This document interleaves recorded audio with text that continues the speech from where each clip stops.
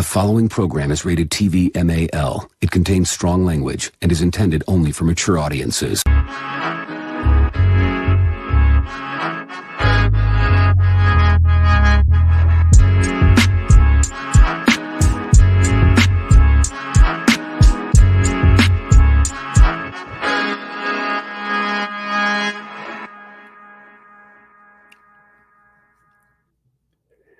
Yo, welcome to Real Figures, episode number 27. My name is Omar V, and today got a semi-awesome show.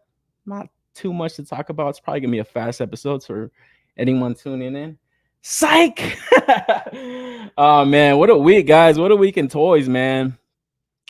This is probably like times SDCC times 2, man, or times 10 at least. Shit.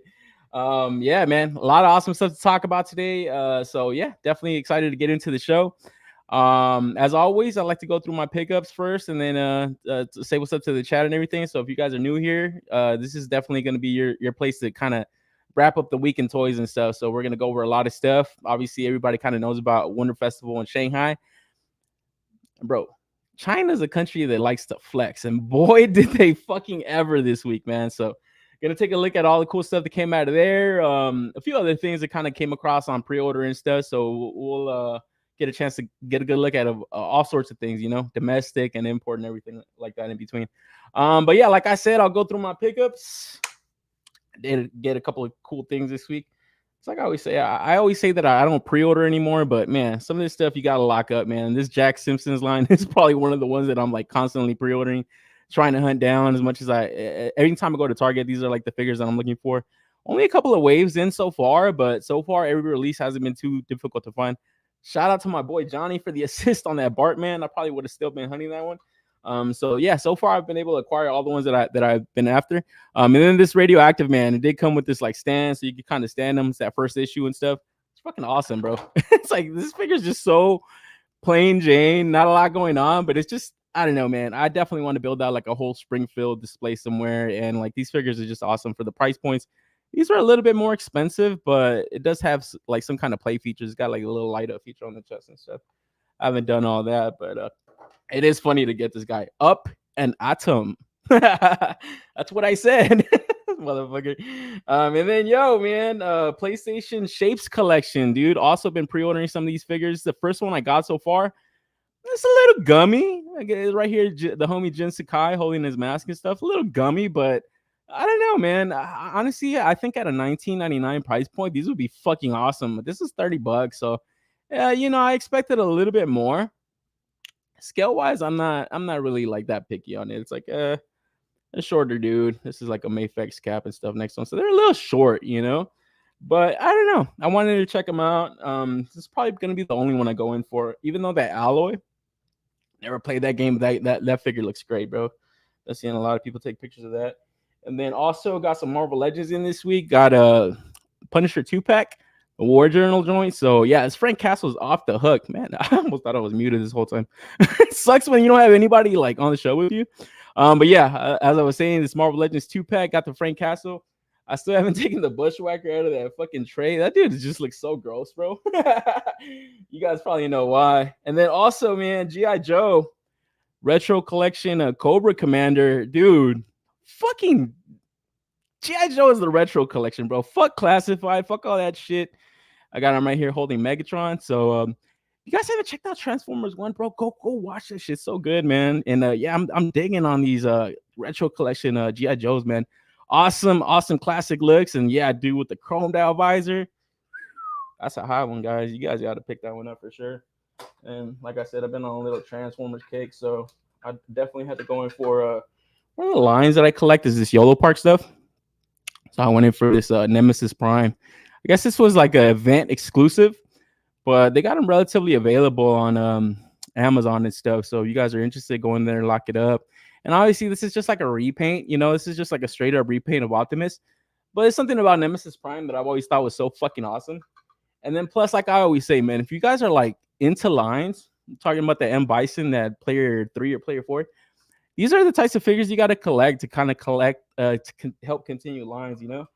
So I did see that they got a Starscream coming out pretty soon, and I think I'm gonna go in for those Transformers ones, YOLO Park joints, bro. I think they're like $15. You know, they're not the AMK Pro Series. That Nemesis Prime is the Pro Series, but just the AMK regular joints for $15. You get a D13 or you get Orion packs. I think I'm gonna go in for those. Those are pretty dope.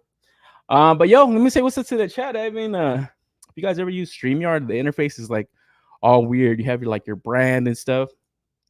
You can put little things on here, and then you got your chat, so you could just start saying what's up to everybody. So let me do that, man. Darth Gutierrez is in the house. He says, "What up, gentlemen? Yo, Darth, what up, bro? Most polite guy in the chat until we start talking about legends." Take me to Wonderfest, Omar. For reals, bro. I was like, fuck. China's just straight putting their freaking balls on the table and saying, everybody take a look. Abel Frost is in the building. He says, what up? Yo, Abel, what's good with you, man? What's popping? Eight and Skate is in the house. Yo, Eight, my man, what up, bro? What's good with you, bro? Andy's in the house. He says, hey, guys, I'm new here. Shut up, Andy. You ain't new here, bro. Stop the cap, bro. Tyler L's in the house. He says, hey, everyone. What up, Ty? It's good to see you, man. Obi-Juan is in the house. Orale, que pasa? Good people, Omar. We're here for the best toy news around. Hey, yo, thanks, man. Appreciate that. I don't know if it's the best toy news around, but I try to put a good show together. At least I hope people enjoy it, you know. Ghost Tab is in the building. Hello, what up, Ghost Tab? What's popping, bro? We'll catch the replay in the morning. Have a great show. Yo, Darkbull, man. Appreciate you for stopping by. Thank you. As always. Darkbull's always got a busy schedule and stuff. I respect that, man. I know how it is, dude. Trust me, with work and everything and all this other stuff. It's crazy. Respect for the Megatron knowledge. Yeah. The D13. Dude, go watch that. Go watch the fucking movie, bro. And yeah, I had to get that little accessory. I think it comes with the Optimus Prime and the Nemesis Prime. It comes with the little Megatron. So I was like, yeah, that shit's sick. I think there's like a cover out there too with like CC holding this too. So that shit looks awesome, man. Ty says, I can't wait for Punisher. The best reason to get the REV. 100%, bro. Yo, that's dude, seriously, I gotta lock in that pre-order. I think I missed out on the early bird price. Ty KJ's in the house. He says, yo, what's up, peeps? Yo, KJ, what up, bro? Yeah, I gotta get on those fucking vans. I forgot about that shit. The D16 is the first pre-Megatron figure you can get. Yeah, dude. I was like, you know what? When I saw those AMK series, I was like, you know what? I'm not really interested in them, you know. But then I saw the movie, and I was like, dude, I gotta get the AMK D16 Megs or the D16 YOLO Park. Man, I think I want to get the 3.0 MDLX Megatron. I want to see how big that is, you know. Because if it's a good scale, like I think I'm gonna go in for that because I really like that movie, you know. Codes is in the house and says, yo, everyone smash the like. Yo, Codes, man, appreciate it, bro. Thank you, man. Yeah, smash the like, hit the bell, subscribe. This fool, you already know me. Exactly, Darth. Don't worry, we're not talking any legends this week, bro. Like I said, I think domestic companies are smart to just kind of put their tail in between their legs and just kind of walk away, bro. Because yeah, like I said, the import companies are really showing out this week, man. That's what's up, Omar Dodger Blue Hat, Food City of Angels, homie. Yeah, playoffs, postseason right now, bro. Going up against the Padres, waiting for that Cobra Commander to hit the pile of loot. Oh yeah, bro, that's a sick one. I was like, you know what, man, this retro collection is just like, it's fucking it, bro. Like I gotta get Stalker. I don't want to fall behind on that shit because I think that's how slowly I'm gonna rebuild up my like GI Joe collection. Because they just look better to me, you know. And that's the one thing I hated about the classified is they were looking like, I don't know, like weird video game, futuristic. I don't know what the hell they were doing. That's what's up. Oh shit, my bad. Reread that shit. The D16 is a nod to the toy collection. First Megatron was released D16 on the box. True. Wait for Ninja to review the prototype. He will have a promo code for it, and will be others with promo codes. Interesting. I don't know what you're talking about, Ty. What up, everyone? Nasser's in the building. Yo, Nasser, what up, bro? It's popping. I guess for Destron. Like, comment, and share. Yo, man, thank you, bro. When you guys type it out, I read it out, and then that's how people are like, look at this fucking guy. Fucking gives a fuck about his YouTube channel.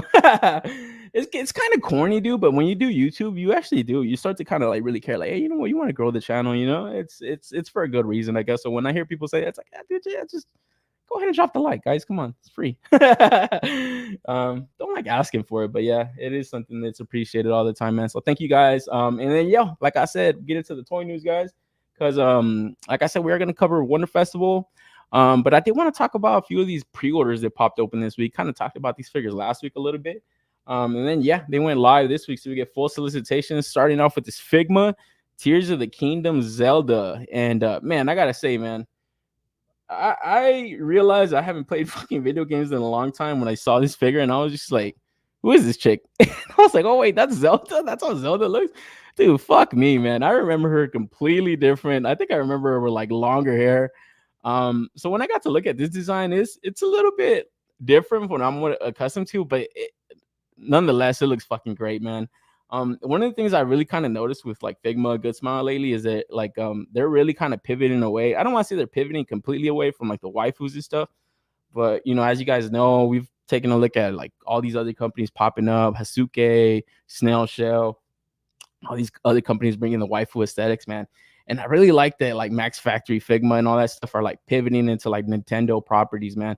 That Metroid Samus figure that came out recently, I think it was the Dread. That thing is awesome. I seen that on a lot of people's like top 10 lists that year that it came out. I think it was last year. And yeah, man, this Link that's set to arrive pretty soon. I think that's gonna creep up on a lot of people's top 10s as well whenever it drops. So getting all these other figures attached to that, I think they just look awesome. Like I said, there's something about them that it looks like they're really kind of doubling down on like these Nintendo properties, kind of seeing the competition and like these waifu figures starting to kind of creep up there. It's really smart of a company to kind of really not really pick something niche, but kind of pick something that not a lot of other companies are doing for whatever reason. I don't know why Nintendo is always kind of, I don't know, like out here we have the Jax line. I know everybody picks up like the Mario figures, the Sonic figures, especially for the movie right now, are looking great. But import quality, like Nintendo figures, are always pretty awesome, man. The only few that I have are like some of the SH Figuarts. But taking a look at this Link, I'm like, man, I gotta get that Link, man. And I don't know if I'm gonna build out an entire shelf with that game because, like I said, I'm not really familiar with the game too much. But I just think the figures look freaking awesome, man. They just look so good. This right here, I thought it was gonna be priced up a little bit cheaper than it was when I saw it on HLJ, but it's the #1 trending pre-order on HLJ right now. So, you know, for whatever that's worth, I think everybody can kind of agree that this figure looks freaking awesome.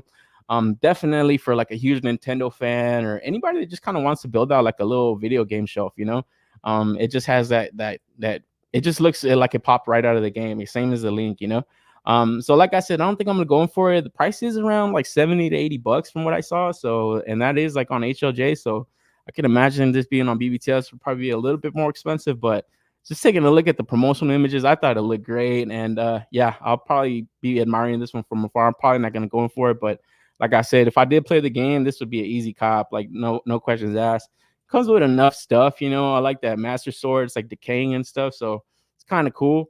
But anybody in the chat see this? Anybody going for this one right here? Because yeah, like I said, if I would be more familiar with a lot of these like modern video games, I'd probably be going in for a lot more of them, man. But I don't know. Sometimes like when I look at these, I'm just like, fuck, I really fucked up not getting like a Switch, not getting all this other stuff, not kind of getting to enjoy some of these games because I think the figures just look freaking awesome, man. You know.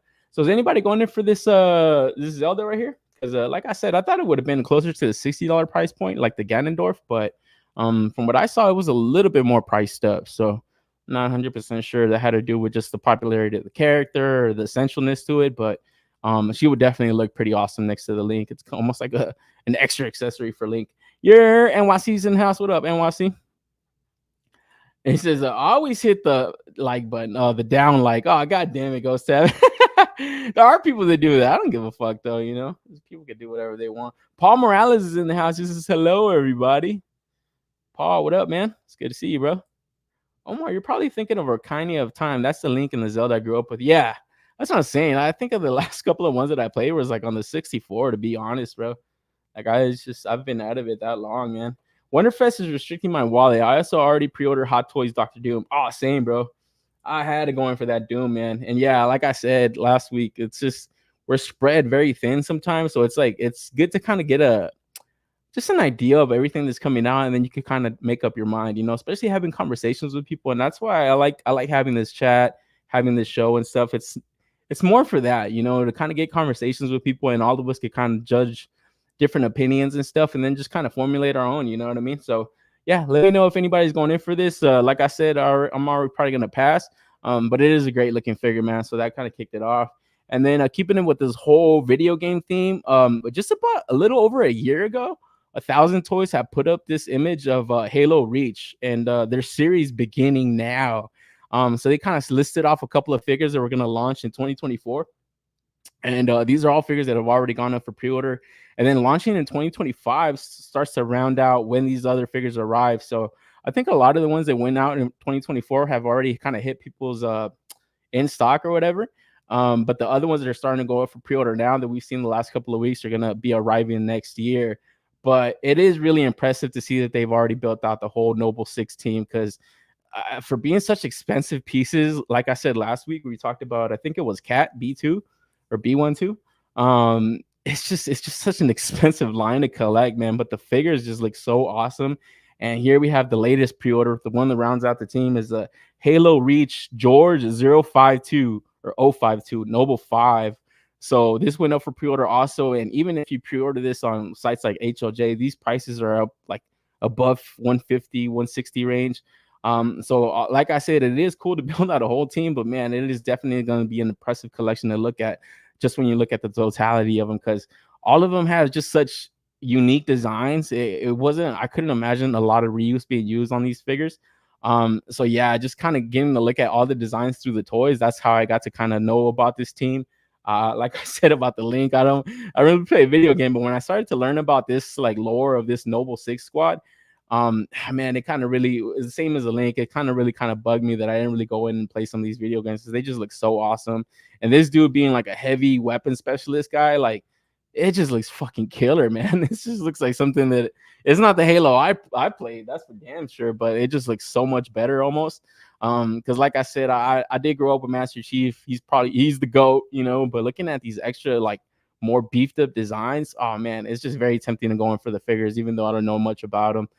Because yeah, like at 160 price point, it's cool for one figure, but when you really look at all of the team, it's like you really want to get all of them. So this was the first pre-order that went up. This is Noble 6.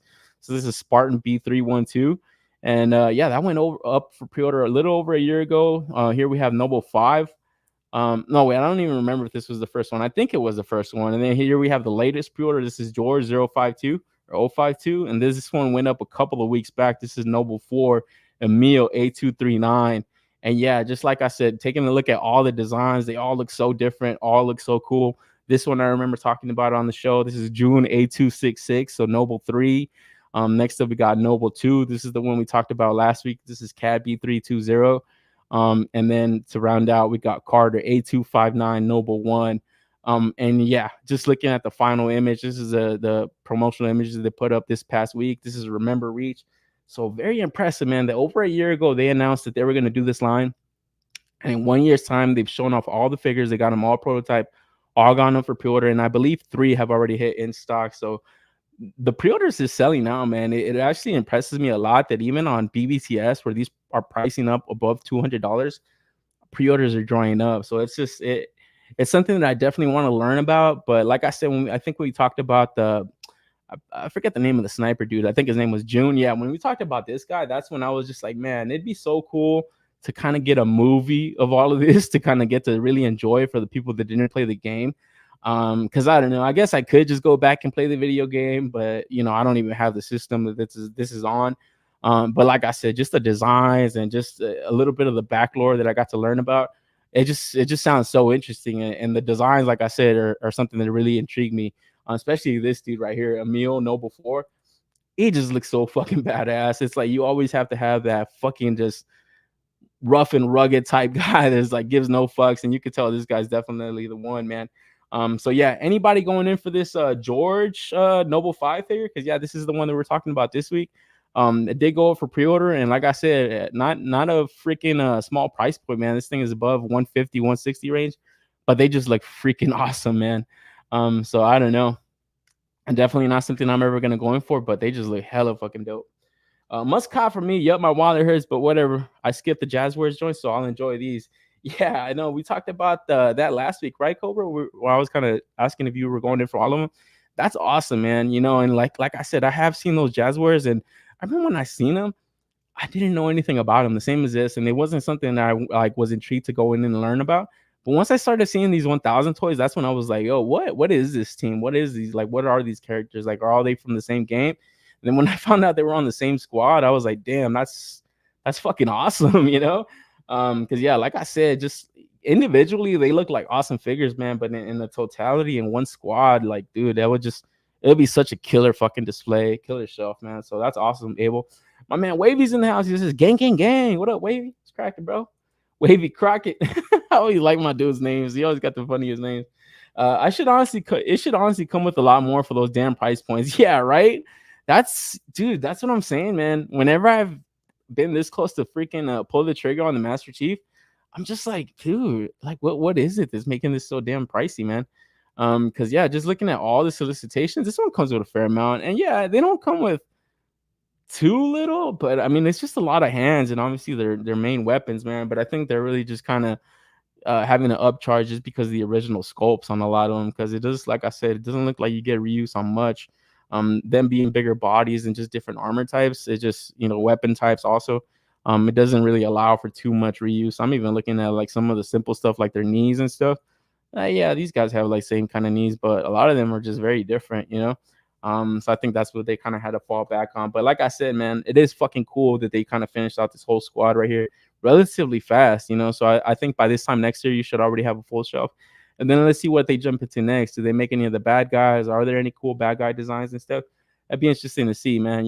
So be on the lookout for this, man. Like I said, George052 went up for pre-order this week, and he's on HLJ, and BBTS will get them while they're hot, man.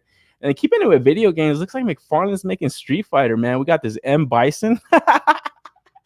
Dude, what the fuck, bro? When I saw this today, I said, what the fuck is this? My boy Todd making Street Fighter? Nah, man. All seriousness, this Warhammer 40K line is probably one of McFarlane Toys' better lines, man, to be quite honest. It just, I don't know. It's just something about it that obviously it's kind of like Todd's bread and butter, giving you these like beefed up figures. Because first up, we got this M. Bison looking guy. What the hell's the name of this guy? Let me actually get the proper name. So I always feel fucked up kind of giving wrong names and stuff. Yeah, this M. Bison is a commissar for Warhammer 40K. Commissar. I think that's his name. That's what it says right here. So yeah, I don't know. That's all I thought of when I saw that. It just kind of gives off that M. Bison vibe. And then we got this dude right here. This guy looks pretty mean also. And yeah, just these Space Marines in general. Like I said, this is something that's definitely up Todd's wheelhouse to make. It's just big, bulky looking toys. So we got Lieutenant Titus right here, based on the smash hit Warhammer 40K Space Marine 2 video game. So yeah, it is actually a video game property that kind of threw in here. And yeah, how's everybody liking that game? I've been hearing a lot of hype on it, man. A lot of people are really into it, and it's kind of crazy that, like, man, honestly, like 2020, 2019, I never heard of 40K. I never heard of Warhammer, nothing like that. Around 2021, 2022, the last few years, obviously Joy Toys started putting out their stuff. McFarlane was not far behind. You really just started to hear more and more about this property or this IP and all this stuff. I don't even know what it originated from. Like, is it a board game? The little miniatures. I've always heard different things. It's like, oh, it's a board game, or it's like these little miniature customs. And I'm just like, so, I guess, just amazed by just the popularity of it, where nobody really does the real thing. It kind of reminds me of like Pokemon cards back in the day. Who didn't collect Pokemon cards? Everybody did. Every kid played them, collected them. Did you actually play with them shits? Did you actually sit down and play the game?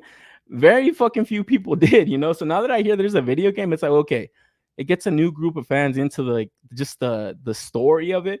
But what's the original source? What's the original thing? And how many people actually play that shit? Because I actually think that the people that actually do Warhammer 40K, they don't give a fuck about this damn action figure, It's just, this is something for the action figure community that gets them intrigued into this type of fucking property.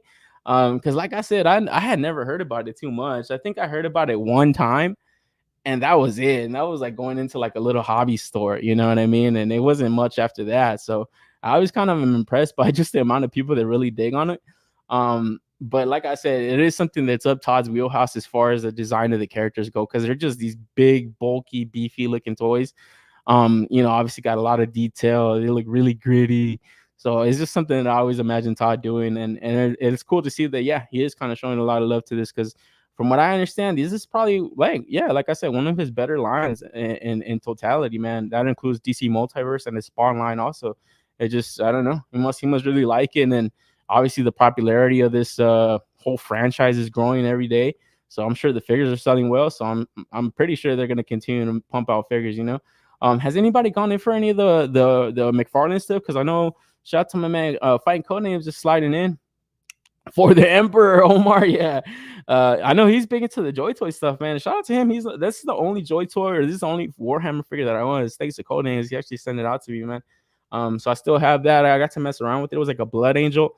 Very cool, very cool looking stuff, but it was just not something that like like I said, it wasn't something that I understood right away. Like, why do people like it so much? Where it's just like they're collecting all of it. It's like, did they grow up with this, or what did I miss out? What the fuck is going on? So yeah, let me know if you guys are picking up the McFarlane stuff or the Joy Toy stuff, or if you guys are really purists and stuff and are really into the whole franchise of it, man. It's a board game in the maquette sense. It's a strategy game that takes place in the maquette. Imagine military war game strategy. Yeah, see, that's what I'm saying. That's what I kind of imagined it as. But like I said, it's like every time I see this stuff and people are hyped for the figures, I don't think they play the game so much. Warhammer had a community for a while, but it's definitely blew up in popularity over the past 3 years or so. Yeah, and that's what I mean. Over the past 3 years, it's definitely when I started to kind of take note of it. It was just like seeing more of the figures. Obviously, the Joy Toy stuff, just they went fucking hard in that shit, man. And that's why I think people are imagining that TMNT line is definitely going to go hardcore, man. I wonder if we're gonna talk about any TMNT today. I don't know. But yeah, jumping back to this, man, it's impressive to see kind of like companies really go all in on these like figures and stuff, or something that's not, I want to say it's like mainstream at all. It's definitely not mainstream. Not a lot of people know about this stuff. Even people that are into like comics and stuff, they don't know much about Warhammer, man. So cool to see that McFarlane is going in and making figures, man. Be Weird is repping that rainbow flag. I think Be Weird is either repping or he probably don't like this war game stuff too much. War game picked up during Corona era, virus and beer. It has insane lore, so the community has stuck with it. Yeah, that's kind of what I started to understand. Also, it's just it definitely grew like with the pandemic and all that stuff. And then I think people just stuck with it, man, once they start to learn about the lore and stuff. So that's awesome. So we'll be on the lookout for that as those roll out. And then jumping over to Action Force, man, looks like Bobby finally launched his female Steel Brigade. This is the breast cancer awareness figure. So half of the proceeds are going to a breast cancer awareness, just a nonprofit organization. So yeah, these are up on the site right now at $29.99, I believe. So it is kind of cool to it's for a cause, obviously. So it's a good cause at that. So obviously during the month of October, you see a lot of companies do some kind of breast cancer awareness and stuff. And like I said, when these were first shown out, they're probably not for me. Like I don't really need any of this, even though it is for a good cause. I could always just donate to something like an organization that I find or something. That's kind of what I always try to do if I do that. This right here is just something that probably won't need in my collection at that, but kind of looking at it like overall, it doesn't look bad with that fucking Vanguard in the back. It just kind of has like that gunmetal gray and the contrast of that pink. It's just something about it just kind of pops and stuff. But yeah, like I said, I'm not probably gonna go in for these, but they are up on the site, and I do see these selling out also, man.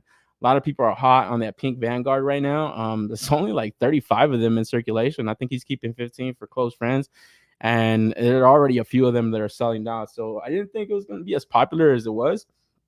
But yeah, looks like Bobby's definitely got a huge following that are going to back a lot of his stuff, man. So if you guys are interested, these are up on his site. Shout out to my man NYC, man, big breastises fan. So like, I ain't mad at you, bro. You gotta support the big breastises, man. Save the boobies. Yeah, he told me he went in for a couple, so that is pretty cool. And honestly, if you are going up on his site, I think Series 5 is set to come in stock pretty soon. I think at the end of the month. It wouldn't hurt to add one of these to your cart and just check out, and you just kind of get it. Maybe you give it away or whatever, or just keep it, man. Maybe just open it up and it looks pretty cool. Just kind of use it as a driver or something, just something fun, especially for toys. I never really trip out like when something's super bright or super colorful. It's just they're toys at the end of the day, and something like this, I always think is just like the toy addict factor kind of goes through the roof and stuff. So it is kind of cool to see. You know what I mean? My man NYC definitely grab the pink trooper, save the titties. Yeah, man, not mad at you, man. That's actually a good reason to buy him, man. So, big ups to my man NYC. The figures are cool, but the pink Vanguard is rainbow. Not a lot of fan, dude. I think it's got to be going for like 500 on eBay. I think from what I heard. I don't know if that's true, but it's pretty crazy to see, man. But we'll jump off of this. We'll jump into some Super 7, guys. So yeah, as we kind of talked about last week, Big Bad Toy Store celebrating 25 years. And I got pretty animated. I said, fuck anybody that hates on BBTS. So When I saw this, it's another reason to say fuck Super 7. Why are you guys giving these guys such a shit poor exclusive?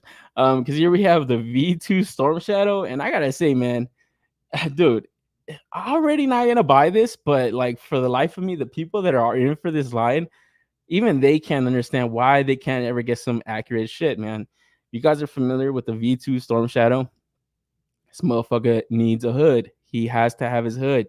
It's not just these like different kind of digital prints or like camo prints, this weird camo print that he has on. It's a completely almost different design from the original figure. So just to repaint it ain't gonna cut it, guys. You know, it's just something so lazy about these guys. And like I said, man, these guys, dude, they really have to try hard to get back in the good graces of the company. And doing stuff like this, even with people that are like, I always call them older cats, because every time I hear anybody like really hype for this stuff, they're always kind of like a older generation, you know. It's just like people that are into like fucking Thundercats and stuff.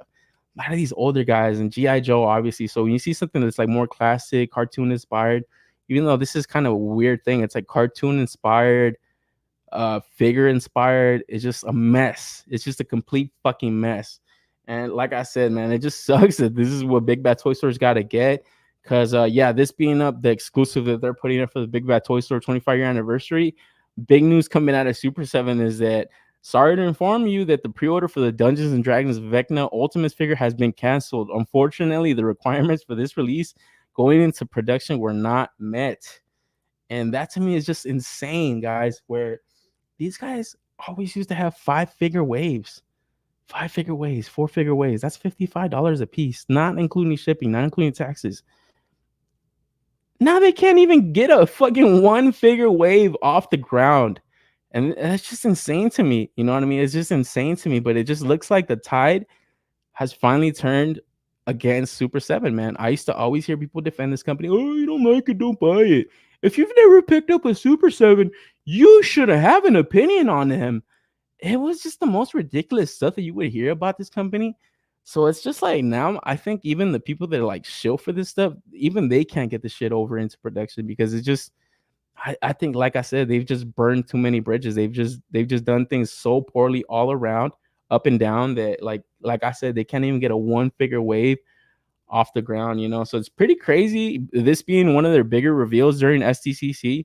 Obviously, like we were just talking about, Warhammer is Dungeons and Dragons is very fucking popular board game, very popular. It's got its own community, its own everything, you know. History, lore, everything. So getting more figures of it was pretty cool. Obviously, Hasbro tried their freaking hat in the ring. They fucking flopped it. So it's just crazy to see that companies want to make figures of this IP, but just fumble the fucking rock every time, you know. So it's pretty embarrassing, honestly, to see this, you know, because like I said, this is stuff that, like I said about the Dragon Man, we talked about what the potential return of the HasLab and New York Comic Con, like, and I said that, I said, dude, companies need to know how many to put into production, how many to make, how many they're going to sell. Why would you even prototype something like this if you don't think you're going to be able to make it or sell it?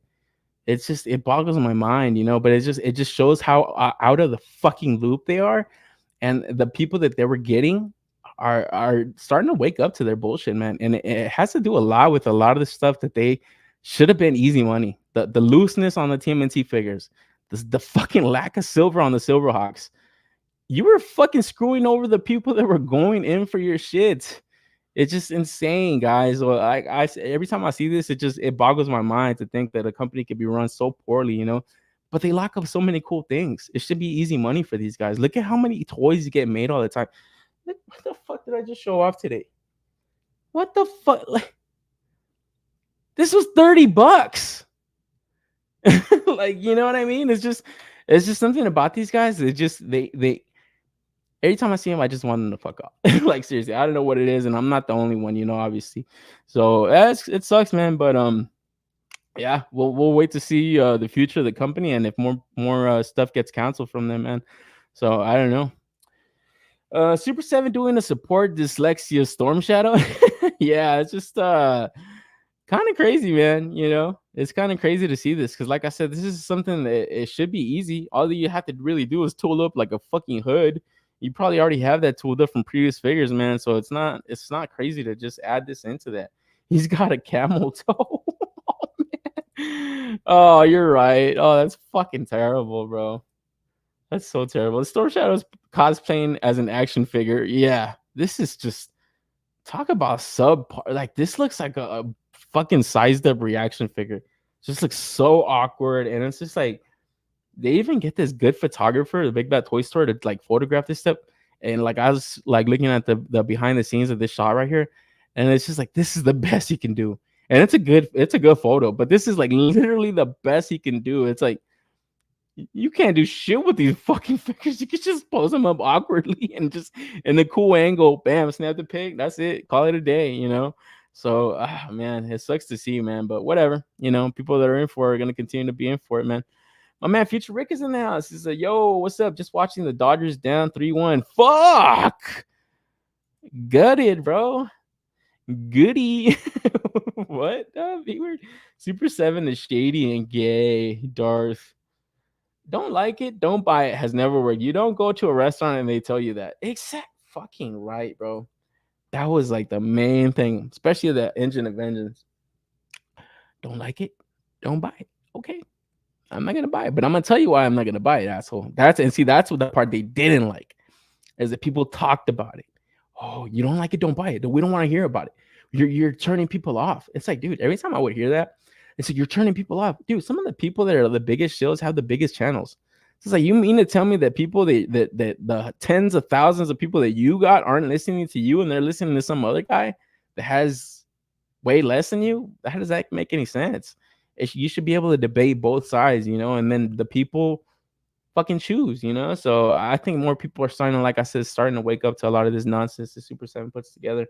Super 7's situation could have been avoided. They can make good figures. I believe they could have done better if the price was lower. Now, like I said, even the price being lower is not going to sell it, bro. You're starting to see those regular edition ultimates at Target, $35. That Lino looks like fucking shit. Looks like shit. It's like, dude, even with less accessories, less price, just the quality of their shit is poor. It's like, dude, they're gonna go under pretty soon, bro. Like, I wouldn't be surprised if within the next 2 years you're not gonna hear of these guys again. Man, fuck Super 7 for reals, man. Almost fucking 40 minutes into the show, nobody has said it yet until man. NYC, you the man, bro. Super 7 is for casuals at this point, for real. Yeah, I think so too. And that's what I mean. A lot of these like older crowd, I don't want to say like, oh, older people, whatever. But whenever I say that, I mean like, yeah, like the more normie, casual crowd. Sometimes I used to watch like comic streams. They would have like toy segments, and they would always talk about Super 7 and talk it up. But I think more and more people started to realize that, like, you know what, this company's really shit. You know, they're charging the arm and a leg a lot of the times, bro. I'm nervous as fuck about Super 7 2003 TMT pre-orders now. Oh, man, I wanted the 2003 so bad. I said, nope, I'm sticking to the Playmates. Fuck these guys. I'm not getting them. But we're gonna take a look at some turtles this week that we're showing off. Peep the thumbnail. Kind of reminds me of 2003, man. So hope is not lost, coach. Hope is not lost, man. But fucking enough of these goddamn motherfuckers, man. I've been talking about this shit for too long, man. Moving on. We're moving to another BBTS exclusive. I believe this is also going to be part of the 25-year anniversary. This time we have Soldiers of Fortune, Close Combat Operative. So we got more of these like, yeah, it's not the Monster Force stuff, but honestly, all these figures just look the fucking same. They look like they're just the same line. So it is kind of cool to see more figures come out. I still haven't picked up any myself. I've watched a couple of the reviews of some of the stuff that they had for the Monster Force stuff. They look all right. It's just, you know, I think there was a lot of hype on their line, but some of the QC issues that they're having is just as far as paint goes, but overall not bad, and they're not overly expensive, man. So, you know, you're looking at the whole accessory spread that these things are packing in.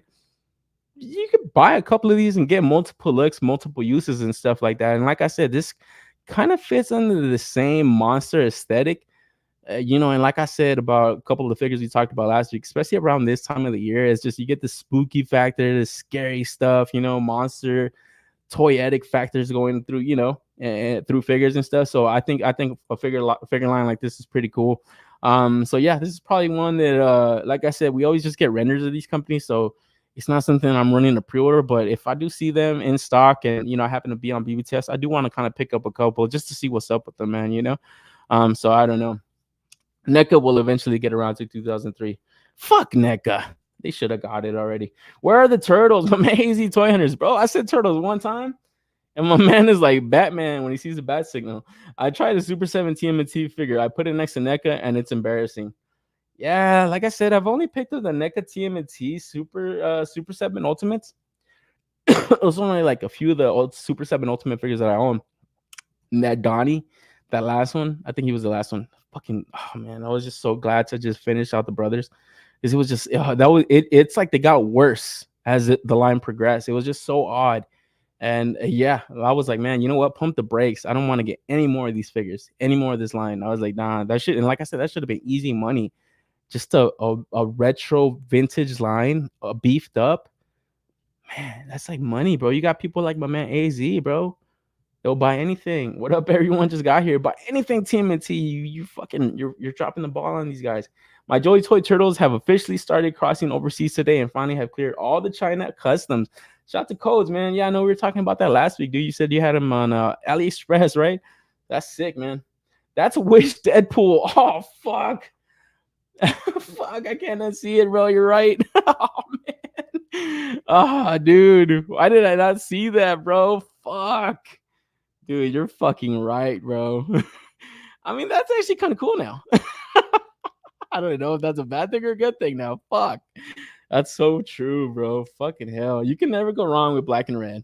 Yeah, there you go. You got code names. Fucking shilling these up. Code names. Nah, I don't know. They look cool. I think like I said, I want to pick them up. These could fit with Cobra, Crimson Guards, maybe. Yeah, definitely. I could see that for sure.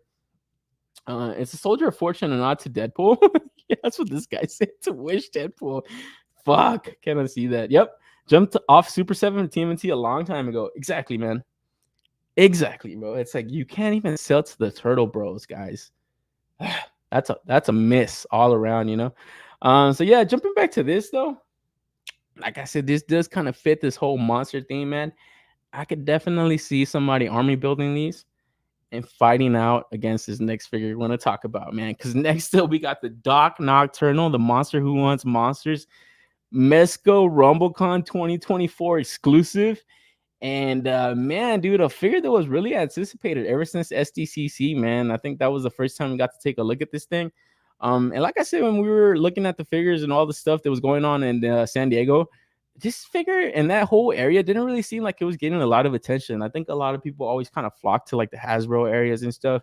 But for what I saw, it didn't really look like a lot of people were kind of flocking over to the Mezco area and taking a look at this figure right here, man. I think a lot of the images that we got were from Toy Page. Shout out to him. He's always got some of the best coverage on Mezco stuff.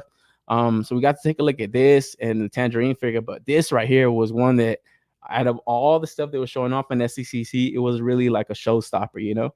And like I said, it wasn't a lot of people going over there. It wasn't getting a lot of attention, but just seeing the images and all the aftermath of the whole con, this was definitely one to go kind of marvel at and look at, man, because it looked just so awesome. I think a lot of people were kind of anticipating this pre-order to open soon because they definitely wanted to get their hands on it. Doc Nock, obviously being a really popular character in the Rumble Society, getting an upgrade. So this is the third figure, but I guess the second body of him.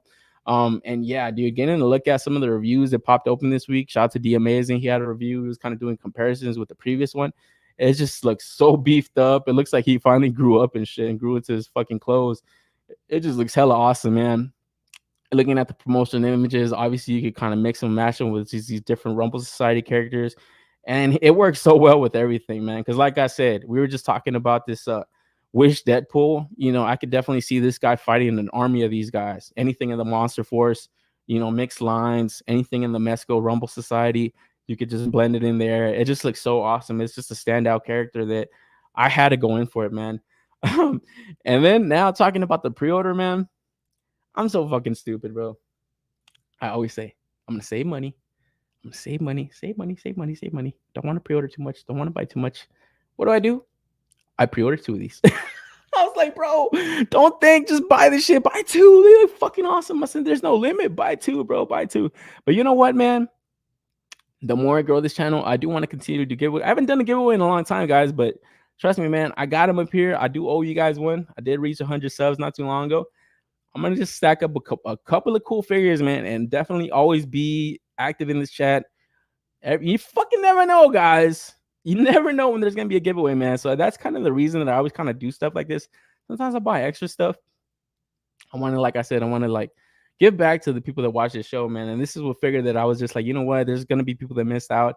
I want to give people an opportunity if they watch my show, give people an opportunity to get this because yeah, like I said, I had a lot to say for myself. Killer looking fucking figure, man. It just looks so fucking awesome. Just like I said, you can mix lines, you can blend it into the Rumble Society figures that you have already. You know, obviously you got to find the Nosferatu. It just looks so cool, man. All the accessories that it comes with. I really love this fucking mask. This shit just looks fucking sick.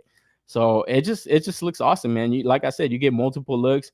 These dudes in the background looks like they're gonna hit pre-order soon, man. So we did get to see like a little teaser video when it's launched. So I can imagine those are going up for pre-order soon, as they have already been shown off multiple times, just in different releases. So and man, they were at SDCC, man. So what did you guys think about this Doc Knock, man? Would you guys go in for this? Because the spread is pretty nice, you know, at 120. You know, obviously a lot of people would want it to be cheaper. Who wouldn't want it to be a little bit cheaper? But I think at 120 was a fair price. Like I said, it's a popular character.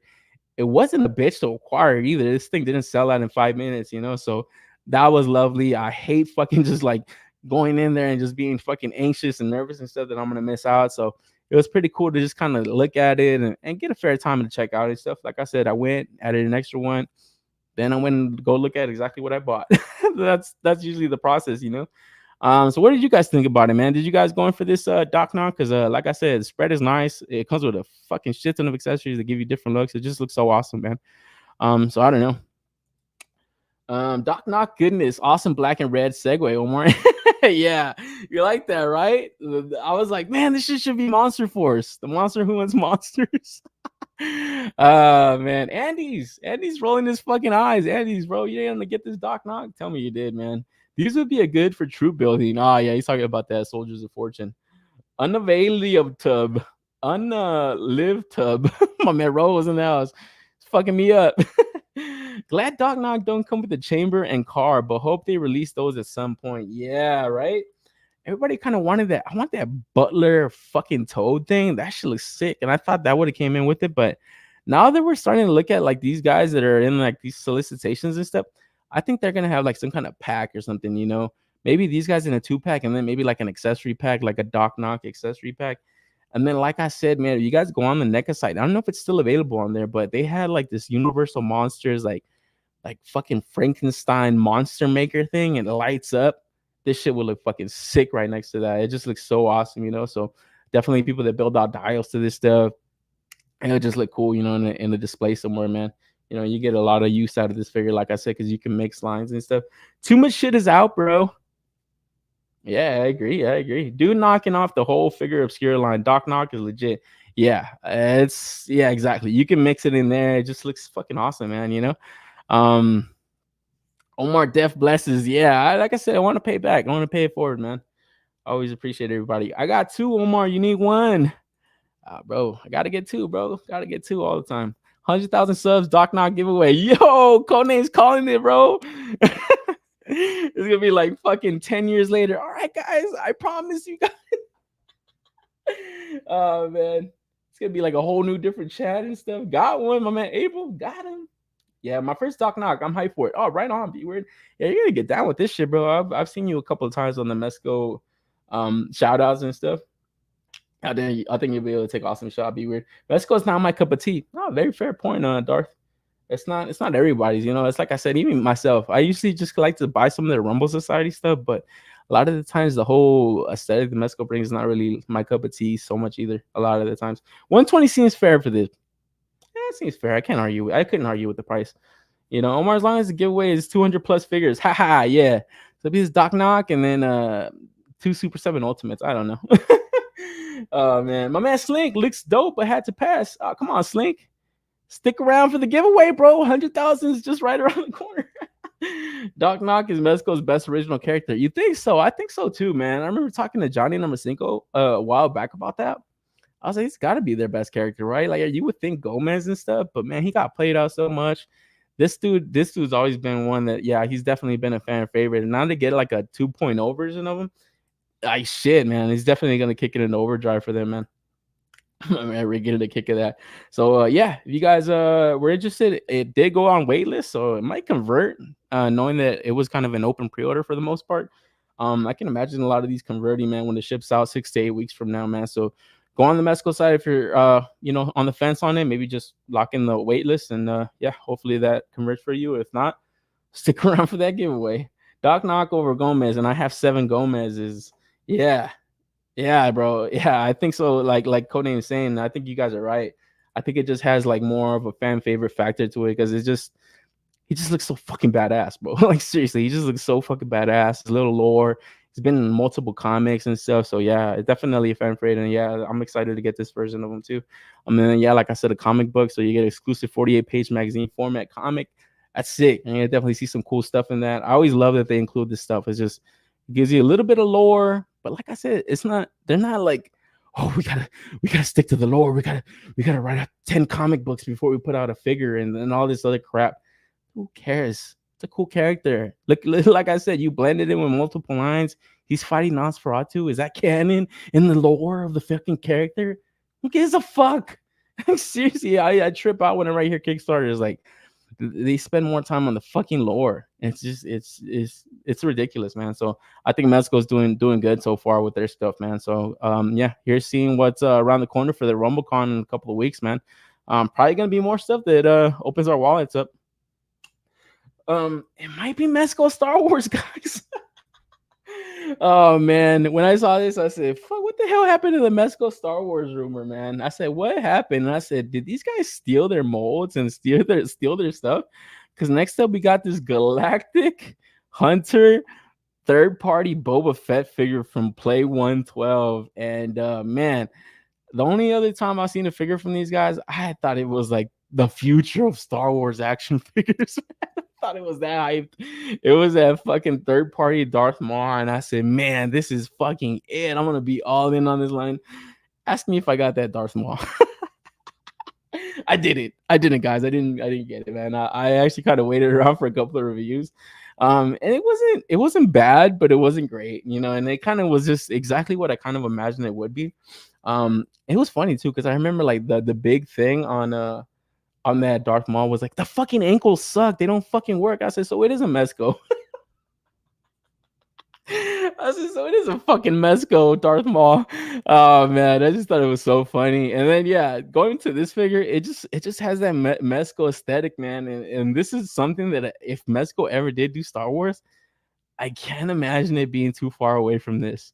Like seriously, just looking at this Boba Fett, it's like, why am I not over the moon on this? It just looks so cool. I don't know, honestly, if it's just the review of that Darth Maul that wasn't, so stellar, or just me really not really being that big of a fan of Star Wars too much anymore either. It's just like we get these characters regurgitated over and over and over and over and over.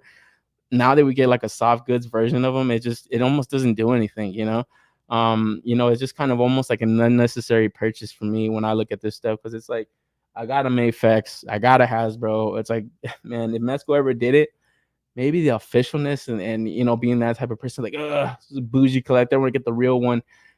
Maybe I'll be enticed. Maybe they pack in a shit ton of accessories that entice me, but it's just, I don't know, something about this. When I saw this week, I was like, man, why for the life of me, why?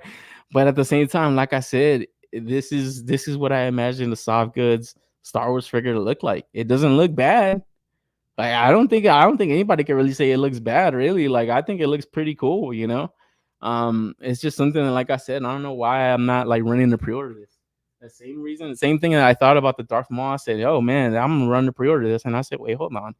I don't really know much about this company, Play 112. So I think Placiadito, I think he did a review on it. It was all right. It didn't look bad, but it's like, to me, it was just something that I thought in my head. A stupid idiot that I am. I said, Hasbro's got to be cooking up a perfect Darth Maul. Don't buy this, Omar. It's just gonna be a standout. You have all these other plastic Star Wars figures. It's gonna look weird. Stupid. What the fuck was I thinking? Hasbro, fuck off. They'll never give us a perfect Star Wars character. I can't wait till they give up that license and Jazzwares or somebody comes and gets it from them, because I feel like they'll deliver something cool. And then just going back to this, it's just like I said, it's not a bad looking Boba Fett, but it's it's not calling my name to pre-order. It just, to me, it would just be something unnecessary to have. It does look cool though. Is anybody going in for this third party Boba Fett, this Galactic Hunter? You are clearly not a lore master, Omar. Yeah, clearly not. Does Ollie sell Mezco? Yeah, like I said, I don't know. It's, to me, like I said, I see people buying this because it looks pretty cool. I'm not gonna lie, it looks pretty cool, but it's just a mixed bag of just being turned off by the whole franchise, and then just obviously not the stellar reviews on the previous release.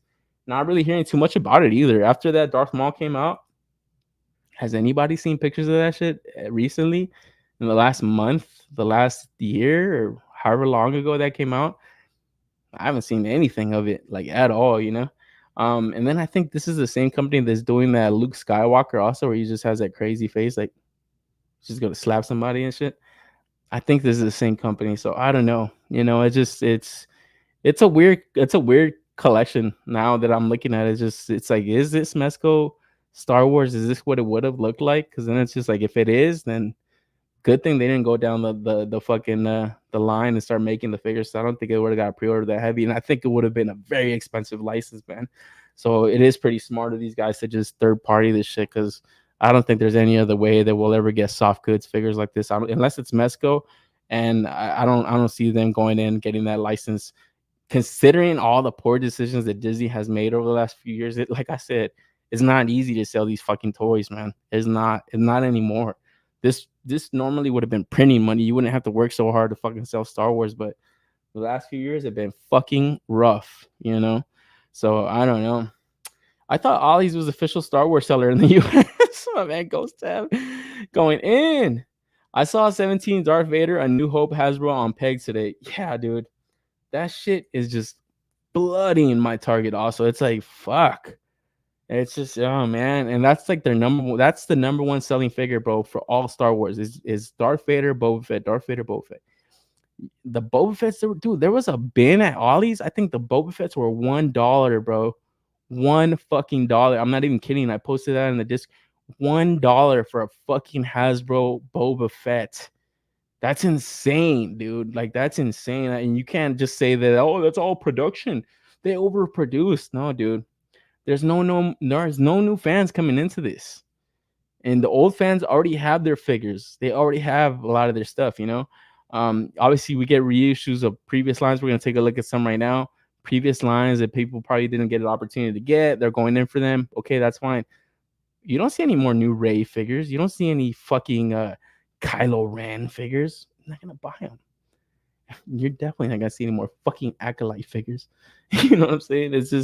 It's crazy. Like, seriously, every time I talk about Star Wars, it's just, the reason I get so adamant and like passionate about it is just because it's so crazy to see that you don't see companies doing that. Just like, take this cash cow and fuck it. Fuck it until it can't give you no more, bro. Like, seriously, you don't see that. You don't see that anywhere, bro. It's insane. It looks really good, but too much cooler things dropping. Yeah, I think that's another reason, right? It's just, it looks cool. Maybe in a dry month or in a dry couple of months, yeah, a lot of people will hop on it, but I don't think right now, man. Doesn't SHF have soft goods on their Star Wars figures? Yeah, they have like a couple tunics, like a cape, but this is like full soft goods. So that's kind of what I mean about the Mezco style. They should do a EU push as a separate line instead of this archive crap. EU doesn't exist anymore, Rick. I'm sorry to say, bro. But your fucking savior Filoni signed off on that, by the way. Boba Fett is overrated. He only got attention because of his design, but that's all it takes. Well, yeah. The fucking design. He looks cool as fuck, bro. See that fool looking up with his fucking gun. Vader talking to him. And he just looking at Vader like, never flinching. What more do you need? This is fucking awesome, bro. That's why that Boba Fett series, when he came out in The Mandalorian, I was like, I can't wait for this series now. Oh, man. When he came out in The Mandalorian, he just started murking those. I was like, that was the last cool thing we saw of Star Wars. That scene, bro. Like, seriously, that scene. It was the last cool thing I remember seeing in Star Wars. Because even the Luke coming back and, you know, that was all right. That was cool. But, like, action scene, Boba Fett, Dad bod Boba. getting his armor back and just murking the fuck, dude. That was the last cool thing, and that was it. That's it, man. That's all I want to remember of anything of these guys until, I don't know, 20 years from now when they fucking reboot the whole thing and wipe away all this crap that they've done in the last few years. Because yeah, like I said, you're gonna continue seeing more of these like OG trilogy characters. Because not far behind them, last week when I was doing the show, it looks like Bandai was blowing their load on their Star Wars reissues. So we kicked that off with Chewbacca and Han Solo, man. So second opportunity to get a couple of these characters. It looks like they got updates. I think the Chewie now comes with a couple of handcuffs and stuff, so you're able to kind of duplicate that scene that he had where he's getting fucking locked up. And then you got my man Han Solo, and he looks good, bro. That's a damn good looking Harrison Ford head sculpt, man. I never picked up the previous releases of the Bandai stuff. Like I said, it wasn't the line of Star Wars that I was collecting. I always just did the Black Series stuff, and then over the last couple of years, I started picking up a few Mayfex, but I wasn't really impressed by the Mayfex stuff, so I haven't really picked up an import quality company. So when I saw these reissues coming out, I think it started off with the Vader, the Qui-Gon, and all these. I was just like the Darth Maul. I was like, damn, it kind of was like a good opportunity to kind of jump on it, but I had been holding off, and now it just looks like they're continuing to pump them out. So I don't know if I am actually gonna jump on this like import quality Star Wars line, because like I said, even though the figures themselves can look good, just the stain of this entire franchise is just I'm over it, bro. Like seriously, I'm sick of it. The OG trilogy is like a lot of people's favorite movies. It wasn't my favorite trilogy. I love the prequels more than the OG trilogy. And I don't know, that's blasphemous, but I grew up with those. I do remember seeing these in theaters when they kind of had them like remastered and stuff. And awesome movies, man. But I got a Han Solo, I got a Chewie. I don't need to fucking drop another couple $100 on these, even though, like I said, they look good for what they are. But I don't think they'll be the best versions of these characters that we ever get, you know? So it's not something I ran to pre-order. So last week when Bandai was just showing all these off, I did get to look at the images. They looked awesome. And then we get a second opportunity at this fucking Jedi Master Yoda. And man, I gotta say, man, if one is tempting me, it's definitely this Yoda. And stupid Hasbro for not delivering that 2-pack of the Yoda and I think Commander Gree or Kree, the 2-pack that they had hasn't been delivered. I think it's gotten delayed until like December, I want to say, or November. So if I would have had that Yoda in hand already with the fucking Jedi chair and all that stuff, the council chair, I don't think I'd be in the market for this, man. But now looking at a second opportunity at this figure, I think I'm gonna jump on this Yoda, man. I didn't get to lock in the pre-order, but when it goes in stock, I think I'm definitely gonna have to track this one down because it just looks like the perfect Yoda figure, you know. And like I said, I was sold on that Black Series. I was like, oh, it comes with the chair. I said, I don't want the 2-pack, but whatever. If I have to get that fucking Commander, I got to get it. That's fine. But now looking at this, I'm like, thank you, Bandai. Fuck you, Hasbro. Go eat one. I got my Jedi Master Yoda. He just, like I said, he looks good. I think the one thing that I probably would have wanted differently though is maybe an extra like head sculpt or something. Cause even when he's like fighting and stuff, he does kind of get more of a grimacing face. His like eyebrows get lower and stuff. So just kind of looking through these images, I'm like, man, you know what? I think they kind of dropped the ball here. It just doesn't look like it has enough expressions on him. You know, I do like this one, like where he's kind of meditating and stuff and kind of using his force power. That is a cool look. But when he's wielding that lightsaber, my man looked like he just hit a fucking a dab and shit. He just looks zoned out. You know, it doesn't look like he's in a fight, you know. He just looks like he's zoning out, which is, it's a cool look, but that's the only thing that I kind of took away from it. And then looking at a couple of like reviews, not reviews, but shout out to Kaiju Daddy. He was kind of had a video up on his YouTube, and he's picked up a lot of these like previous releases. And I guess the issue that the previous Yoda had is that the arm would kind of peg out relatively easy. So hopefully this is fixed up on this release. But outside of that, I thought it was a good looking figure, man. It's just that just wish I would have had one more expression where he's just kind of a little bit more serious face, you know? Because yeah, when he's fighting Sidious and stuff, he's definitely got like a more just serious face on his mug. I kind of want these, but I did pre-order the Yoda. This will be my first Star Wars figure since I was a kid. Yeah, bro, I saw you commenting that, and that's fucking awesome, man. Like that's dope, bro. Like I think it's a good fucking starting on point. But yeah, like I said, man, I just wish we would get like the quintessential versions from Hasbro. It's just embarrassing that they have put out so many of the same figures over and over and over, and it's just like it's never the perfect one. And that's why you get people like Abel or myself straying away willing to pay more, to get something that they could have easily done for cheaper. It's just it boggles my mind their approach to stuff, but I don't know. Everybody has their own like forms of collecting. I'm sure people are still gonna go in for that 2-pack, but I think I'm gonna hold out for this one, man. We'll see though. Because like I said, if that 2-pack hits, maybe I just don't want to wait and I'll just lock in that. So my man Rick's gonna have to slide out. Check out his battle posing episode later on tonight. It's gonna be on. He's got 2 great photographers going head to head, man. So shout out to Rick. Probably have to catch the replay on that one, Rick. But thanks for stopping by, man. So yeah, be on the lookout for this Yoda right here, because from there we move on to the nail in the coffin, guys. This was the one that did it, man.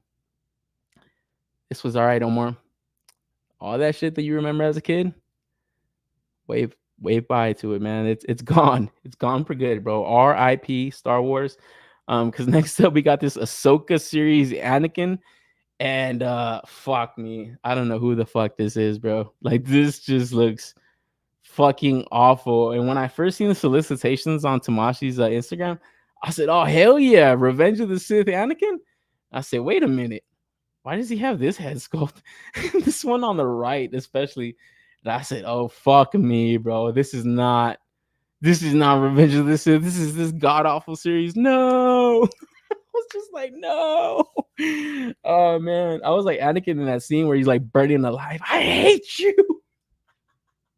That was me, bro. I was like, I hate you, Ahsoka. I hate you. Because man, bro, this was not it, man. I said, dude, I want an Anakin like import figure so bad. And I said, yeah, this Revenge of the Sith, like mean mug. And I said, wait a minute, he didn't have a red lightsaber on there.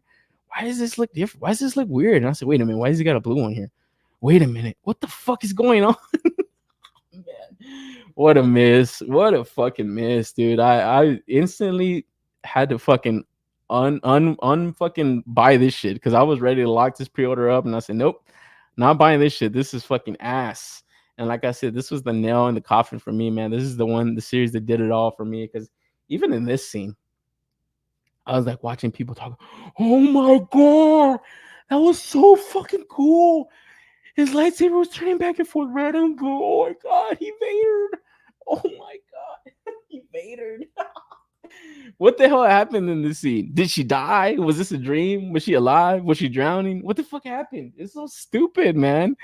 And like I said, the only good thing in this scene, bro, was fucking my man Christensen working fucking Rosario Dawson. It looked like he had never stopped practicing with the fucking lightsaber since the last movies that he filmed. It looked like he practices that shit every day, man. Like, it was just it was like second nature to this guy wielding that lightsaber, man. That was just cool to see, but it was just embarrassing to see who he was going up against. It looked like an old woman, just like playing with the fucking stick. It was just so embarrassing that it was just such a miss to bring this guy back for this series, to have that little scene. It was just for nothing, and even in the Obi-Wan series too, brought him back for like a little couple cuts for nothing, dude. And I was like, man, especially for a guy that got treated so shit, when his movies came out. I remember hearing about all that stuff, especially when I got older and I went back and kind of watched like a little bit behind the scenes of the stuff that was going on at the time in entertainment when those movies came out.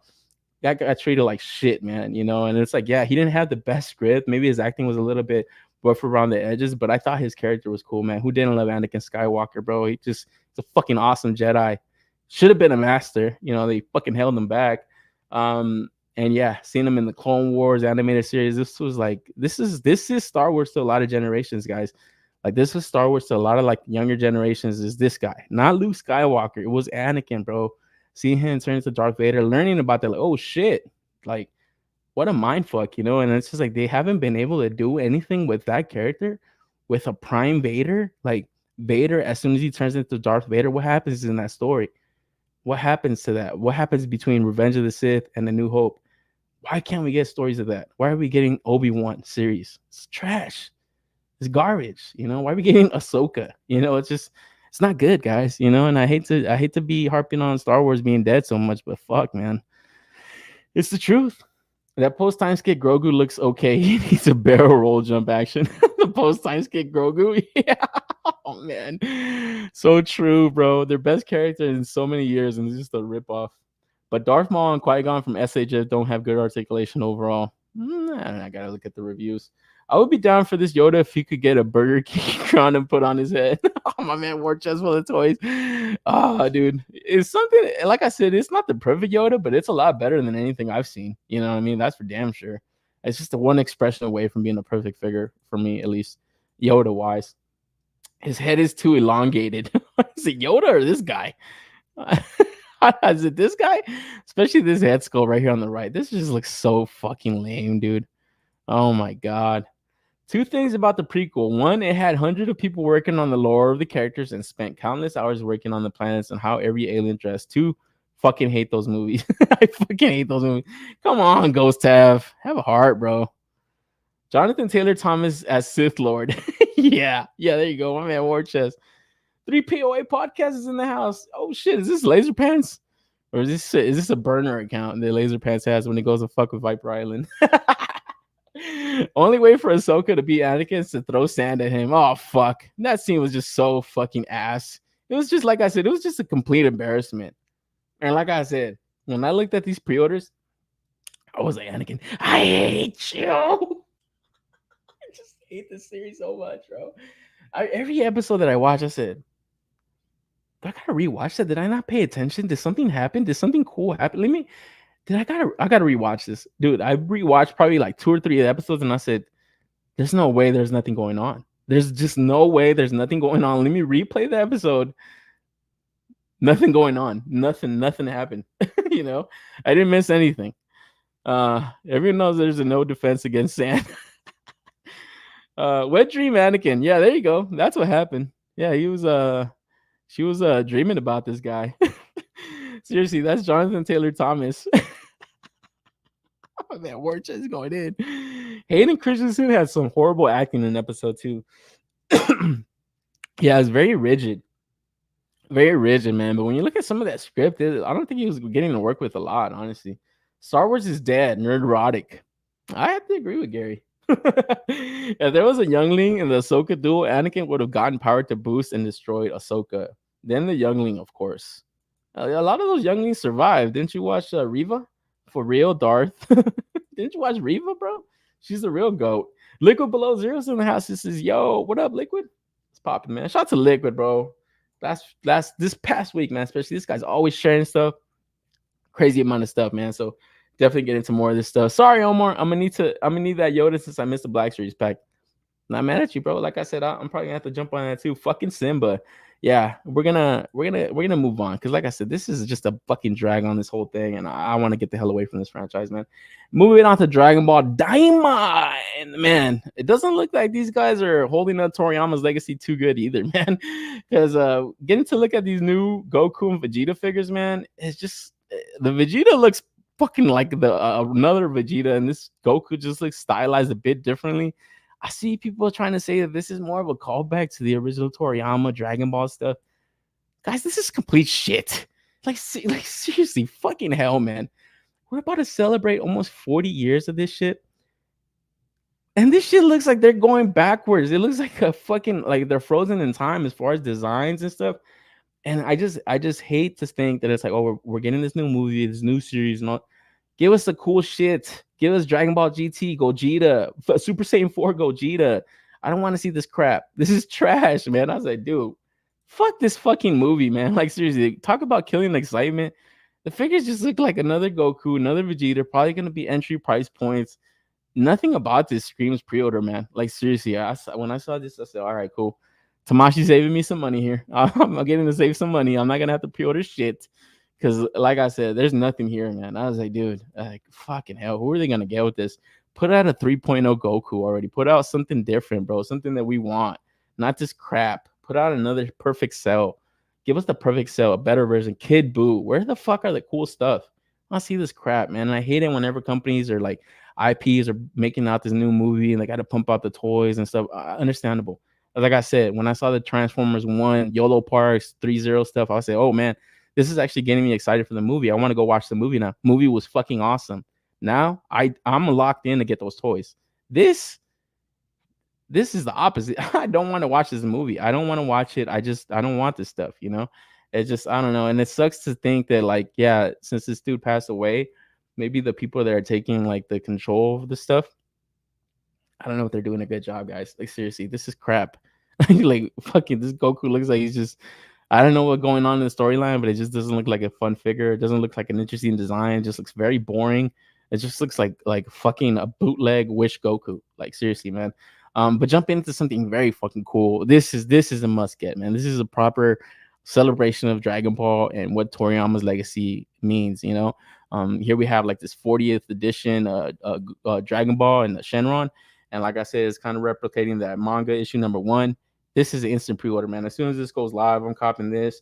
But just looking at these Daima figures, it's just, oh man, it's just complete dog shit, bro. Like, it just, I don't know. It's just something that kind of disappoints me to think that they have to make this stuff when it's just like not interesting. They don't make cool toys. Like, who would want this? This would be like your 10th Goku. Why? Because he has like a different kind of gi on. Like, it just looks stupid, But over here, this I don't care if this would be my 10th, 12th, 11th Goku. I gotta get this one. This one looks awesome. So I don't know, man. Mega Man Dragon Ball. Yeah, I don't know. That's like I said, man. It's just very disappointing to see that because I love Dragon Ball, man. Goku Daimon looks more mid every time I see a commercial. Yeah, it just doesn't look good, man. The movie, the trailers haven't intrigued me, and now looking at the figures, it's like, oh man. Give us Omar saying we know all your moves. We know all your moves. Fucking B word never lets that one go. That's funny, bro. That Android song, you gotta watch that, bro.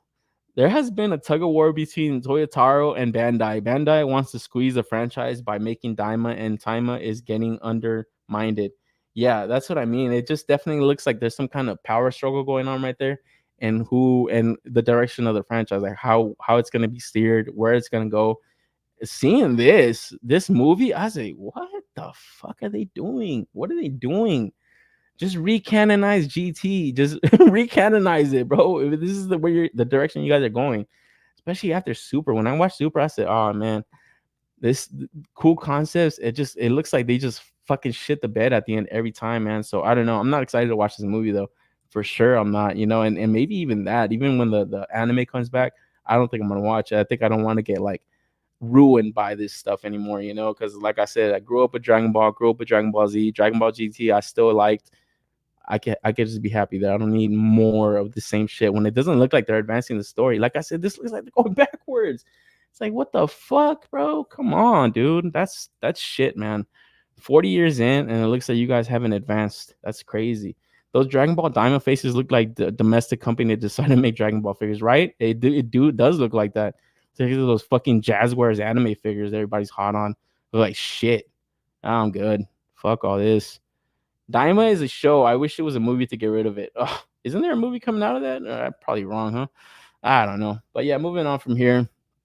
Moving into more of these SH Figure Arts, SH Monster Arts this time. Here we have Dark Magician, and I promise this will be the last time I talk about this figure. This is the third time talking about a leak, promotional images, finally full solicitations, full pre-order went live this week.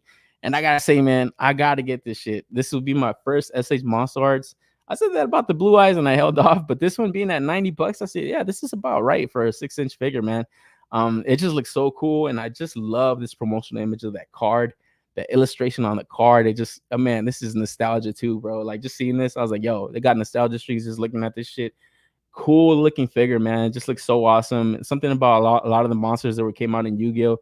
Always had cool designs and stuff, and this was one of Yugi's like favorite monsters to always use, man. So you got introduced to this one early on, and even in the cards too, it was like always in booster packs and all this other stuff, or I mean starter packs and stuff. So it was always a card that was like pretty easy to acquire.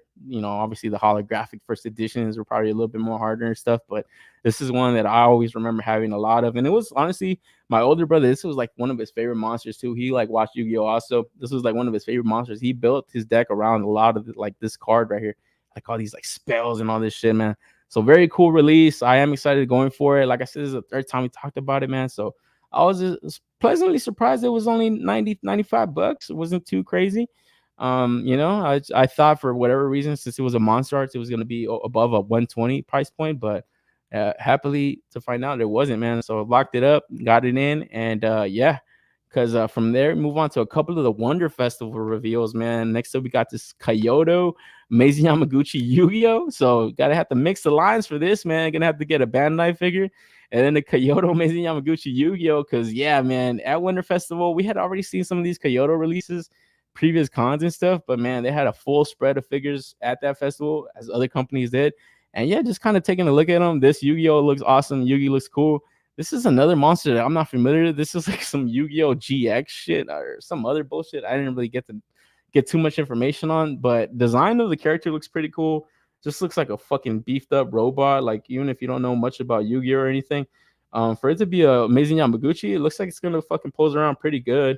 Let me get the name of this. Yu-Gi-Oh Utopia. So I don't know anything about that shit, but like I said, just the design of the character looks like it's gonna lend itself to the Kyoto stuff.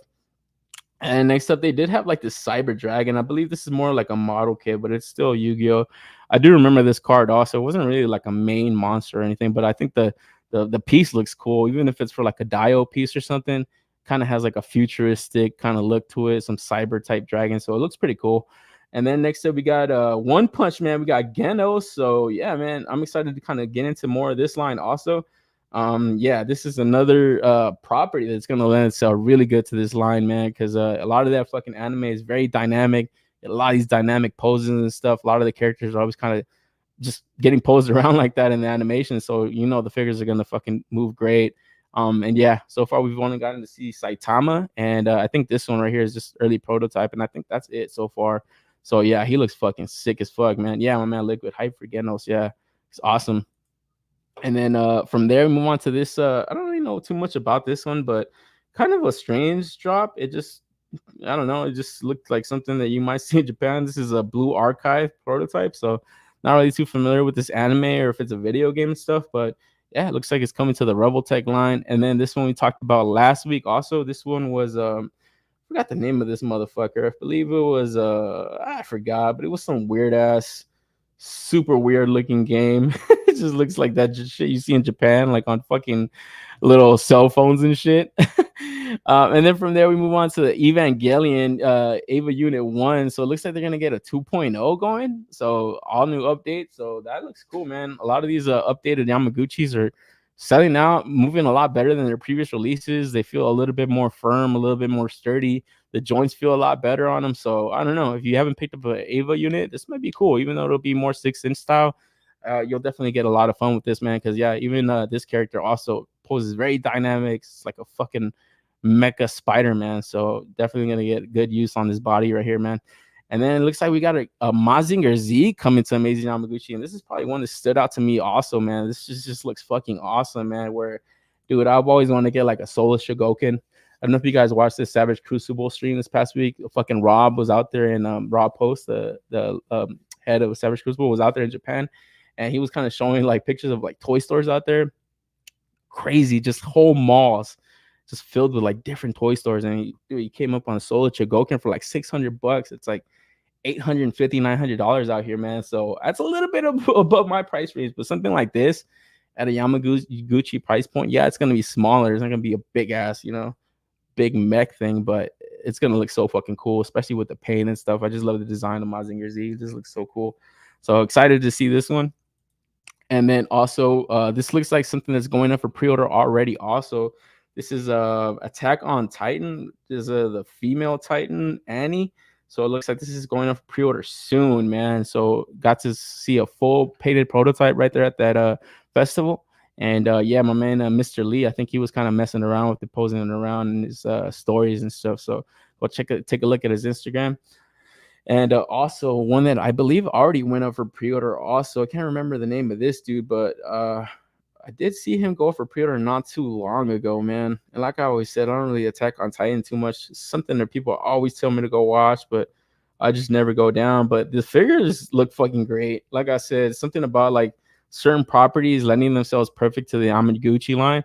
And yeah, something like this too, where you just kind of look at all of like the muscles and shit. It just looks so fucking cool, man. And if you have like SH Monster Arts Godzillas or something, kaijus and shit, you get like a little city diorama miniature displays. You guys just got these fighting on your desk or something or in a shot. It's perfect for photography, it just looks so awesome, man. So definitely see this one getting pre-ordered a lot too. So yeah, you guys in for any of these so far? Blue Archive is a gotcha game. Ah, okay. Kind of seems like that. This female Titan going to jar or nah? Hey, no shame in the game, bro. I wouldn't say yes. I wouldn't say no. But yeah, it looks like it's like I said, these are definitely gonna get posted around like crazy, man. It just looks cool. You know, the designs of this stuff look awesome. And then it looks like we're gonna get a new Harley Quinn, this time from Suicide Isekai. So it's anime Harley Quinn this time. Where man, I really love those previous Harley Quinn Yamaguchi figures, man. So I don't know if I'm gonna go in for this one, but she does look fucking cool too, though. I do like the design of it, man. It's just, you know, it's super anime though. You know, it's just it's Harley Quinn in modern era. You know, this is what I think of when I think of Harley Quinn now. It's just super cutesy, super anime type, you know. So I don't know. Got to take a look at this one when it drops. Kind of seeing it fully painted out will probably sway me in that direction of getting it, but I'm not 100% sure right now. The Titan looks better than the Kozer Toys one. Ah, yeah, that's the other company making those. You're right, bro. I forgot about that company. So yeah, you guys going in for any of these so far? Kozer Toys, yeah. Female Titan and Armor Titan. There you go. A real Attack on Titan fan in the house, my man Andy's. Yeah, gonna pick these Titans. Right on, man. Shit, I gotta fucking go back and watch that, dude. Like I said, I never got into that shit. It was just got turned off by it super early on, but I do got to give it a shot. And then keeping it with Harley Quinn, moving to this Hot Toys reveal. This is a Hot Toys exclusive. This Artisan Edition Harley Quinn went up for pre-order this week, and man, by the looks of it, looks like it went by pretty fast, guys. Artisan Edition being their more realistic pieces. This is gonna have like more rooted hair and stuff, so definitely have to play with your dolly and comb this bitch up, man, if she gets a little frizzy. It's just something crazy about it when you get like real hair into like an action figure. It just looks dollish, but man, it definitely sets this figure off. We're just looking through the solicitations. It just kind of trips me out that that's like the only head portrait she has, even though it is one that's a good one. You definitely hear this bitch like just laughing maniacally all the time. I think the suit looks great. This was like just a really killer look for Harley Quinn in the movies, man. Where I did like this movie, the Suicide Squad movie. I believe this was the second one with Peacemaker. I did like it. I liked it a lot. I just wish she was more in this costume a lot more. And even though her character was probably like the main character, I just wish she would have stayed in this costume a lot more. So getting a Hot Toys edition of this, I don't know, it would definitely look cool, like in the display, maybe next to the Heath Ledger Joker. That's actually where I have mine. I have like the SH Figure Arts. It's so cheap. I just wish the head sculpt on that looks something like this, man. Where it just looks, this looks so fucking good, like, man. And it's just like looking at this bitch. She's just so pretty, bro. Like, fuck, man. Like, Jesus Christ, you know. Just even when she's laughing fucking crazily, pointing a gun at you, she's just still like smoking hot, man. So I don't know. It is a favorite look for Harley Quinn, and I can imagine that's why this thing sold out so fast, you know. It just being the dead probably movie, and you know, obviously the DCU coming to a start pretty soon. A lot of these designs for these like fucking old DC movies are probably going to be in the back burner going forward, man. So it's crazy to see they're still putting on merch to stuff and it's still selling relatively well. But like I said, these past couple of weeks, looking at some of these Hot Toys releases, man, it's like fucking Hot Toys are fucking back, baby. Shout out to my man Codenames. I was talking to him about it this past couple of weeks. They just look so cool in the display, man. It's just, you don't need too many of them. But like I said, you put this with the Heath Ledger Joker, even though it's just something that never came out in the movie together. They're probably not even in the same world or same universe. It just works. It just looks cool, you know? And I don't know. It just, like I said, it's something that's kind of pulling me into maybe starting to pick up some of these drops. Cause like I said, I did go in for that Doom. I had to lock in that pre-order. It just looks so awesome. But this one right here probably are going to hold off just because these artisan editions do get priced up a little bit more than the regular deluxes or just regular standard editions, just because obviously it's just a little bit more detailed and stuff. But yeah, just looking at her soft goods clothes, it just looks so cool. And honestly, when I look at Hot Toys, it's like you get to admire them more than when you actually watch the movie, because when you watch the movie, it's like the scenes are going by so fast. You don't even get to like really enjoy them just looking at them in a museum pose, you know. When you get these pieces and you put them in your shelf and you get to look at them every day, you get to enjoy every piece of the detail that it has to it. Every piece, guys. So I don't know if they make jars this big, but just getting to look at this figure every day would just be so awesome, man, for any DC fan or any fan of movies or just, you know, comics or toys in general, man. It just looks so fucking cool. So I don't know, man. Maybe Haley, I don't know. Suicide Squad Isekai is surprisingly good. Author of ReZero did a great job on the show. I thought it was gonna hate. Oh, okay, I gotta check it out. Where's that on? Fuck spelling. I agree. Fuck spelling. Getting those Gucci's for sure. My man, Liquid's getting the good shit, bro. So if you know that's just a dope figure, he's copping. Price was crazy for Harley. Way more than Black Widow pass. Was it, man? Damn. Cause yeah, that Black Widow, dude. I forgot about that one. This one recently came out, man. And man, bro. Talk about smoking hot ladies, bro. It would be so cool to get that. Just like a whole 1/6 display of just like these like female characters. You get Black Widow, you get Harley, you get, man, so many other cool ones, man. So I don't know.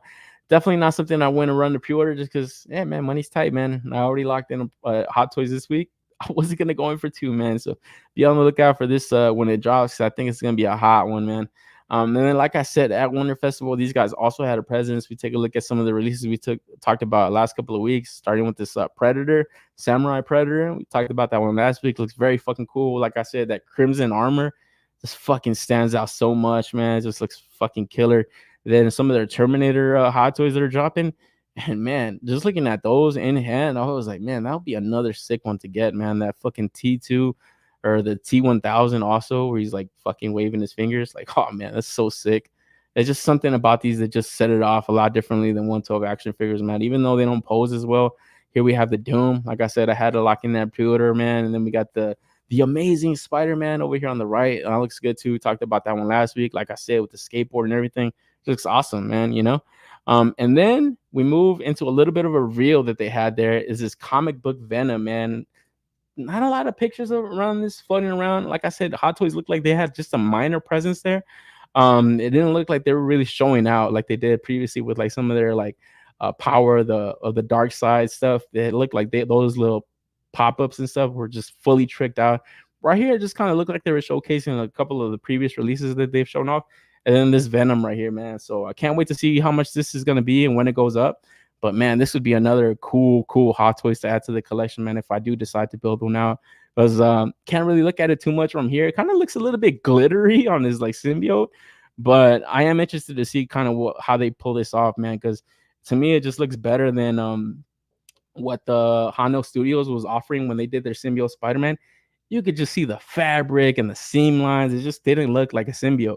Looked like a guy in a onesie. It looked like a guy in a Spider-Man costume. So I am interested to see what Hot Toys pulls off for their like more premium releases as far as symbiotes go, you know, because if Hano was gonna do that, they should have just up the price and up the quality, you know, because it just didn't look good, you know. It just looked like a sized amigo Mezco or some shit. It didn't look good. So I'm excited to see this Hot Toys event and what it offers when it drops. JB Collections in the house. He says, hi everyone. Yo, JB, man, welcome. So yeah, anybody going in for this Venom right here? These 1/6 are 3D pieces of art. Yeah, bro. It's just getting more and more tempting to start buying some of these, man, because they are starting to sell out, man, and going up in the aftermarket. And I don't ever want to go on eBay for anything like this, man, where they're already expensive pieces. I pre-ordered the video game Venom, so I'm debating getting this comic book Venom. Yeah, I was actually talking to my man Wavy this week about it because he had mentioned it to me. He wanted the video game one, but I showed him this one. He still likes the video game one, man. It just has a more wicked design, where he's just like beefed up and bigger, but like something about this is just, this to me is Venom, you know. So I'm excited to see this one roll out. And then yeah, like I said, this was like the Hot Toys 1/6 display, man. But man, it looks like Inart, Queen Studios, and Morfig were showing out, guys, because man, big news there was that they were gonna reveal their freaking Wukong. Let's take a look at a little bit of the video that they had, because it looked like to me these guys had the best booth at Wonder Festival.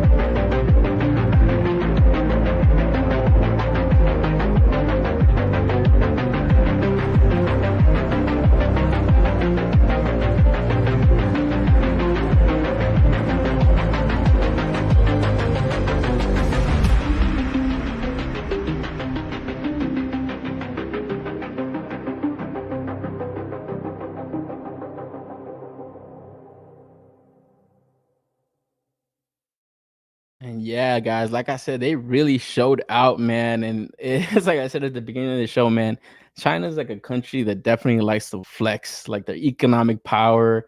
They like to flex everything, bro. Anything that has to do with like sports, competition, man. And I feel like the toy industry is no different, man. Like really, they really made a push at this event to really showcase like just up and coming companies.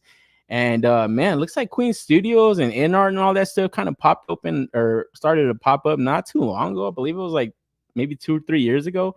We started to kind of hear about their drops, and little by little, man. I know the Queen Studios, they kind of handle more statues and busts. Then their InArt line is their 1/6 stuff, and yeah, man, some of their releases they've been putting out have been fucking bangers, man. A lot of people are really digging on them.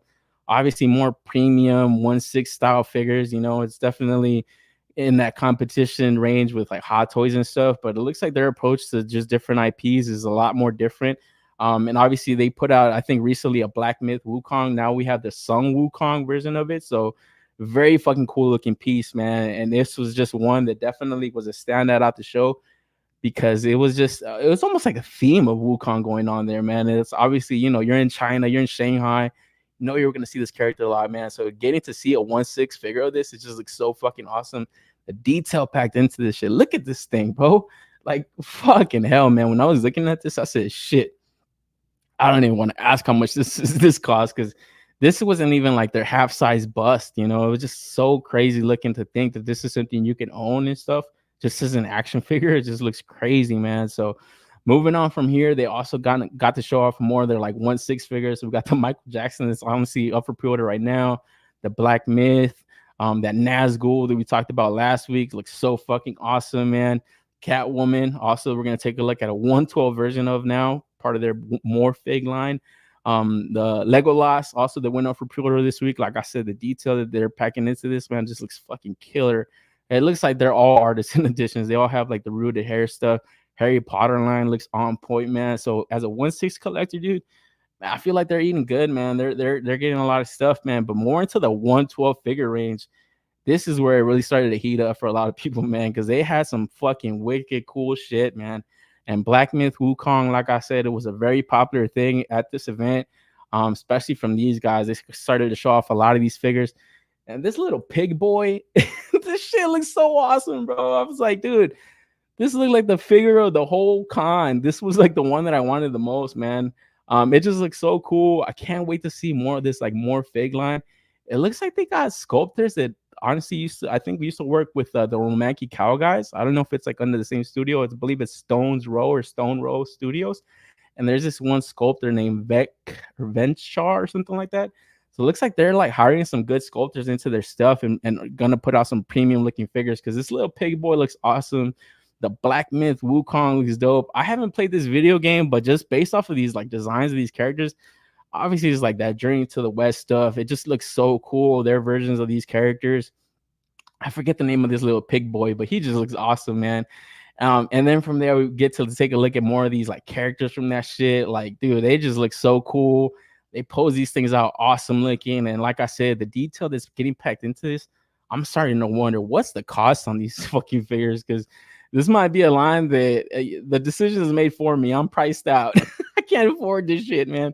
Because just off the gates, coming out with a few figures just for this one property is pretty strong. But it looks like this pig boy right here is going to be the first one, man. So I'm excited for this little joint right here, man. And also getting into this Black Myth Wukong joint, man. So I definitely got to get PS5, man. I want to play this game because I've been hearing a lot of good things about it, man. So let me know if you guys are in for these figures so far. I wish the best of those Kickstarters that are making Animal Warriors, but the Chinese Animal Warriors shows are another level. Oh yeah, we're gonna take like more and more of these companies, man.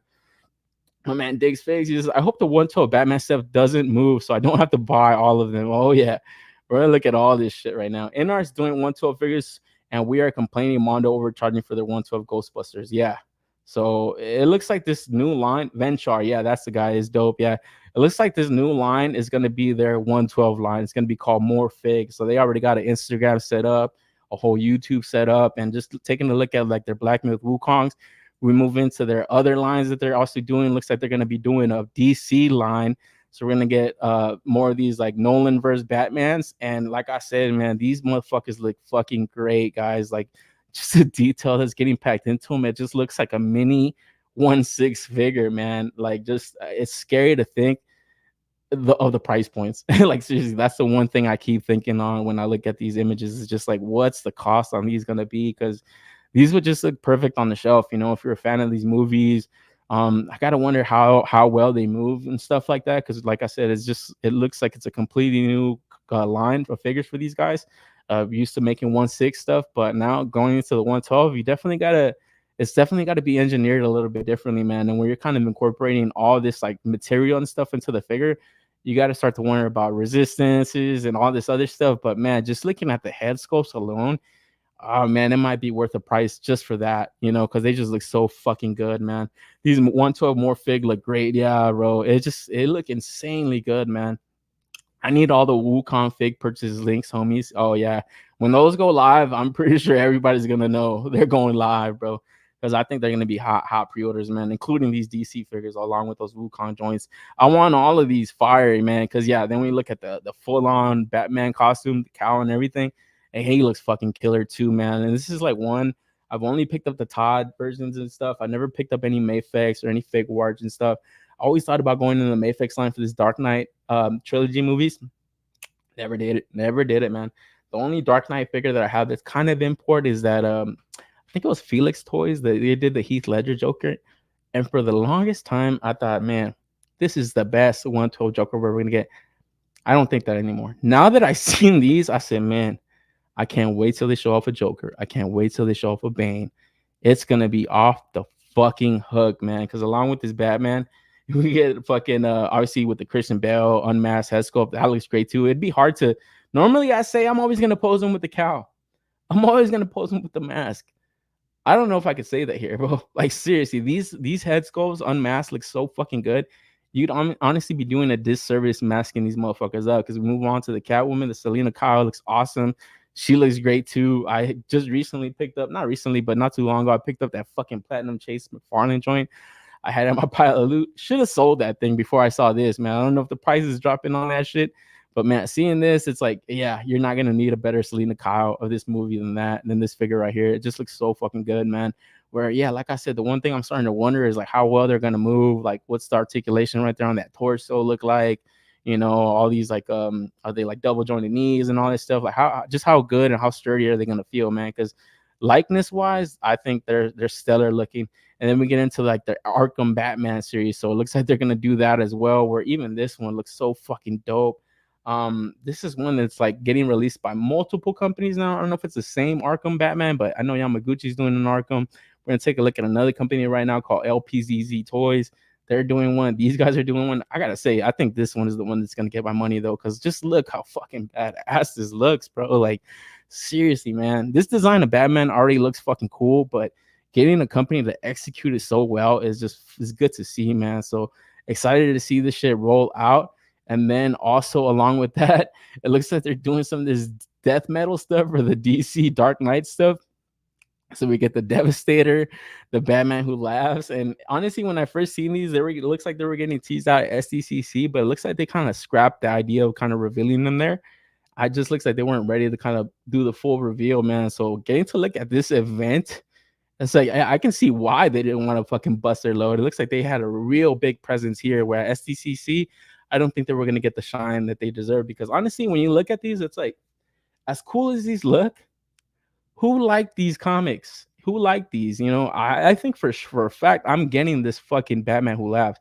I feel like that's the one that has the most staying power as far as like designs of these crazy characters and stuff. This Devastator looks awesome, but just looking at the Devastator, I can't wait till they do a Doomsday. I can't wait till they do more like comic-based like characters from DC.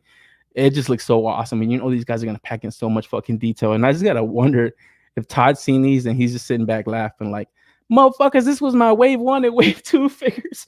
Man, because along with that, we get the red, I think it's the Red Death and Dawnbreaker, if I'm not mistaken. So even these, man, for crazy looking characters that not a lot of people are fans of, I think we can all agree action figures, they look like they're gonna be looking like pretty dope figures, so maybe for that they get pre-ordered. I think a lot of people are going to be curious to see just how well they move and how well they feel, and they'll be willing to go in for them. I'm so glad I sold all of these in the fucking bundle like over a year ago. I said, man, I got to get rid of these fucking damn Todds. I was like, I don't know why the hell I even bought these fucking things when I first bought them. It was just, man, I was just like, what the fuck am I thinking? I wanted like more of this DC multiverse stuff, and that's why Todd, I feel like he kind of burned a lot of people early on because he kept putting out these types of figures, and a lot of people in for him. So that's why when I see the excitement going to this now, I'm just like, guys, remember, these are not characters you initially liked off the bat. So I don't know, So I'm honestly pumping the brakes on some of these reveals, but so those earlier Batman, especially the movie stuff, I'm in for. And then more of these, not so much. I'll probably take a look at them when they come out, and just see what's up with them. But then we take a look at their Bruce Lee figure that they also showed off there, which also looks awesome. He looks pretty cool. Something about the head sculpt looks a little, right here, not so much. I like how the head looks right here, but right here, probably a little bit, a little soft, And it's something about his hair. They need to fix his hair more. He had more of like a little bowl cut that I liked. So it's definitely a good looking figure though. So I'm interested to see what's up with this one too, because might be the better Bruce Lee figure. I know a lot of people like that Figma Arts joint, but and then there is that third party one that's coming out. So I don't know. Let's see what the chat say. I heard somewhere they are trying to keep these MORFIGs under $100. Yeah, that's what I heard also. But I honestly don't see how they can do that. But we have to take a look once they go for pre-order though. I have Mondo King Dark Knight figures. While plastic quality is cheap, likeness is worth the price. Motto King. Oh, right, on the Motto King stuff. I just like how it looks. Stop reading comics a while back. Just watch comic story vids to catch up on storylines. The Red Death looks dope. Yeah, that's fair. Honestly, and like I said, that's a lot of the reasons why a lot of people sometimes just buy figures too. It's just the toyetic factor. They look cool. You know what I'm saying? They look fucking cool. But for me, I don't really want like any more of this stuff like in my collection. It was just more Batman. It's just like, fuck, you get so much of this. It's just like, these are not my favorite versions of this. So it's like the effects I think look cool, and just the intrigue, honestly, into like getting into this line is also cool. But I think I'm gonna have to pump the brakes. I just have to be a little bit more disciplined and like not go all in for like certain stuff.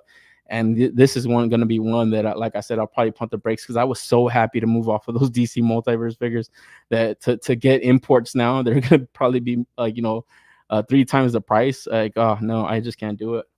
McFarlane won't sweat the Figma of Mayfix. He knows that he excels in making cheaper, anatomically incorrect figures, and that's what he excels at. Damn that Red Death. Where's that Red Death from? Which company? Yeah, this is all MORFIG. This is all the MORFIG stuff.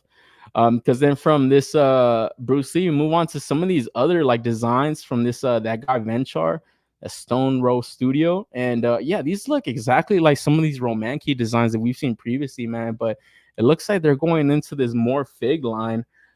So yeah, this looks like a separate line from like their DC and obviously like their movie stuff, Bruce Lee and all that stuff. I forget the name of it. Let me see if I can find the name exactly of the entire line, because it looked really fucking cool. Oh no, they don't have it on here, but yeah, it looks really cool. It just looks like some super fantasy type characters, and like I said, they definitely remind me a lot of these like Romanki figures. But from what I understood, completely they're not. They're all MORFIG, and even this guy, I had to go take a look at the other Scion from Romanki. The other two versions, there was like a red or like a light up like orange one, and then like a more darker one. It looks almost the same, but this is not. This is a little bit more grittier and detailed. As crazy enough that sounds, because those figures look great too. Those Romanki joints look great, man. So I don't know if the same sculptor is now sculpting out these figures for these guys, or he's just taking his designs over there with these guys. But pretty interesting to see. That it's going to be like two companies kind of doing the same type of character, I guess. Yeah, it just looks equally cool though. But I think for my money, I think those Romankis looked a little bit more fine-tuned. So this might be an earlier prototype, because it doesn't look like it has a lot of articulation in the torso at all.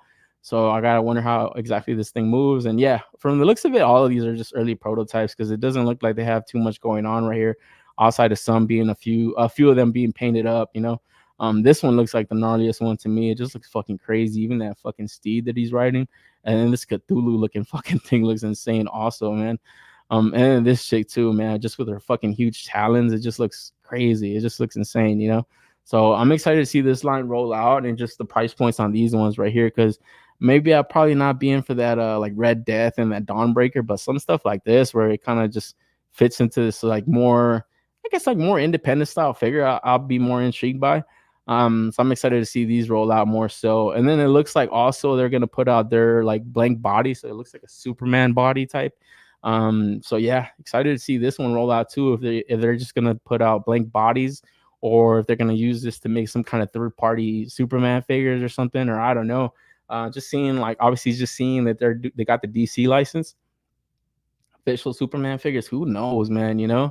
I'm still waiting on those goddamn Pop Mart Superman and Shazam figures to show up on a 5K so I can get my hands on those. But something like this, also, man, these look like Mafex killers, man. Like, straight up, they just look like straight up Mafex killers. Where I feel like Mafex needs to step up their game, man, if they want to keep up with some of this shit, because it just looks like they're gonna be last year's news. Hope they don't make like Stupid 7. Don't move like Stupid 7. I don't think so, man. Just based off of this, like right here, especially, it's like, yeah, they look like they got some wicked butterfly joints, like, especially for like those huge arms that are still able to flex that much, especially like this dude right here on the bottom left. This suit's right here, full flex mode. It's like, yeah, crunched up a little. Yeah, they're really kind of showcasing just the movement on some of their figures right here with this bigger body. So I can imagine the smaller ones move a little bit better or just as good. I wonder who will sell InArts One Tail. They're not sell for those US people. They are not sell for people have to buy them from Asia resellers. Yeah, I don't know. I'm gonna have to wait to see where they actually pop up. You're right. What about Batman Who Frags figure? Lobo Batman hybrid? That would be a cool fig. Yeah. Dude, that's like something Todd might make. Who knows? But yeah, look at these guys. They're not far from like these crazier designs and more. I don't know. Don't want to call them niche designs, because that death metal shit definitely sold a lot of comics, man. But I always thought that whole storyline was fucking dumb. Even though I bought a lot of the figures, I bought that fucking Batmobile beast. It's just a lot of crazy shit going on in the DC stuff at that time, and even now. They're always just doing fucking shit against the wall and see what sticks. But I always feel selling toys has got to do with a lot of the decisions that are made when it comes to storylines. And it looks like the toys look really fucking cool, man. So yeah, this is their whole little display right there, man. Like I said, they really showed out, man. They were one of the standouts to me as far as the whole festival went, as far as that went, because everything that they showed off would look pretty fucking cool as far as their 112 stuff. And obviously, we just took a look at some of their 1/6 stuff. It looked awesome. And then right here, somebody took a snap the pic of a comparison shot next to a Figma. So it looks like they're going to be relatively the same size as Figma. And that might be where it takes a little people out of it, because obviously Figma, I don't want to say they're small, but they're definitely closer 112. They're more true 112 figures, So it's like, I think they're going to stick to that, just like a true 112 figure. So I don't think he's going to scale with your Hasbros, or definitely not your McFarlanes and stuff, man. Probably not your Mafex either, because even Mafexes are a little bit taller, Like, I got this fucking cap on my show. It's like more, about the size of a Figma. It's just like their proportions are a little bit smaller and stuff, certain areas, but height-wise, they're usually like same height as like Hasbro stuff. But Bandai stuff isn't. That shit's more like truer 6-inch figure. So I don't know. That might be a deal breaker for some people, man, because that's honestly one of the reasons why I don't really get too many like the live action Bandai stuff, but I do usually go in for like Mafex stuff. I just like the size on them better. So I don't know. Detail aside though, like I think that's what's going to carry the figure though, is the detail. But the size, I mean, it's gonna maybe put a pause on that, because Ezra Flash looks so fast. Yeah, it looks like somebody just bought that shit literally just to do that size comparison. It's still got the plastic in the shit. That's funny, bro. They picked Ezra Flash for comparison. Yeah. Must have been a fucking clearance figure, This is clearance style. I was like, oh, I'll pay $20 for this shit. So yeah, that'd be cool. We're interested to see this line roll out, man. And then yeah, right here they had like some more images just behind the after the show was over and stuff. So yeah, like I said, man, right here it just looks like an import quality figure. Obviously when you get the good lighting and stuff, it just sets it off differently. But this looks like a quality import figure. So just definitely gonna be based off of like the price points, and maybe scale is going to dictate some people also, man. But detail wise, it looks like they're fucking knocking it out of the park. Yeah. And then, yeah, like I said, just the detail into this shit, it looks crazy, So wait to look at that. And then also, like I said, another Arkham Knight Batman, this time from another company called LPZZ. They had been teasing this Batman out for a while. They were like, going to make their big reveal at Wonder Festival. So last couple of days, you got to take a look at it, man. And I gotta say, dude, for as much as I like those MORFIG joints, this one isn't bad either, man. It looks pretty fucking cool. Also, where along with this Batman, they also did the Arkham Knight, and both of them look pretty fucking cool, man. The soft goods cape, it has like a nice, cool, leathery, like fabric to it, and so it looks awesome. It looks premium. And obviously them kind of being more, I guess, just more. It kind of almost looks like a Rebel Tech, almost also too. It just has like a more plastic figure to it. Where right here, looking at the MORFIG, it did look like plastic, but I don't know. It's just like the texture, I guess, on it just looks a little bit more like some kind of suit, some kind of different material. But right here, it definitely has like a more plasticky look. But I don't think it's bad. I think it looks like a fun figure also. Both of them do. And then they got to show us some more of their other stuff. So we got the Slade, and then another Arkham Knight Red Hood joint. And they look fucking cool, man. Also, the Joker and Harley Quinn are also looking on point. Like I said, man, this is just looks like some stuff that Todd already kind of put out usually. So now it's like these guys' opportunity to do it. I don't think he did this Arkham Knight, but he definitely did this Slade, and he definitely did that Joker. I don't think he's put out that Harley Quinn, so it looks like they'll get people there. And honestly, even the Joker, and like, even though Todd has put these figures out, these figures just look so much more better. And then here we get like grayscale models of these early prototypes and stuff, just kind of showcasing some of the accessories they come with. Shout out to my man right here taking the picture. Just seeing his like eyes right now. I was like, wait, what the fuck is that? Oh man. Shout out to everybody that took pictures and got to share, man. I got a lot of these images from like accounts like Achilleon, Mezco HK, Mr. Lee was sharing stuff. So a lot of these cool accounts that were sharing stuff, man. Thank you. Like I said, it always kind of provides to make a show and stuff. So I always appreciate people that take the time to share this stuff out there, put it on social media and stuff. Cause it just, like I said, it allows for this show to be made. And then just going back to the figures. So here we have a fucking modern Red Hood where, man, I had to go cancel that fucking McFarlane, man.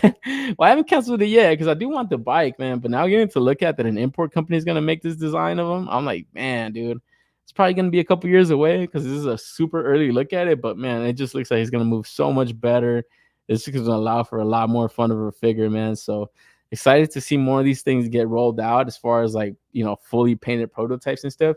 Because even this Batman Who Laughs looks fucking cool too, man. And that's probably like one of the few early McFarlane DC Multiverse figures that I kept. And I always thought the sculpt on that was great. But now seeing these companies, it doesn't look like Todd's going to be able to compete with this shit, even though these are figures that he's made already, like this, even this Red Death right here too on the right. That one looks like they move a hell of a lot better. Anything Todd would have ever dreamed of.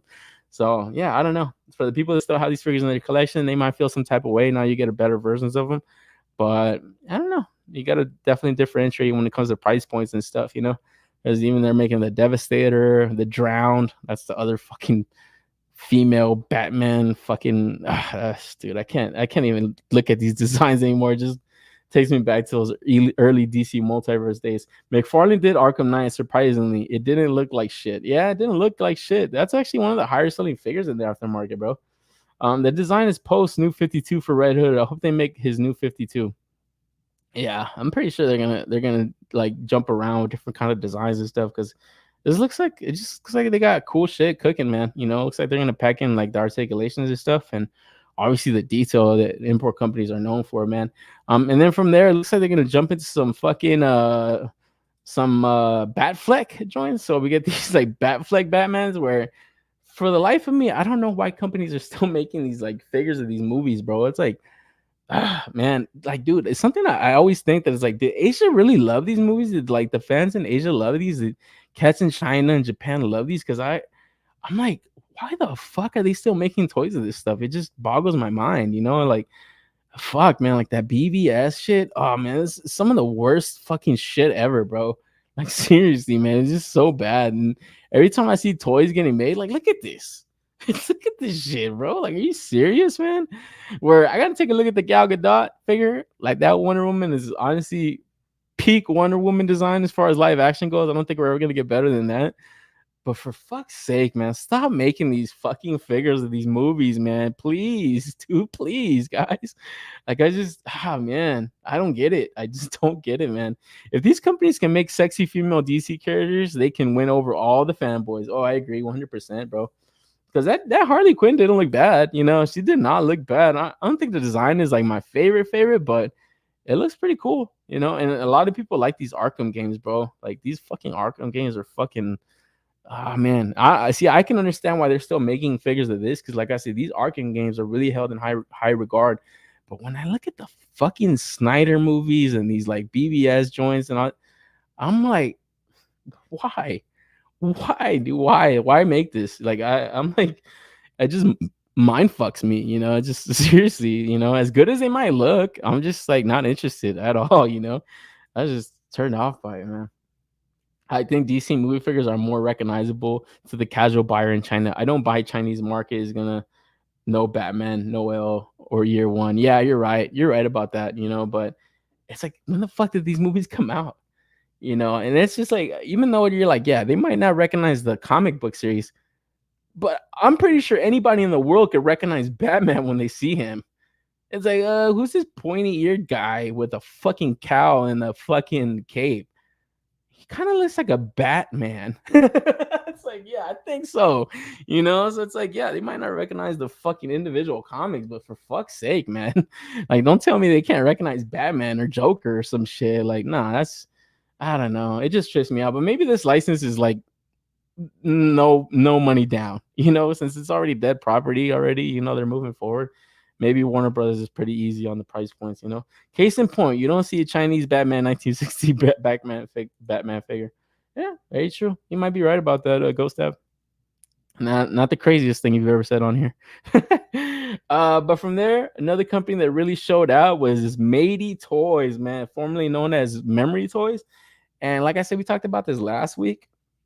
It was kind of weird, like this whole name swap thing. And it's like, even on their Instagram, it looked like that was their Amazon stores, like Matey Toys. So I don't know if they had switched that. I thought it was just going to be their official Amazon store, but it looks like they did a full name change. They're now going to be known as these Matey or Meaty Toys. And man, they kicked it off this fucking weekend with these fucking TMNT officially licensed figures, man. And I gotta say, man, if the Batmans didn't catch your attention, the stuff the Wukong guys didn't catch your attention, this TMNT set definitely caught a lot of buzz this week, man. And it's crazy to think that it's just like another round of TMNT figures, another round of team. Yes, man, another fucking round. And guess what? These are gonna sell really well, also, man. Because yeah, it looks like this Ling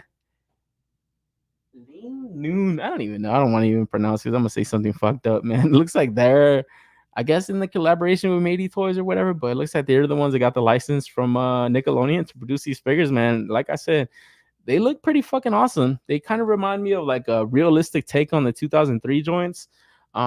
Just looking at these early looks, it just looks like they're gonna have everything you really need for a good TMNT set. You know, got Mikey with the skateboard, Donatello's looking tricked out, Raph and Leo looking awesome. Yeah, it just looks like they really showed out with these, man. Not a lot of information being put out as far as price points or when they go for pre-order, but it looks like they're well on their way to put these out because these were not grayscale. These were like fully painted prototypes.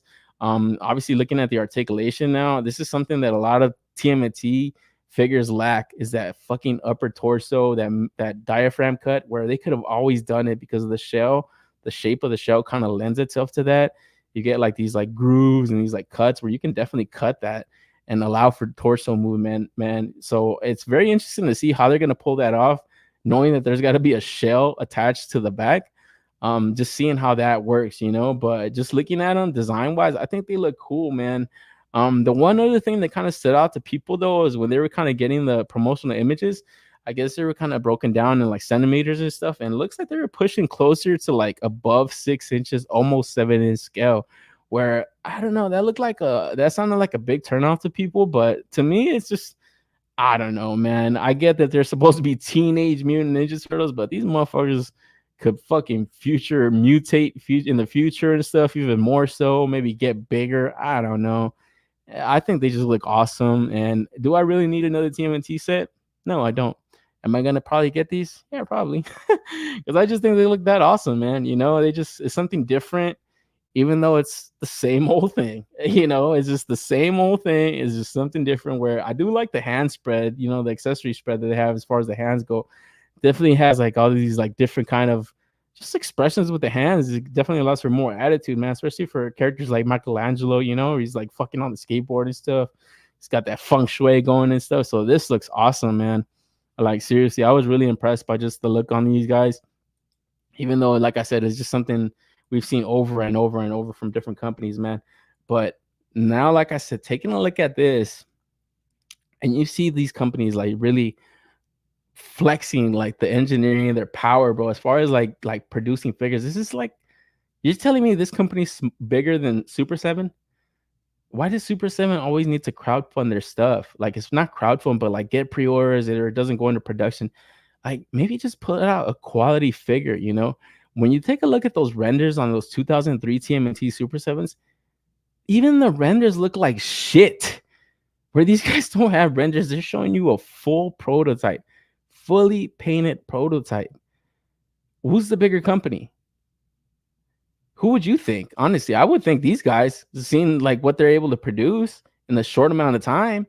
Where you look at Super 7, it's just like, Jesus Christ, it looks like they're a fucking Kickstarter company, you know, like up and coming. So I don't know, man. It's very kind of jarring to see the capabilities of like these smaller, more, I guess, just import companies versus some of the stuff that we're getting out here in the States. And it's very disappointing, honestly, you know, and it just looks like, man, we're so far behind like on what the potential of like action figures and stuff, you know, because of the companies that are just out here just in for the cash grabs. They're not making cool shit. They're just in for the fucking cash grabs.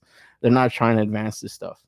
Maybe has to do with the product association. They want to stir away when they did third party figures. Yeah, that's what I had heard. They kind of wanted to kind of get more official and become more official. I don't collect turtles, but these guys I will pick up. My man Thor and Kostia. Right on, man. Yeah, I think these look cool. You know, they roided out the roided out turtles is how the Bayverse turtles should have looked. Yeah, that would have these would have looked awesome in the Bayverse.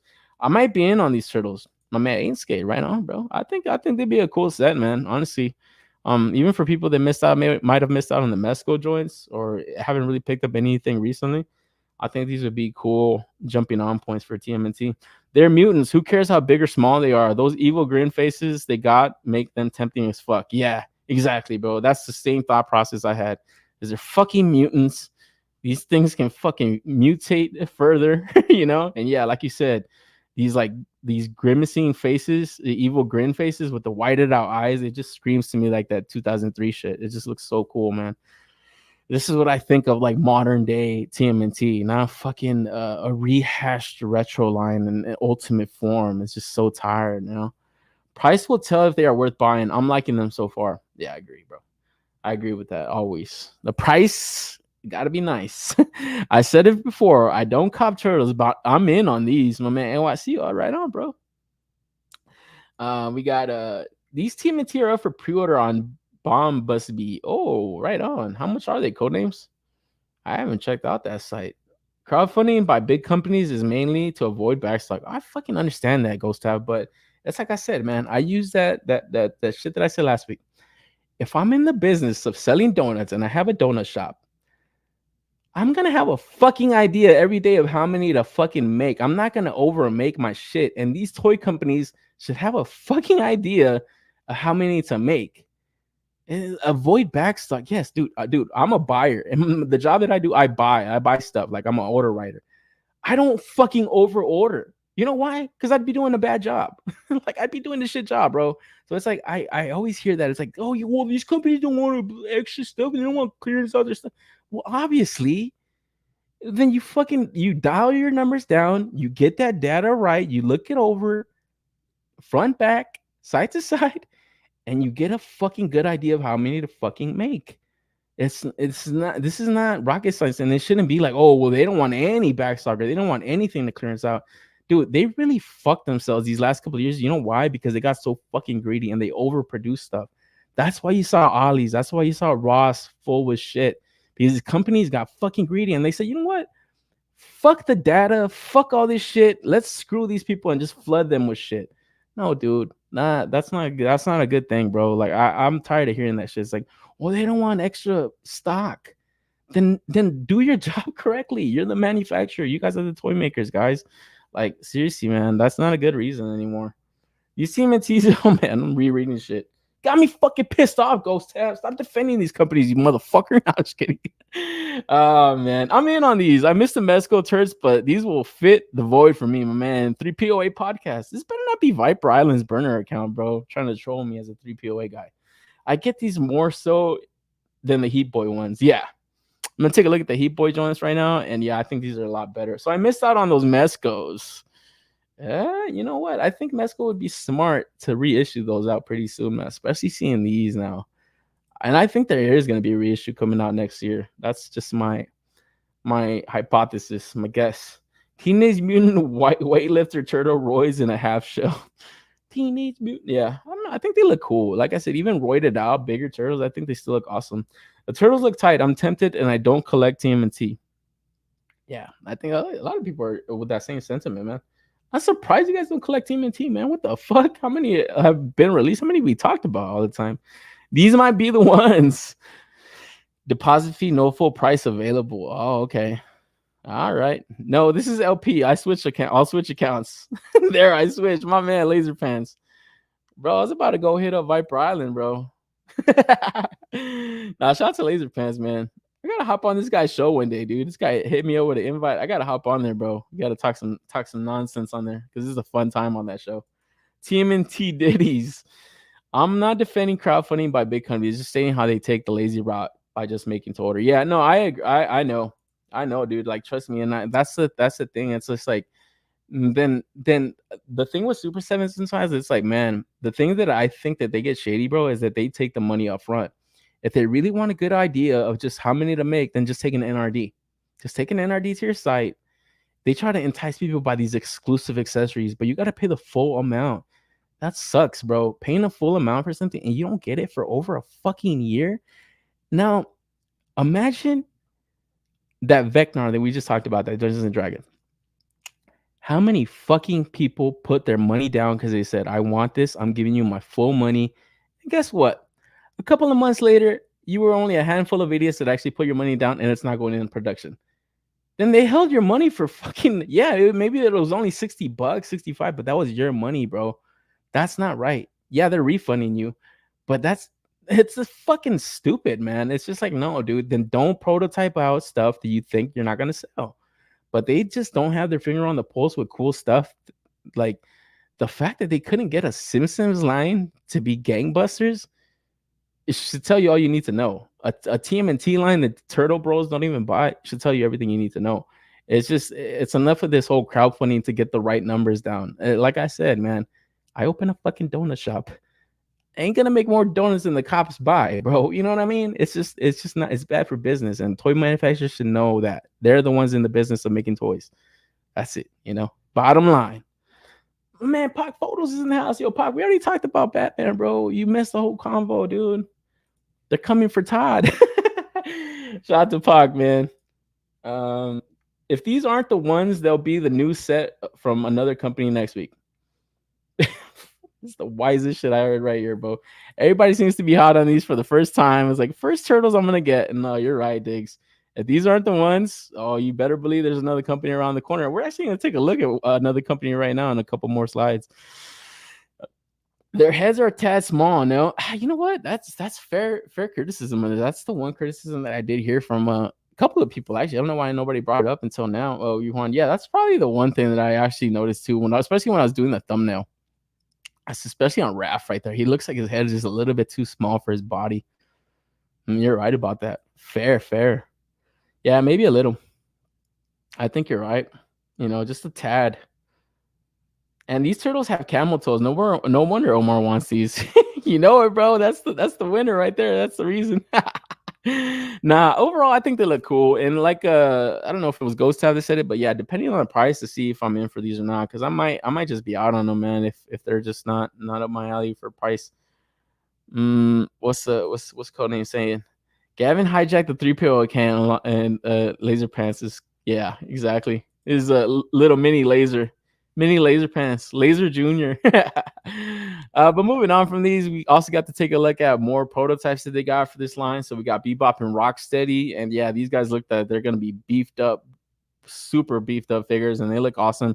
Super early looks at them though. These are just like they don't even have any articulation cut into these things. So who knows when these things come out, if they ever even come out, So I guess based off of the turtles on that pre-order and how popular that's gonna go, we'll get to see these roll out, man. And then they also had a Foot Clan fucking ninja right here in the cut. And yeah, like I said, just super early looks at them. But man, this Foot Clan joint looks fucking awesome.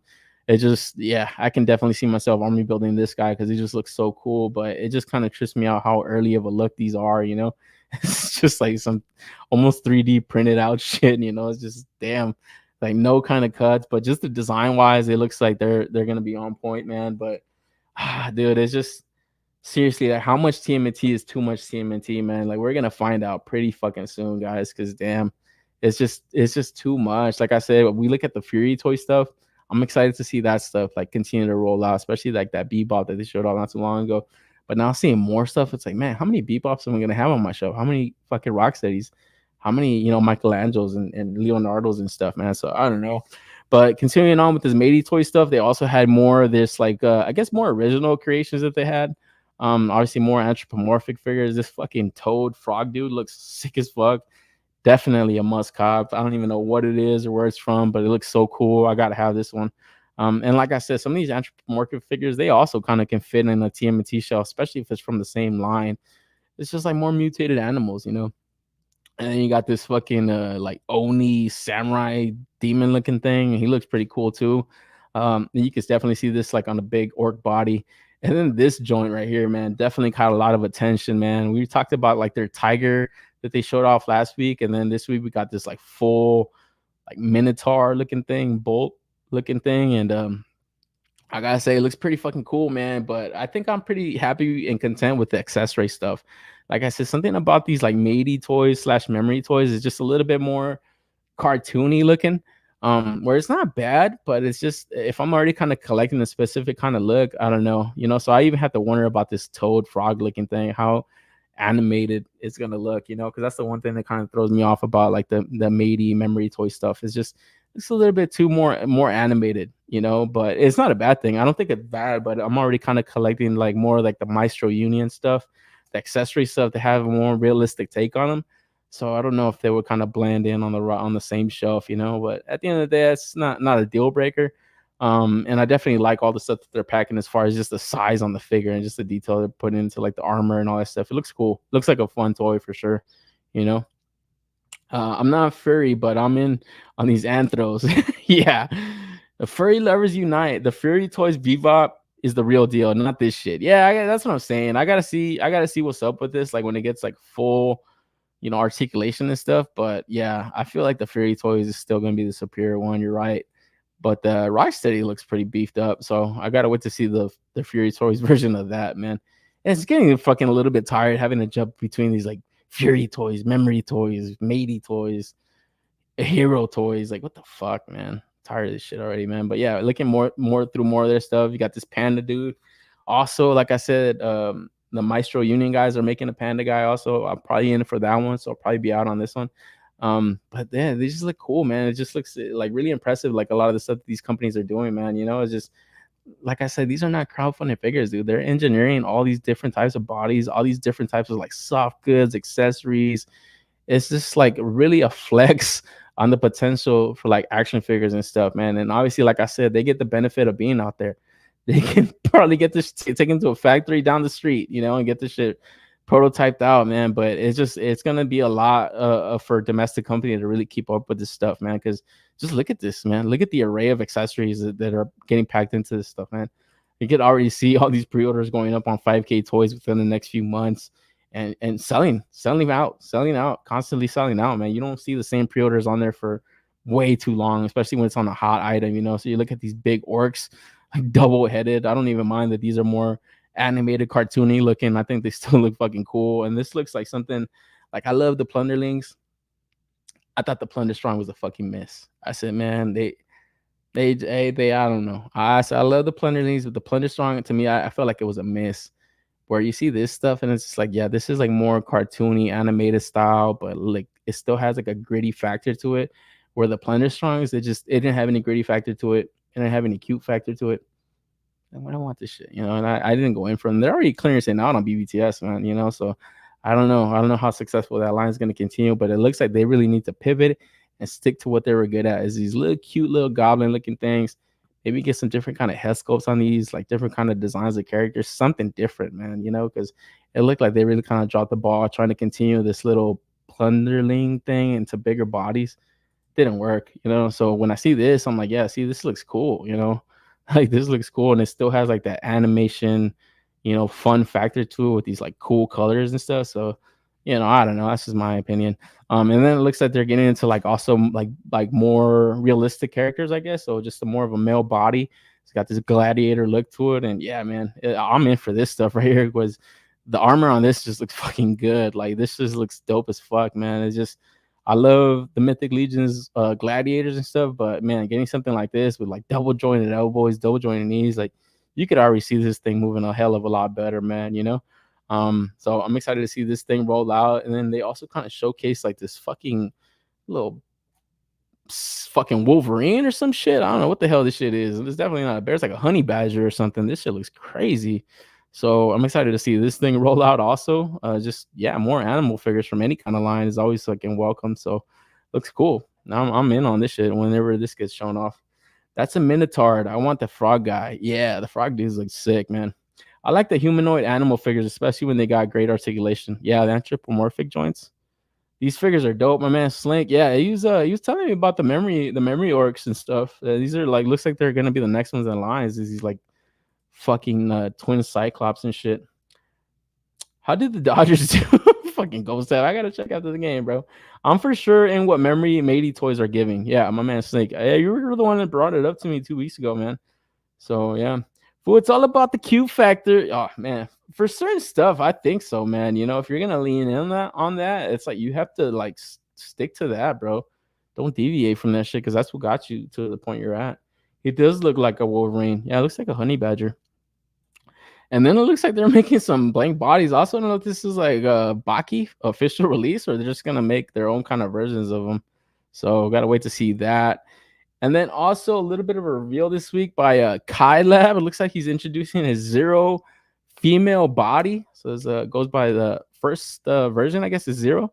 And yeah, man, he was showing this thing off at Wonder Festival. Kind of got to show it off early on in the week, and then he obviously took it there with them. And then he got to showcase this body, I guess, with different kind of like soft goods and different kind of head sculpts. And he was able to kind of also kind of take a little picture of like just size comparisons. Obviously, his scale is really good with like Mezco stuff. I think that's more of like his favorite kind of line. It always looks like he's kind of tricking out accessories for like Mezco joints. He's just recently put out that soft goods set for the Mezco TMNT stuff. I'm in for those. But yeah, getting a look at this female body, he was definitely showcasing this on this dope looking April custom where I can definitely see this going up for pre-order also. It just looks really cool. And a lot of people, they didn't really know. I saw a lot of people on X and they didn't really know who made this or where it was or if it was an official release. And then we got this Fallout chick also. I forget the name of this chick, but she was pretty hot. She's pretty hot, bro. I ain't gonna lie. What's her name? Ella Purnell or something? Yeah, she's a hottie. She's a hottie, bro. So I don't know if I need a figure of her, but it definitely looks cool. And then they were showing it off on this like crazy diorama right here that this dude had. It just looks super fucking dope. And yeah, apparently he's getting into the dial making stuff too, man. Where let's take a look at it. Just like the size of this thing looks fucking crazy. Like, just look at it. It's just a humongous piece, bro. Where when I first saw it, I didn't know if this was gonna be a release, but yeah, going on Toysy Metaverse or on his Instagram first, it looked like it was a limited to 10, but I think that was just limited per retail site. So I think every retail site that put it up for pre-order had 10. Because I saw this also go up on VC Toys Box after the Toysy Metaverse one dried up. $50 deposit, 350 total, I think plus shipping. So not a crazy amount for the size of this fucking thing. I mean, just look at this thing, man. It's just holding those two figures, like it looked crazy. It's like just even the roof looks like a good dial, just like all the space that you have for like a 112 figure, and then you have like the detail that's inside, also all the like little crevices and corners you can kind of take pictures of. It just looked very cool, very impressive stuff. And then yeah, I guess that's just his new line of dials that he's making, Crab Studio. Because then he also had like this little crab shack also, man. So this one I believe was only 300, so or 280 around there. So it was like $70 cheaper, but it's a lot smaller than that first one, man. Where even this one looks very fucking cool. Like I saw this and I was just like, damn, like for photography and stuff, people just taking different kind of shots. Like it just looks super detailed, So I didn't go in for either of them myself, but I did see a lot of people really interested in the Instagram post, man. And I did see the Toysy Metaverse pre-order dry up fast. So anybody going for this pre-order on the Toysy Metaverse or anything? Because I think the dials look great, man. It's just like I said, it just looks like it's really impressive, especially for those price points and stuff. The stuff that he's gonna be able to put together. I don't know if he's gonna be doing big production runs because yeah, like I said, this is only a production run of 10. But then I saw another 10 pop up on VC Toys box. So I don't know how exactly he broke that up. You know, I don't know if Toys in Metaverse got 10 and then these guys get 10 or what's the deal with that. But very impressive stuff. And here's gonna check out more of the stuff as he kind of shows it off, you know. So yeah, anybody going for that? The Kai Lab one man company. Yeah, one man company, exactly, bro. Not even a female figure boxer. I'm getting her. Yeah. That zero. Yeah, she looks cool, bro. Definitely cop that one, Darth. She looks awesome. April needs boobies. Yeah, right. That's the one thing I was just like, kind of lacking right there, buddy. You know, it's definitely got it's like Mezco aesthetic to it, you know, and that's how I always feel about his stuff. But I really like the head sculpt, man. But honestly, I'd probably get that Fog Toys, like I said, that Fog Toys chick, and just make that a custom April, you know. That'll probably just be like my little kit bashed April. I really like that head sculpt, man, because it looks like other companies are gonna start kit bashing some TMNT figures. Because next up we got what's the name of this company? Street Pals. Oh man, guys, when I seen this week, I said, bro, it looks like they took Shark's idea and actually made it good. And they made a Street Civilians line where it looks like they're kind of putting their spin on it with like these comic book characters. Because here we got fucking Kylo Ren as Casey Jones. Oh man, when I saw this shit, I said Adam Driver was Casey Jones in what movie? Like this is just looks crazy, bro. I don't know. This is just something crazy, but man, this is another thing that really caught the attention this week, man. Is this I guess this Adam body is now starting to showcase like this specific line to stuff. So we get this Street Pals Batista Bison figure. And then this Casey Wayne, the Fear Hunter guy. And then, yeah, like I said, man, if you missed out on some of these like Mezco drops, even if it was the TMNT or the Casey Jones, it looks like other companies are giving you opportunities to get these types of characters, man. And this aesthetic, I guess, you know, because this Casey Jones looks pretty fucking cool, man. Weapons look on point, just the style factor that he has. I don't know if I'm sold on the head sculpt. It just looks like Kylo Ren too much. But yeah, man. My man Omega in the house, he says, yes, son. Take that. Oh, that's funny, man. Bow. That's booty meat. Damn, my man Omega is going hard in this shit with the gaming channel. But did you guys take a look at this Casey Jones? What you guys thought about this? Got a dip, bro. Have a good night. Fool, yo, Slink, man. Thanks for stopping by, man. Appreciate it, man. Did you guys take a look at this right here? Oh, Codenames went in for the Crab Shack. Is that this one right here, or is that the other one? Because I feel like the other one was the one that was priced up pretty good. I didn't get to look at that Crab Shack one, but I think at 280 or 270 wasn't bad. But yeah, what are you guys thought on this Adam Toys Street Pals line? Because like I said, man, it looks like they're gonna just use this body for a lot of different stuff.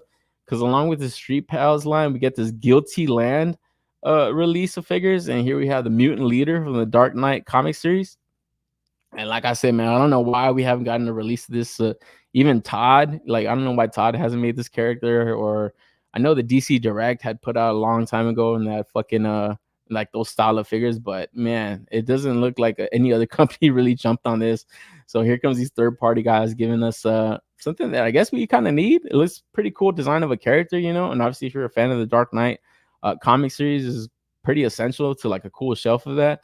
And then the figure itself looks great, man. It looks like they're really gonna use that Adam body to its full potential here, because it has that build, you know, for these types of characters, you know. So all you really need is maybe just some soft goods, some really good high detail soft goods, a few accessories and stuff, and then just knocking it out of the park with those head sculpts. And it's just like, yeah, how much, you know, what more do you need as far as this character goes? It just looks really fucking cool.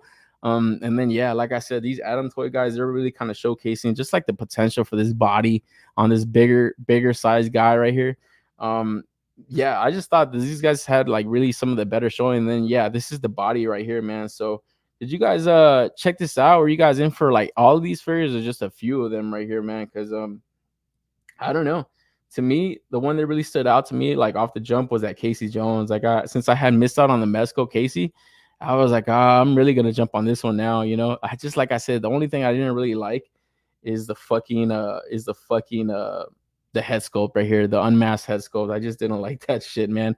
But then looking at this mutant leader, I don't know this guy right here. This is the guy I didn't recognize from anywhere, man. It just looks like a weird football player slash cyberpunk dude. I don't know, but it looks equally cool. And then this mutant leader, aka Jagger, from this Guilty Land line, looks awesome. And then we got a Marv, like a third-party Marv figure, also part of the Guilty Land line as well. And this one right here looked pretty fucking cool. Like I said, it's just really showcasing the potential of that body with just like these different soft goods on them. I know Mezco had put out their, I guess it was like a teaser image for their future pre-order of this guy to open up. Man, they might be too little too late, bro. These guys hit the market with this shit first, because look at this, man. This shit looks fucking killer, bro, you know? So I don't know. I'm probably gonna be in on these Guilty Land characters, because like I said, it just looks like everything you need on this like bigger bodies, you know? Guilty Lad, goddamn nipple shields. Yeah, I saw that shit. That's like super fucking metal, bro. You ain't punk rock if you ain't rocking that shit, dog. Hey, yo, finally something worth it. I'm getting this mutant leader. My man, Mr. Ortega's in the house. Yeah, the mutant leader looks fucking on point, bro. It's just, look at this shit, man. Even for like other shots, it just looks like some fucking mutated thug, you know, some goon and shit you want to fucking kill, you know? So, yeah, this is definitely going to get fucking pre-order heavy by a lot of people. And just look at these head sculpts, man, especially that one with the mouth open. It's like, fuck, look at that, dude. The detail that's going into that is just, who the hell could compete with this shit, man? Like, even when I say like who can compete, I'm not just talking about McFarlane, but like Mayfex or any of these other companies, like even Mezco. It's like, fuck, dude, they really got to fucking, you know, put their batteries in shit, because this shit, they're gonna fall behind with these guys, dude. Like, just the detail these guys are being able to pack into this. Obviously, they're third party, so it's not really a lot of investment going into paying the licensing fee. And like, that's another benefit these companies have. But man, look at Matey Toys. They're getting official with that TMNT stuff. So they're really putting their best foot forward with the stuff they're putting out, man. Hate to be that guy, but McFarlane did a mutant leader in his paid puncher line, not 112. Ghost Tab, you hate to be that guy, right? You motherfucker, you're that guy every week, bro. No, I was just kidding, man. Man. Ghost Tab was like, I hate to be that guy, but I'm gonna be that guy. Oh, that's funny. Mutant Leader fucked up Batman in the first fight. That Batman put him in the surgical table. Such a good panel. Yeah, that's what I'm saying. This is a must cop, bro. It's like, how many Dark Knight Batmans have we gotten? And we haven't gotten like a fucking good 112 version of this guy. So I don't know. Very fucking very cool to see this getting knocked out of the park by just an unknown company, really. That Marv is tempting. I wonder how much. Yeah, dude. I wonder how much these are going to be, you know, but I can't imagine these things over $100. I feel like they're going to be in that $80, $85 price point. At least that's what I'm hoping, you know, but I could be way wrong. And then, yeah, like I said, these are being used on this big bulky Atom body, but it looks like they have an Atom 2 coming out pretty soon.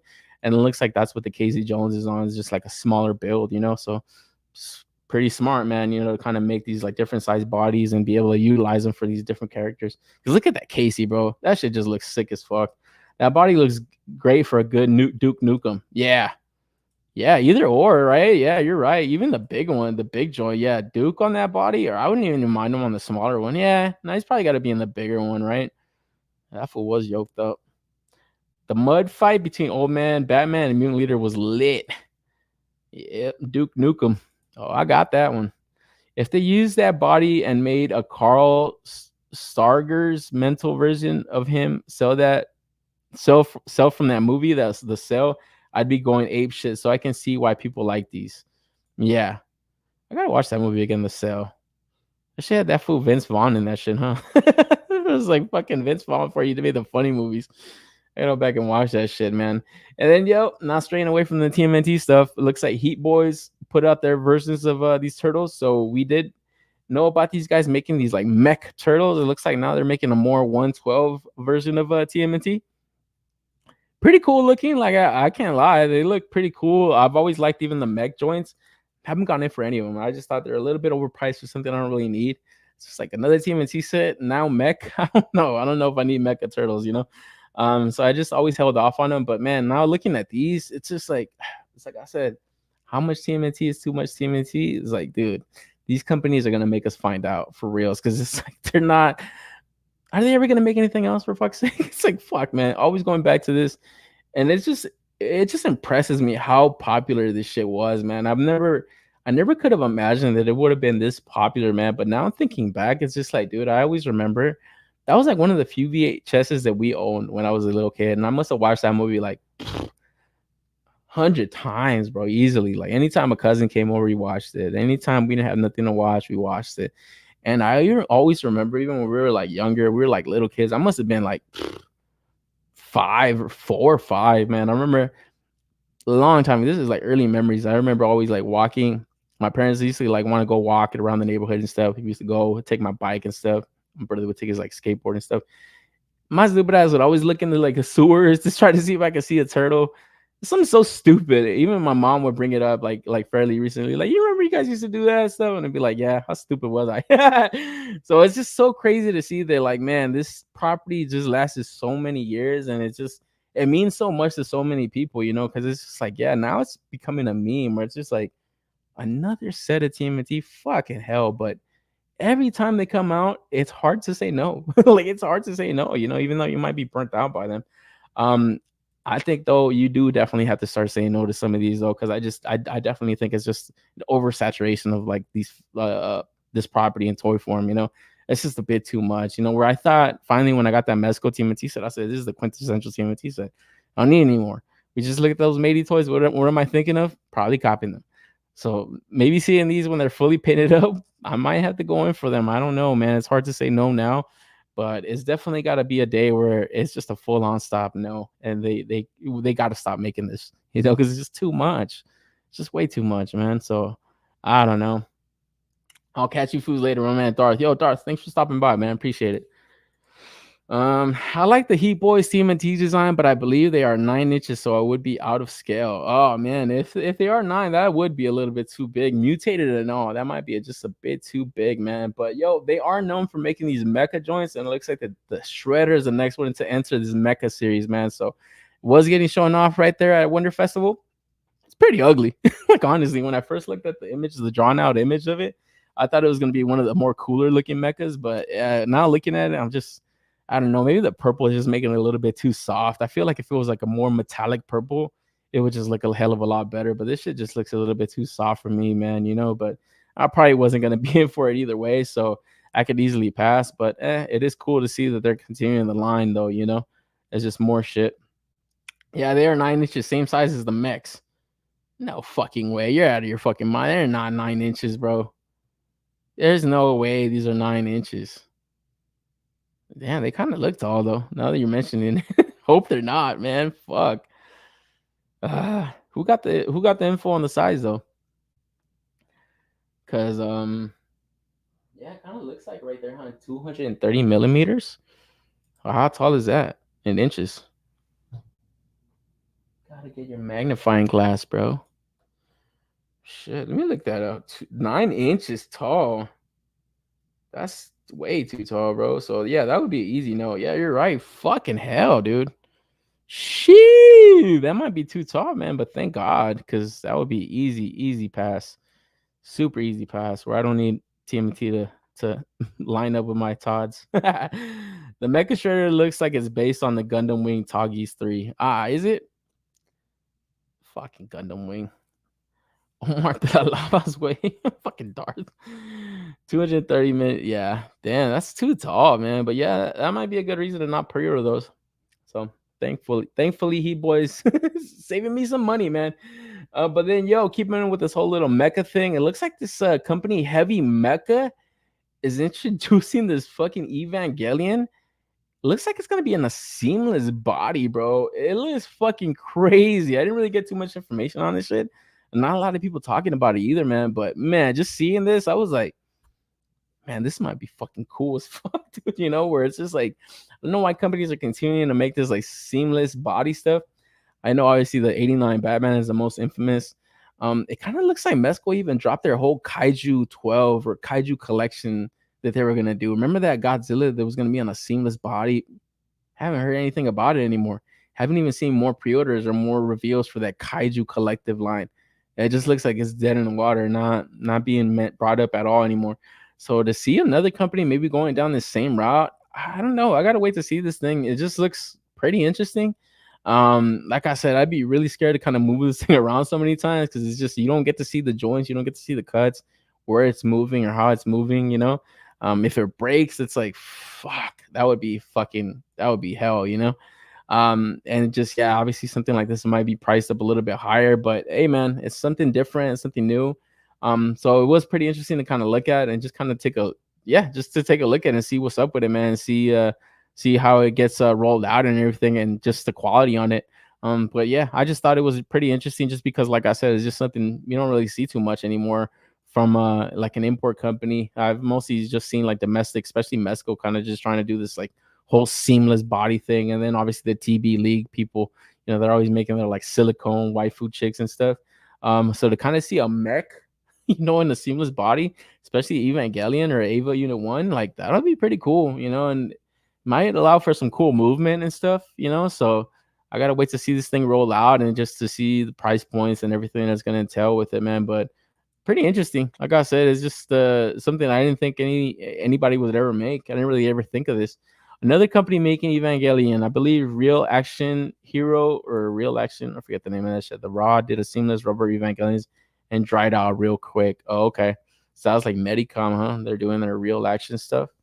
So I don't know. Yeah, maybe that might be a miss, man. But then from there, move on to the Storm Arena, guys. And man, Batman didn't catch your attention. TMNT didn't catch your attention. This all new 6-inch, more true 112 Storm Street Fighter line definitely caught a lot of buzz, man. Because yeah, this is one of the things that kind of kicked off this whole event, was just seeing these like images getting flooded on Instagram and X by like Mr. Lee and everybody that was out there. Shout out to Mr. Lee. I think he was the one that took pictures of these in-hand images of this Ryu and Ken. And yeah, man, out the gates, guys, I gotta say, man, it's like I said a few weeks ago, kind of annoying that you get a company comes in, knocks it out of the park, home run after home run after home run, and on a property that nobody was even gave a fuck about. Nobody was doing that much. Nobody cared. Nobody thought anybody would be in for these figures. Company finishes out an entire line, puts out all the figures, at least shows them off, getting pre-ordered pretty well. And then you see all these other companies just jump on the bandwagon and start making figures, and just it's almost kind of annoying now, you know, because it's just like, as cool as these might look, it's just like, man, bro, where is it gonna end then? Are we gonna have 4 different Ryus from 4 different companies? Are we gonna have like one Amazing Yamaguchi, one Storm, one Jada? Obviously, the price points are gonna be different. I don't know. It's a free market and companies can make whatever they want, but this is definitely a response to Jada Toys, man. These 6-inch Street Fighter figures could be a game changer, especially for the price points that they're talking, man. Shout out to Cobra. He actually got to share a little info from D Amazing. I actually got some images from him too on his Instagram. Apparently, these are gonna be at a $30 price point. Where, dude, it looks like they went to the factory that Jada was doing, stole their molds, stole everything, and are pretty much just producing the same figure, man. Where like just the body, it looks like a Jada Toys. It just looks like a fucking Jada Toys, just maybe with like just maybe more premium materials, I guess. I don't know if I want to say it's more premium, but it kind of looks like it. I definitely like the look on the texture of like the arms and stuff, and obviously it's got more shading than the Jada Toy stuff, so it's definitely gonna offer a little bit more of an import quality to this stuff. And if the price points are at $30, man, I hate to say it, but man, hey, dude, you know, competition breeds excellence. Even though as annoying as it might be, it's just going to be something that, you know, maybe Jada Toys wasn't going to do Street Fighter Alpha 3. You know, maybe it was going to be a while for they get to like, you know, Marvel versus Capcom designs and stuff like that, or X-Men versus Street Fighter, because this is like the Ken that I've always said that I want. Is just something about the head sculpt that's not really doing it for me. Like the top of his head kind of looks a little bit too small for like his lower half of his face, you know. But I've always liked this Ken. He always had like the longer hair with the fucking red band in it. It just looks so fucking cool. The yellow gloves just more distinguished out. And then the Ryu too with the white bandana. Always love the look of this shit, man. So probably gonna get me for these, man. I'm not gonna lie. It's just kind of looking through like the character roster for Street Fighter Alpha 3. It's just like, was Jada Toys gonna do this? Maybe, maybe not. It just looks almost like an oversaturation of the market now on Street Fighter figures, you know, because like even you got third-party companies now making it. You got Amazing Yamaguchi, then you got these like third-party Chun-Li and Cammy figures coming out well, they look like fun figures too, and it's just like I'm pretty sure when these guys show off a Cammy from that game, it's like that's gonna be hard to pass, man. So it's like, dude, I didn't want so many Street Fighter figures now, and now seeing this, now it's kind of making me almost want to pause on pre-ordering some of the Jada stuff. Where it's like I thought I was gonna be all in on that line, but now it's just like, man, do I want 3 Cammy figures? Do I want this many? Maybe not. Maybe I just pre-order the best one and then that's it. Mix and match my collection. So I don't know. What are your guys' thoughts on this, man? Because like I said, this is something that really caught a lot of attention. Here I have a shot shared by D Amazing where it's comparing like the old Storm collectibles to this like new Storm Arena line, and just look at that. It's just like, why the hell did they ever make their figures so fucking large? Knowing that a lot of people like more true 112 stuff. It's just it's like it blows my mind that a company is just going to be that like hard-headed into doing this stuff. Like me, like I said, it doesn't really ever like dictate my collecting habits. Like I bought a Storm collectible, a couple of them. I buy McFarlane sometimes. I don't really care too much, but the majority of people care. So it's like, as a company, to plant your flag on a certain size, knowing that they could be selling better if you just scale them down a bit. Like, why would you ever continue making them so fucking large? It just blew my mind, So definitely gonna be a game changer for these guys, man. Because along with Street Fighter, it looks like they're also gonna make a 6-inch Baki Hanma. So yeah, look at this thing, man. Where, like I said, we talked about the Baki figure previously, the regular Storm collectibles one. Look at the size difference, man. So here, all the way on the left, you have the 1/6 version. I think that's set to release or set to go for pre-order. And then you have in the middle their I guess the second version of Baki, or the first version. This is just regular Storm collectible size. And then you have this new Storm Arena. And just look how much more better that looks for people, man. For just anybody that wants to be uniform in their shelves and more uniform in their collection. It's gonna blend so well with all your other imports, all your other domestic stuff. It's just fuck, man. It's just crazy to see that they're gonna do this now. Have these fuckers finished any roster? No, they haven't, man. So that's what I'm saying. That kind of leaves a little bit of pause, right? Because it's like, for sure out the gates they're gonna drop obviously Ken and Ryu. Look how much Ryu is here though. This is basically different color, different head sculpt. That's it. So, maybe shading on the skin, and that's it. That's different. That's the only difference. A little paint and the head sculpt. That's basically it. So obviously you're gonna see probably like Akuma and all this stuff. But man, it's definitely gonna be a while before they finish any roster, man. So that's probably why I think the smarter collection is still to continue with the Jada stuff. Storm wasn't even halfway done with Jada, did their homework for them. On the bright side, we'll see 4 figures from them in a decade. Yeah, like I said, it's going to be a slow burn, man, for sure. Deal breaker between Jada and Storm Marina is who makes a better Cammy, Chun-Li, and Rose. Yeah, I can't wait to see their Cammy, bro. I think their Cammy is going to be a banger. They lost the Mortal Kombat license at the worst time, though. They could have been the first to put out true 112 Mortal Kombat figures. Exactly, bro. It's like, why did they make these decisions to continue making these like they had to have seen their pre-orders too? Like, does nobody like Mortal Kombat? No, dude, it's just this fucking scorpion is 9 inches tall. Like, no, bro. It's just like, make them to fit with fucking Hasbro. Like, that's the easiest thing to kind of just generate your scale by, is just closer to Hasbro, closer to Mayfex, maybe a little bit taller than Figuarts, and you're in the money, bro. Like, seriously, it's crazy to think that, right? That they had the whole Mortal Kombat license to themselves, and they didn't do fucking goddamn thing with it. So it's like, fuck, Where now I feel like if they do get the Mortal Kombat license again and they start making this Storm Arena stuff, I'll get them, man. I'll get them, happily get them. So probably gonna go in for this Ryu and Ken just to check them out, just to see the quality on them. But I don't know. I gotta really kind of differentiate now every release, especially even with Jada. Now, now that this company's throwing their hat in the ring, and then they look relatively the same. I wish we got a picture of them side by side with the Jada toys. They look relatively the same, so it's gonna be hard to kind of pick and choose, man. And then keeping it with this whole fighting game stuff, we getting the Tenchi Studio stuff. So it looks like a couple of their figures coming out for King of Fighters pretty soon.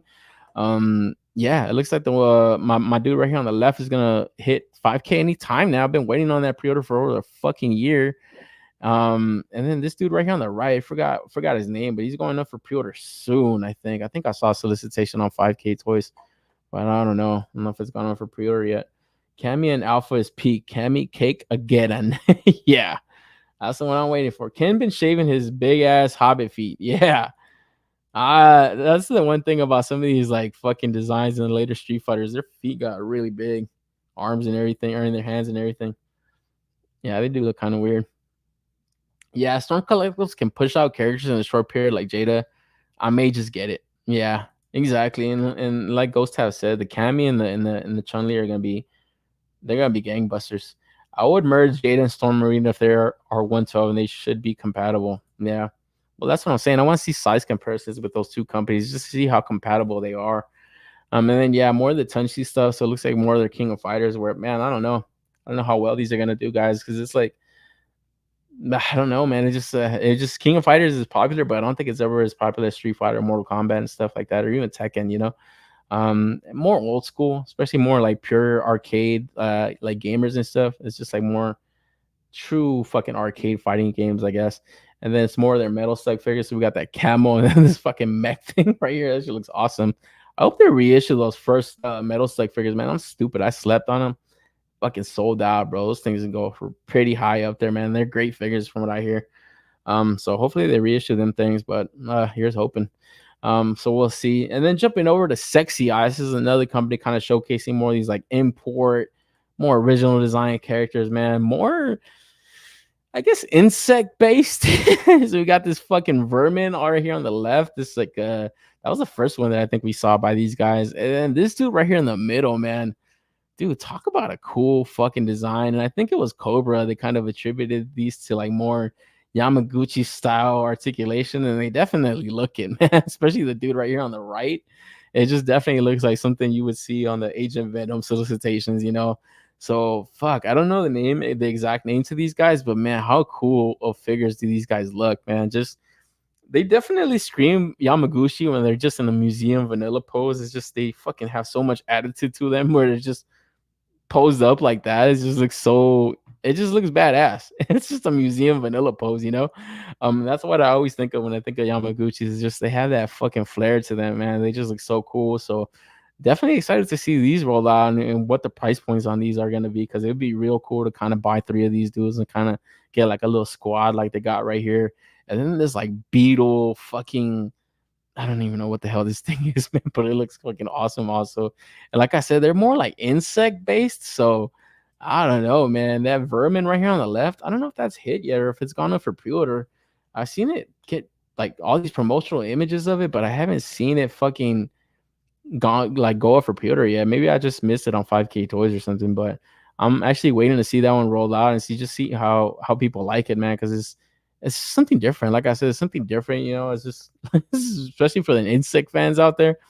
It just kind of reminds you of some stuff you see like with Snail Shell or some of these other companies. Just I don't know. They're just not aliens, not fucking robots and superheroes anymore. It's just getting more anthropomorphic, even more of these like gross, grotesque bug licking things. It looks like it makes for cool designs and toys, Yeah, getting to see some of this stuff. Anybody pre-order that vermin, or has anybody seen that vermin going for pre-order? Because I haven't seen it yet. These look dope for real. I got the bug alien chick on pre-order. Pricey as fuck if they are all going for that price point. Okay, so she has gone up for pre-order. That's that sexy ice bitch. Yeah. It might be a pricey collection. You're right, because just looking at the designs to them, it's just like I said, if you got all this original sculpt going to all your characters, man, it's definitely going to be jacking up that price a lot of the times, man. But I don't know. It looked pretty cool, and they're definitely going to be getting posed around pretty crazy, just based off of the stuff that I've seen with that Vermin chick, and then those the little squad, and then this dude.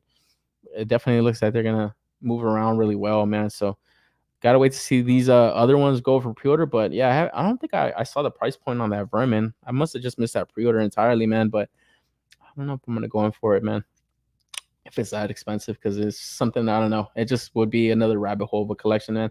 And then jumping over to the Romanky stuff, like I said, this is the stuff that kind of looked a little bit like the Morphig stuff. Especially like some of these chicks right here, it just kind of has like the same kind of proportions, a little bit the same designs, man. But like this Mantis chick and stuff, like they just look so awesome. It just, I don't know, it's just something so seductive about them, even though they look pretty grotesque in their own way. It just, I don't know, it just looked pretty cool design wise. And then these guys also, like I said, with the sexy eye stuff, it's like more insect based anthropomorphic figures, I guess. And these guys are pretty much there with them. It's just, I don't know, it just looks super alien, super, I don't know, even fantasy. It just looks like something you would see in a fantasy fucking manga or comic or something. And then yeah, it just looks super sci-fi and alien also, So that's the one thing I always trip out about, like bugs and shit. They just look like fucking creatures from outer space, and that's why I think like the Four Horsemen, when they're doing their cosmic legions, they really go hard on like the insect design qualities to their stuff, because they already look like fucking aliens and shit. A lot of these bugs, like all these eyes and stuff. So this shit looks right here looks pretty cool. And something different too with these romantic guys, because I know they got put on the map with that female body that they put out, and then the male body, that blank body. I don't know if that's hit yet, but I think that's gonna hit pretty soon. It just looks like they're packing a shit ton of articulation to this stuff also, man. So I don't know how well these are gonna move compared to like just those blank bodies. Because it's just their designs look a little bit really ambitious, especially this guy. Look at this thing, bro. It just looks like a beetle king and shit. It's like, you guys remember Beetleborgs? This ain't it. But man, it just looks cool as hell. And then look at this thing on the right. I don't even know what the fuck this thing is, man. I don't know how expensive it's gonna be. I don't know how it's gonna move or what the hell, but it just looks like something somebody dreamt up, and then as soon as they woke up, they just drew the shit down. So they didn't forget it. It just looks something hella different. So I don't know, but these things look pricey though. I got the sexy ass mantis on Gundam or 75ers, but it's like 103 on other sides. Oh, okay. Yeah, that's what my man knows. So around 80 plus. All right. That's not too bad. HLJ. Okay, I gotta hop on HLJ then and see what's up with it, man. Because yeah, $80 isn't too bad. I was kind of picturing 140-ish or 120-ish around there. That would be a little bit too pricey. So yeah, 75-ish isn't bad. Vermin Mantis got that at least, but I'm digging these sci-fi monsters from Romanki. Yeah. Okay, yeah. So that Vermin Mantis from Sexy Eyes, I gotta see what's up with that one, because I like this one a lot better than this. I like this one a lot better because it just looks like more bug, And then this one right here just looks like, I don't know. Yeah, it still looks bugged out, but I don't know. I actually like these ones too, But fuck, how many of these bugged out chicks do I need? Oh man, these guys look badass too. They look sick as fuck. So let's wait and see. These ones not so much. I feel like these ones are a little bit too much out there, and even this fucking thing. It's like, what the fuck is this thing? Why do I need it? I don't think I do need it. It just looks very ambitious. So I don't even know if this will be seeing the light of day. Some of the times with some of these, I just think it's like companies just showing off cool stuff that they've been working on, but I don't know if they can ever put these into production. Maybe, but something like this, it just looks like, really? Dude, you guys are gonna make this thing? I don't know about all that, man. And then they got this pterodactyl girl, man. So fuck, this one was cool as fuck, man. As a dino lover, I like this one. This one really stood out to me as far as just something so different. Also, it's kind of got that bugged out looking feel to it also, but I don't know, it's just completely different. I ain't never seen before. So waiting to see this one go for pre-order, because I think this one had been shown off previously also. I think I saw something like their X account or their Instagram account one time with this, and that was the first time I saw it. So to see it's like a fully painted out prototype, doesn't look like it's too far away from the fucking going into production, So I'll see what's up with this one, just because yeah, it looks like something fucking dino based. I love dinos. Oh man. Here Omar talk about these bug ladies. Looks like a new interest has awakened. These bugged out bitches. Yeah, I don't know, man. Like I said, they definitely know how to make bugs look sexy. It's like, oh man, they look so gross, but it's just like, man, why am I getting seduced by this mantis chick? She's looking at me, bro. She gave me the look. And then this one too. This one looks fucking super out there, but I like it. And then right here, it looks like they got some kind of, I don't know. This one looks fucking cool as fuck. I don't know what it is. I was gonna say like some Oni looking dude, but it just looks like something different. Also, kung fu, something crazy. It looks awesome though. I like how it looks. And then we had been seeing this body getting teased out a lot. This big, beefed up body, dude with the Chuck Taylors and shit. Nothing else on. So I gotta wait to see this one. This is the dude that came with like those boxing gloves and shit. So I don't know. You ever catch bugs in a jar? Fucking NYC. Oh man. Bugged out bitches. You can apply that to anything. You can apply that to these ladies or some of the chicks you made out here in the street, man. These bugged out bitches.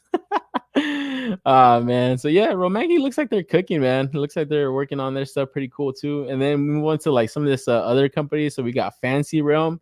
They showed off the more like their deity demonic stuff, and man, this is some shit I can't have in my house, but I just can't fucking fuck with this goat fucking devil thing. Like, I got the Bartholomew Vex, I think I'm good there, but some of these other deities, they don't look bad. Like I said, I think we've had talked about that Thunderbird, that blue lightning Thunderbird dude a while ago.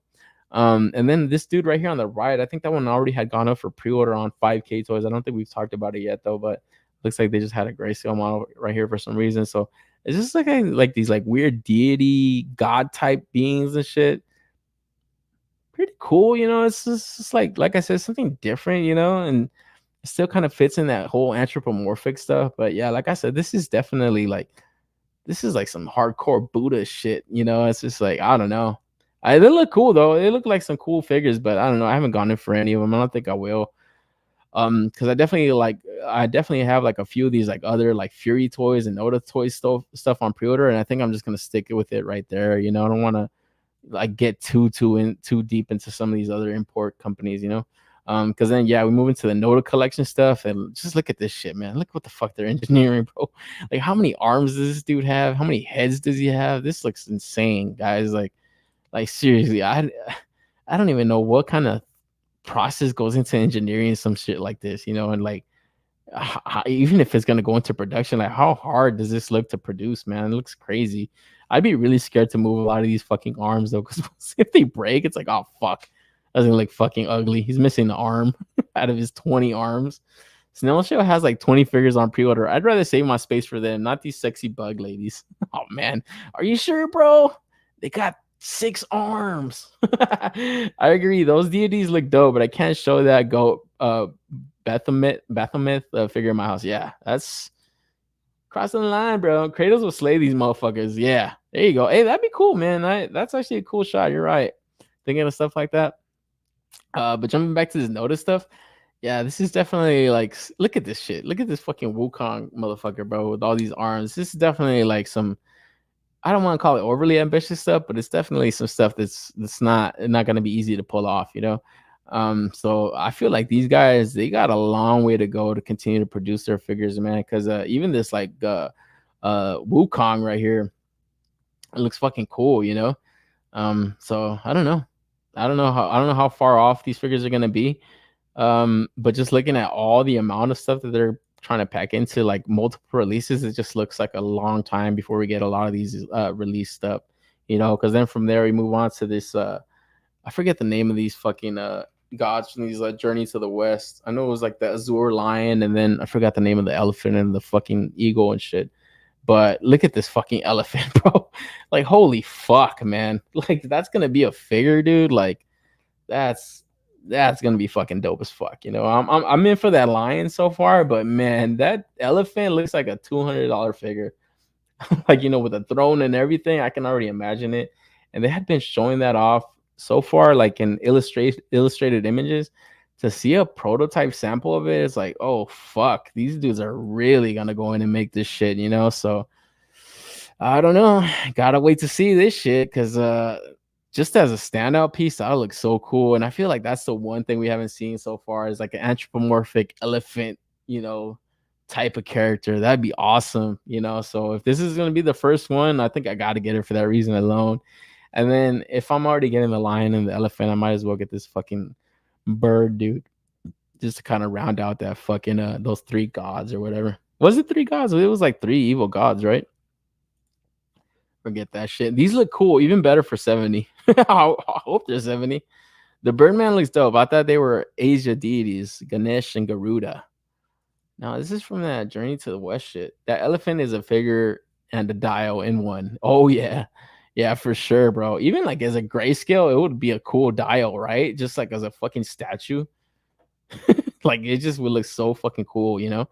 But yeah, it just looks like they're continuing to cook more of this just like Chinese folklore stuff. It just looks really cool, you know. And it's like I said, these guys are like based out there. They're making stuff that they're they're used to. It's the part of their culture, and it just looks so cool into action figure form. Also, it doesn't always have to be a third party Boba Fett. You know what I'm saying? It's like, fuck, make cool stuff.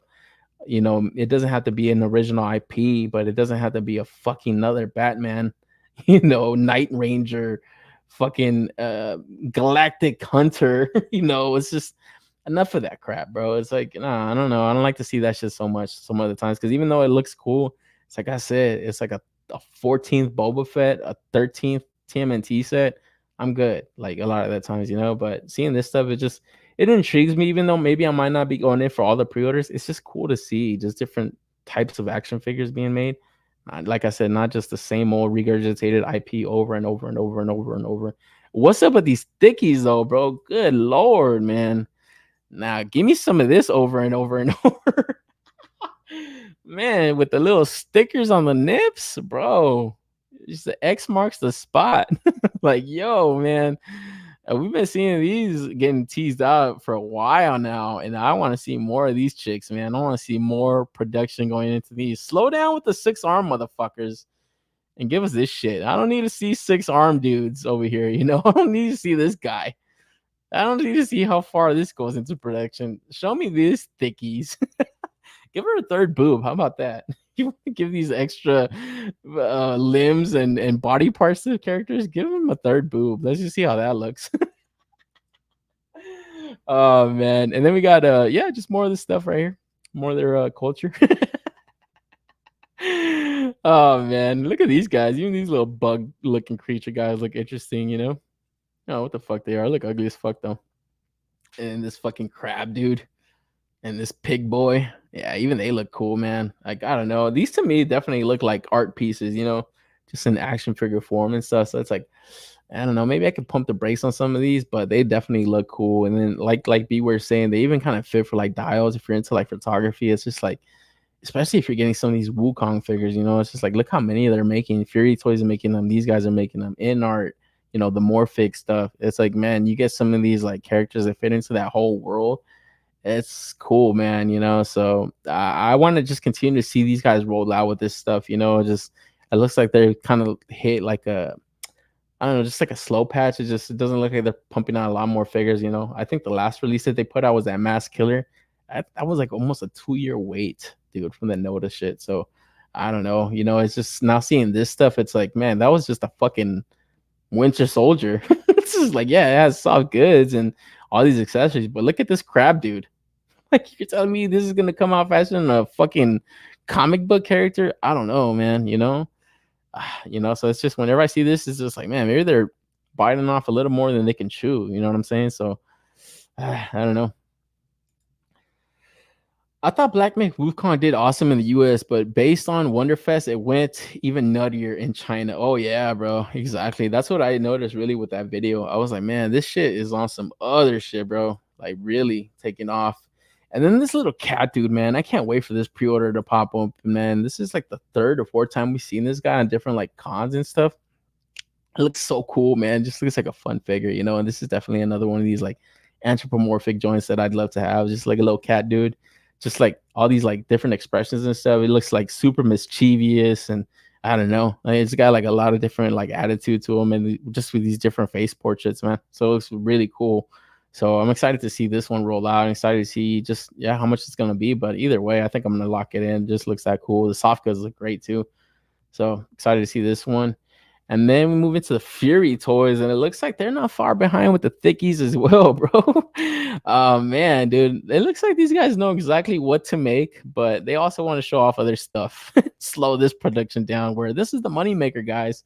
This is the stuff you guys need to just scrap everything else, pause everything else, focus on the moneymakers, man. Because this chick looks pretty dope. Like she just looks awesome. I like her hair design and stuff. It kind of reminds me of Yor from a Spy Family. It's like, yeah, bro, if you throw fucking that dress on this figure, man, bro, you're gonna have yourself a better third-party Yor forger. So anybody that got that Fig Arts, guys, you guys would still be in for this one? Because I don't know, this looks a little bit more right proportion wise. Thickies, yeah, the thickies, bro. I'm excited to see this one roll out, man. Because yeah, like I said, it looks very familiar to a certain anime waifu, you know. So gotta wait to see that one rolled out. And then it looks like they're showcasing more of these female chicks. And guys, these chicks look like they want to ride something. A fucking tiger mount. Oh man. Oh man, I had to hit you guys with that one, bro. I was waiting for that one all fucking show. 3 hours in, I was waiting for that joke. So stupid. Oh man, but Fury Toys do it along with these thick baddies. They also showed off these dope ass tiger mounts, and we had been seeing these getting teased out for a while now up on 5K Toys. They keep showing these things off. And man, finally getting to see them like armored up and without the armor, just showcasing like the articulation that they're gonna pack into them. Like, man, I can't wait for this pre-order to open, bro. Like, this is instant pre-order, man. Like, they just look so sick.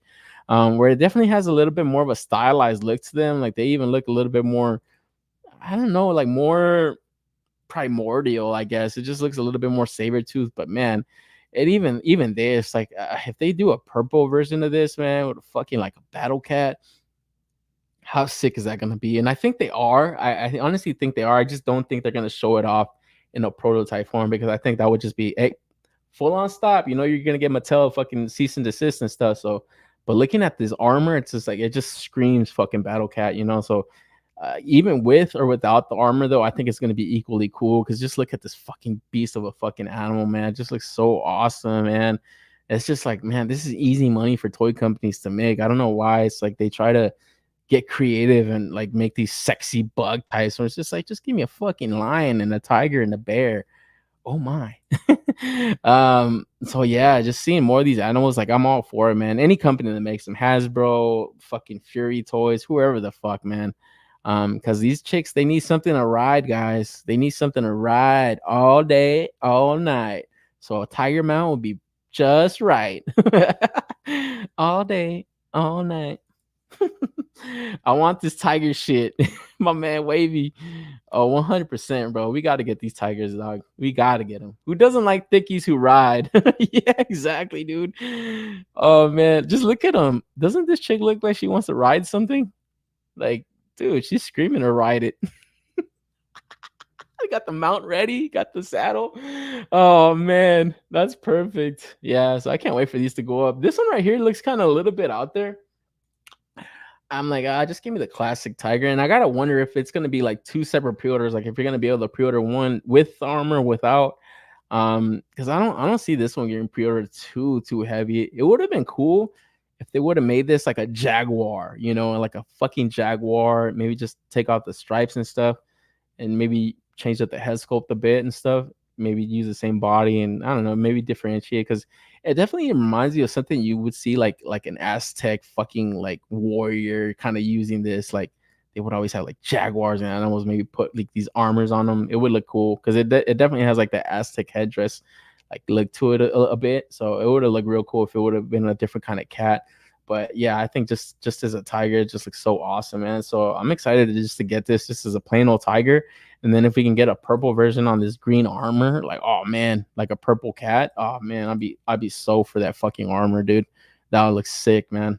And then we got to see more I guess final images before these hit is these shark guys. These Fury Toys, I forget the name of them, but they look fucking cool. And I don't know, I think I'm still in for them. I saw a lot of people now that they got like more closer images of them, like closer to production. I don't know. I think I heard some people kind of jumping off of them, but I still think they look equally cool. You know, I only bought that one Street Shark, and I kind of am thinking about buying the other three. Then I don't know, just kind of blending these all on a little fucking shark show. It look kind of stupid, but I don't know. I always had that King Shark. I had the King Shark right there with my one Street Shark. It just looks so odd. So to get more shark anthropomorphic figures is just like, why do I have so many of these? Why does it make sense? I don't know. It doesn't, but it would look cool, you know? This is like shark guy right here, shark boy. So yeah, I'm gonna wait to see these hit 5K Toys, man, because I do got them on pre-order. And then their Azure line. So this is another one. Like I said, it was two different companies kind of making the same kind of thing. So they're making like that Journey to the West stuff also.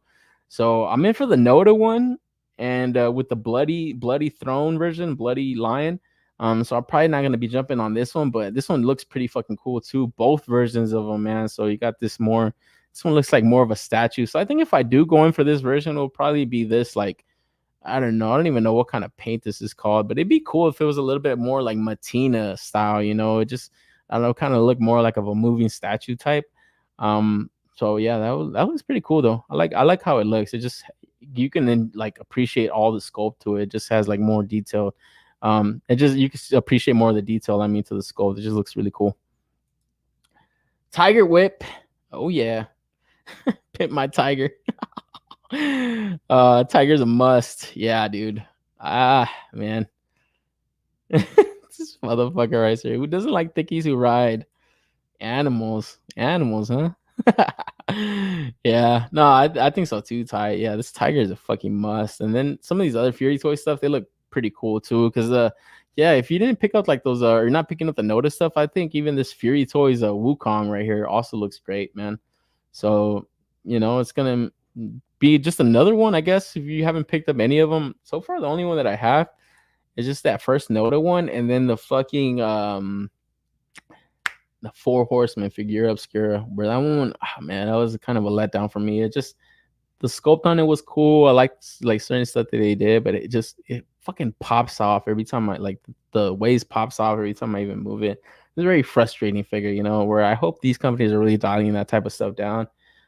You know, and then we get to take a look at some of their like fantasy type stuff. So we get these dwarves, and man, bro, this is like the first company to ever make dwarves look cool, man. Like seriously, I think these look fucking awesome.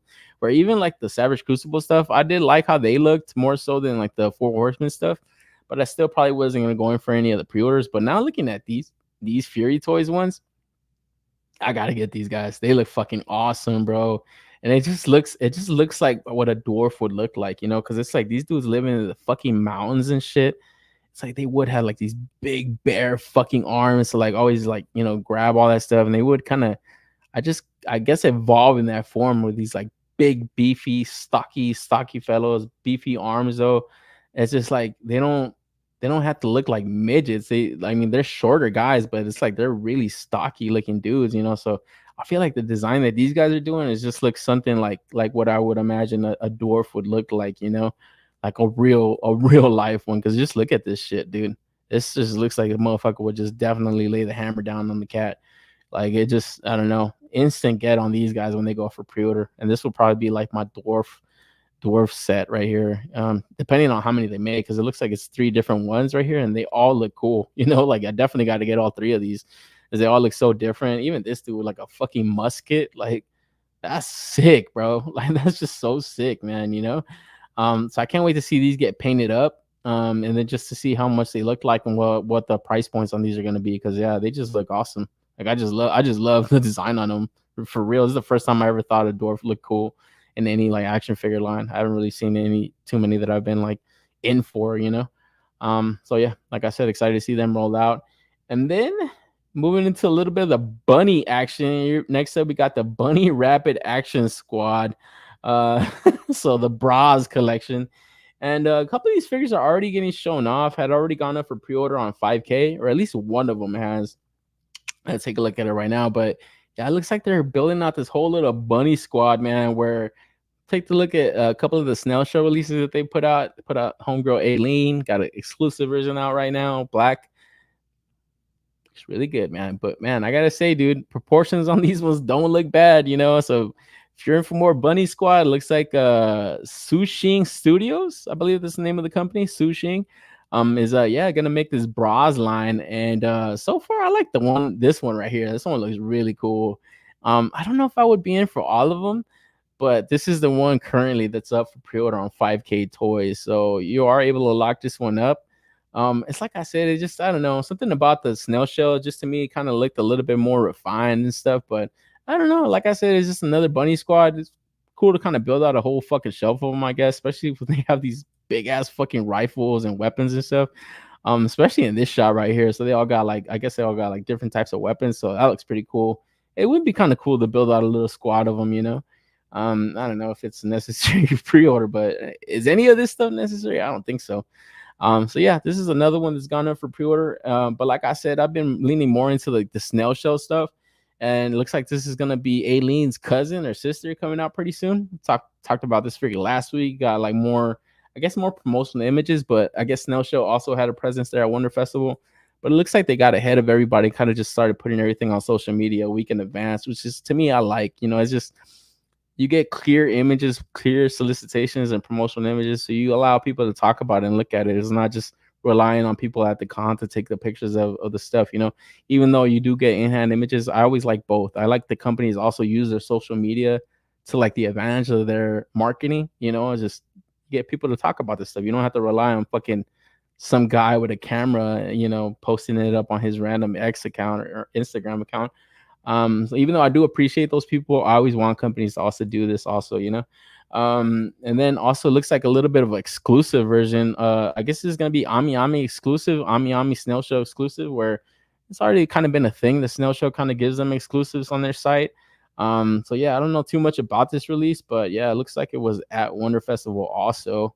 And it looks a little bit out there as far as the design. Looks a little bit too, I don't know, too much shit going on. I don't really like it too much.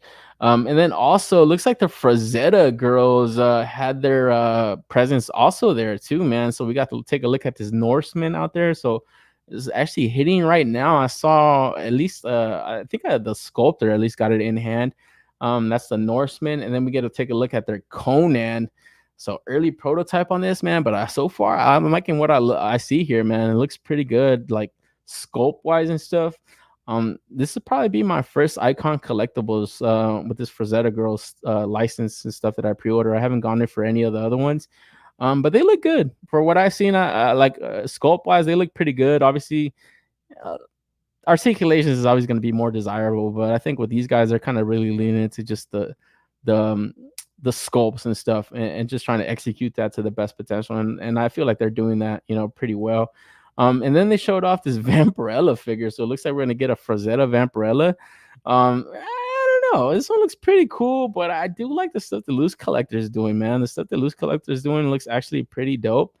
So I don't know. I haven't gone in for the Loose Collector stuff because I always thought those were overly priced. But this one just looks a little bit too Super 7-ish to me, kind of. I just wish they're females. I don't know. I like the bits. The sculpt looks good, but it's just something about it. Like when you see these single joints, it's just, I don't know. It looks a little bit left to be desired, But Vampirella is a cool one. I'm sure this one's gonna get pretty heavy. And if it comes with this little stand display, I can see this one getting ordered pretty fucking heavy, man. So yeah, it looks like this was probably going to be the next one to go for pre-order. I would have thought it would have been the Conan, but it looks like this is super early model, and then it looks like this Vampirella is already painted up and ready to go. So I can see this going up for pre-order relatively soon, maybe this month, especially with Halloween kind of kicking in and stuff. But then speaking of Loose Collector, they actually had a video for like a Kickstarter that kind of went live.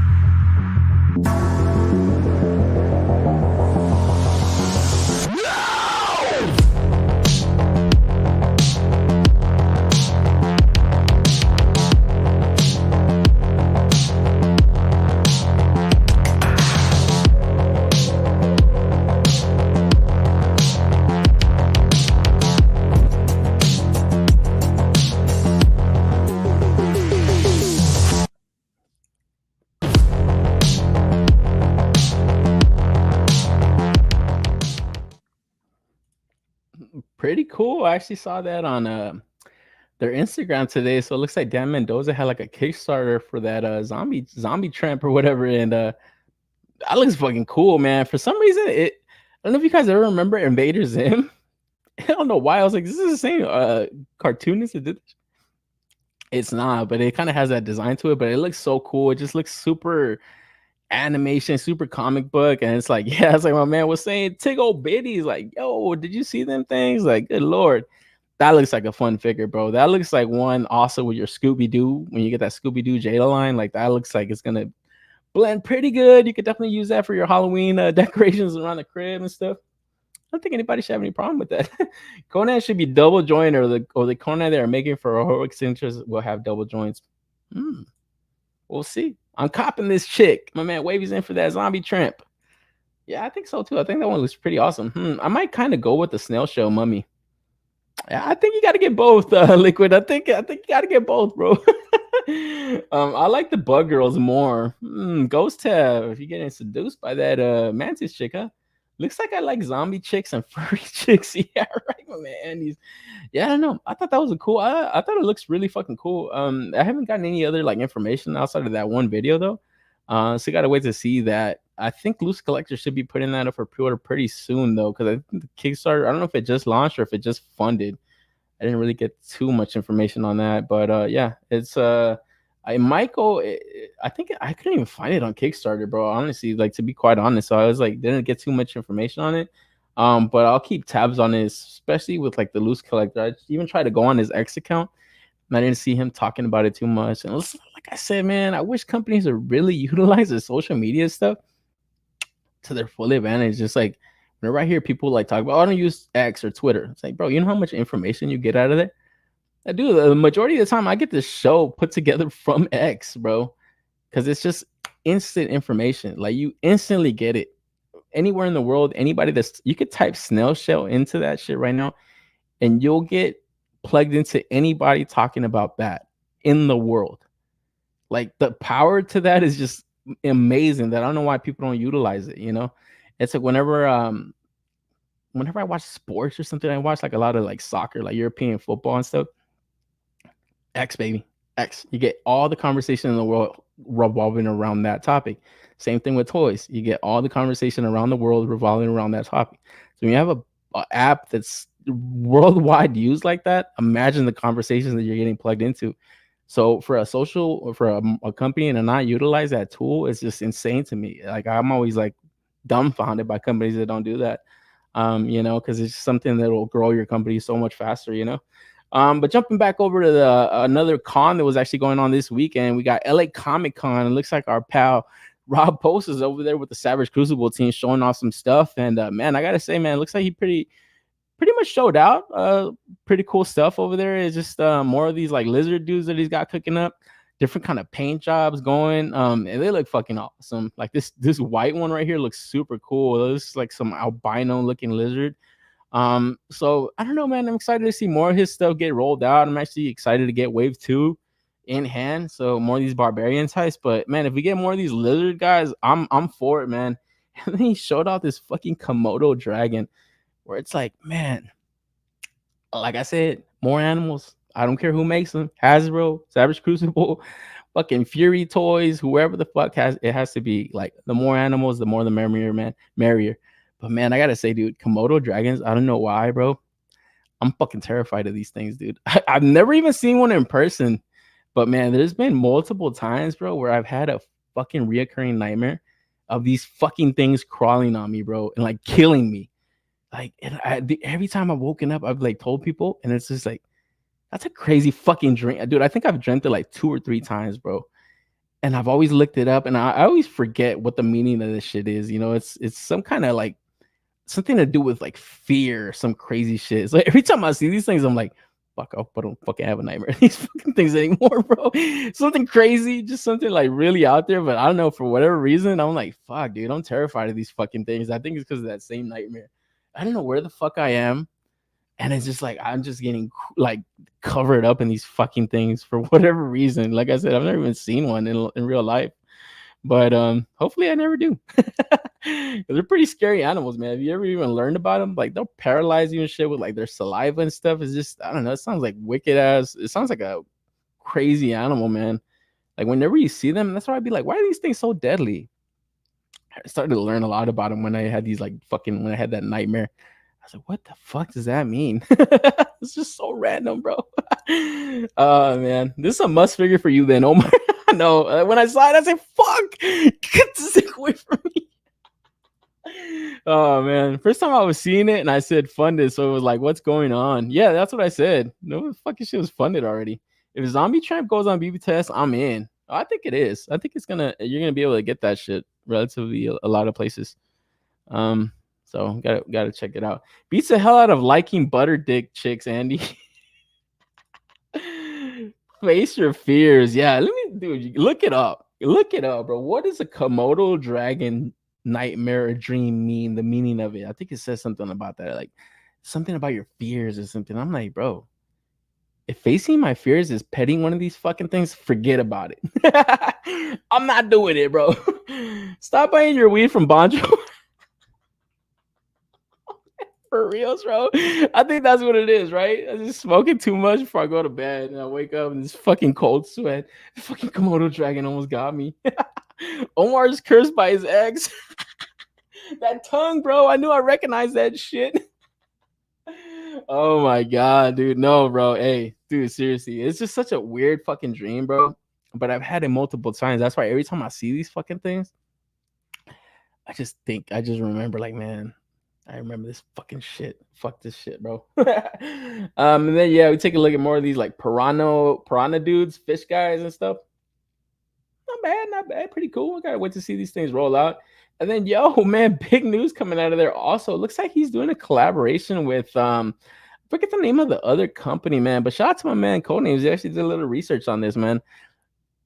Monster Hunter being made by Savage Crucible. It looks like these guys and like the company that is making this figure operating in the same factory. And yeah, it looks like they're kind of doing a collaboration to kind of put this thing out. So we're gonna get to get dragons through Savage Crucible. Pretty fucking cool, man. Like I've always admired those Monster Arts figures. Never went in for them, bro. The SH Monster Arts stuff that they did, I thought they looked cool, but man, like I said, I've seen reviews on them. Very fucking fragile looking pieces sometimes, very expensive too. So if these dudes put this thing out for like, you know, relatively $80-$100 price point around there, maybe cheaper, hopefully, man, it'd be real hard to stay away from them because yeah, this just kind of blends into like a whole fantasy display also, you know. So it's like a fucking dragon, bro. I know everybody's waiting for that 4 horseman dragon. Hopefully they don't let you guys down, guys. But if not, be on the lookout for these guys because it looks like it looks like Savage Crucible or Harbinger Studios doing a collaboration with, I forget the name of the company, man, but it looks like they're gonna put together some of these Monster Hunter figures out there. So that'd be pretty interesting to take a look at. Sorry, the image sucks. This is probably the best image I could find. It's kind of surprising not a lot of people took pictures of this thing because it looks so fucking crazy. Lizard pissing in your greens, bro. I know. And I'm not like lizards, I'm not even like particularly scared of, but something about a fucking Komodo dragon is just fucking hell. Maybe it's the name too. It sounds gnarly. But enough of that, guys. I'll face my fears one day. Because then also, along with that, they also had a big reveal there, man. We got this Eldrick Michael Moorcox. I like that name, right? That's a good fucking porn screen name, bro. Michael Moorcox. Oh man, that would be my porn. Omar Moorcox. Can you think of a better on-screen name than that? No fucking way, man. But yeah, it looks like Harbinger Studios is gonna make one of his more, I guess, legendary creations and stuff. Elric of Melnibone. Hope I pronounced that right. Or Melnibone. I don't know if that's a French name. But yeah, dude, the original Witcher, man, looks like it's coming to the fucking Harbinger Studios Savage Crucible line. Or I don't know if it's under Savage Crucibles, but yeah, it looks like it's all new release from them. Looks pretty cool, man. Honestly, like when I was looking at this yesterday, kind of reminds me of Berserk. It kind of reminds me of like The Witcher.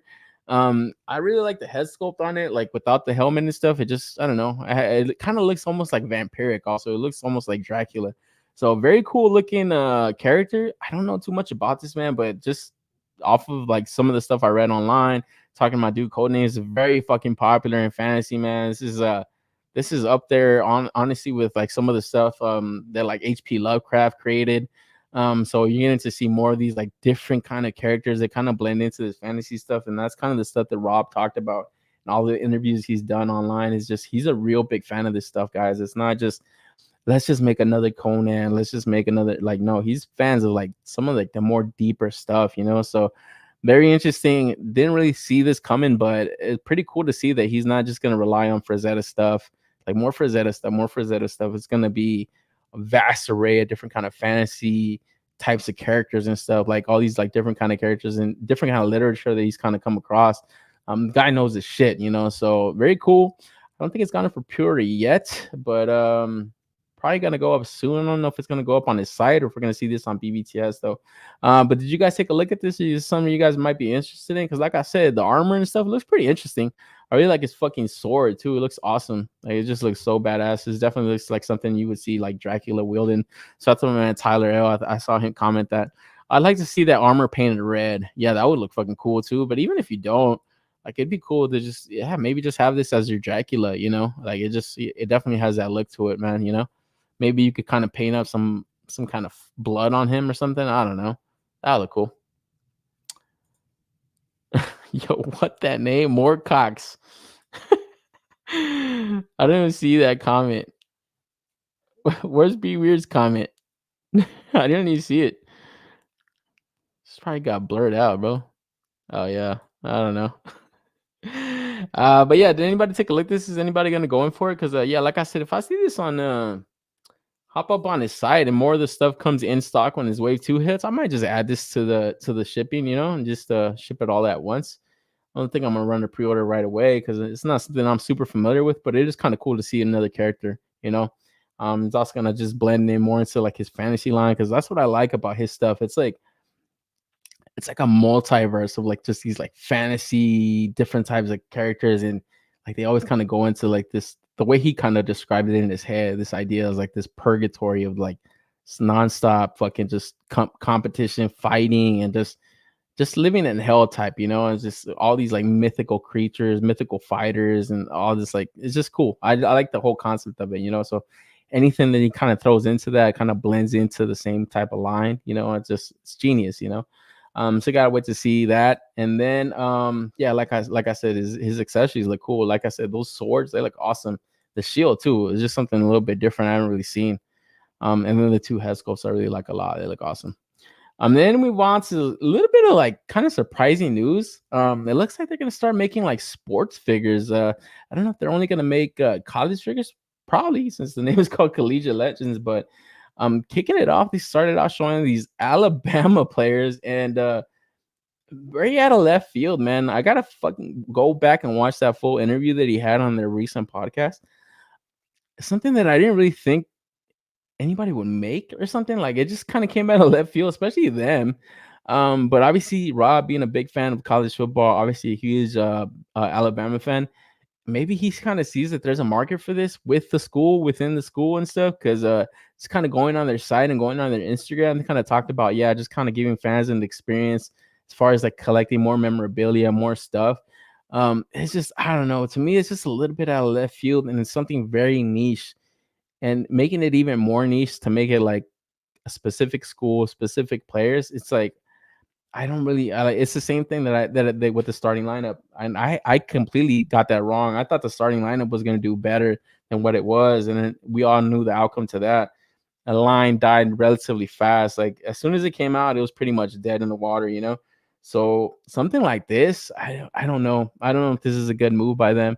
Because even then, like I said, that starting lineup line died so fast. They had a line planned out for NFL players, and Hasbro said, you know what, fuck this. We're gonna lose way too much money on this shit. Let's just pump the fucking brakes. So to see this get pumped out by like a smaller up and coming company, I don't know. I don't know if it's a good move business wise, you know.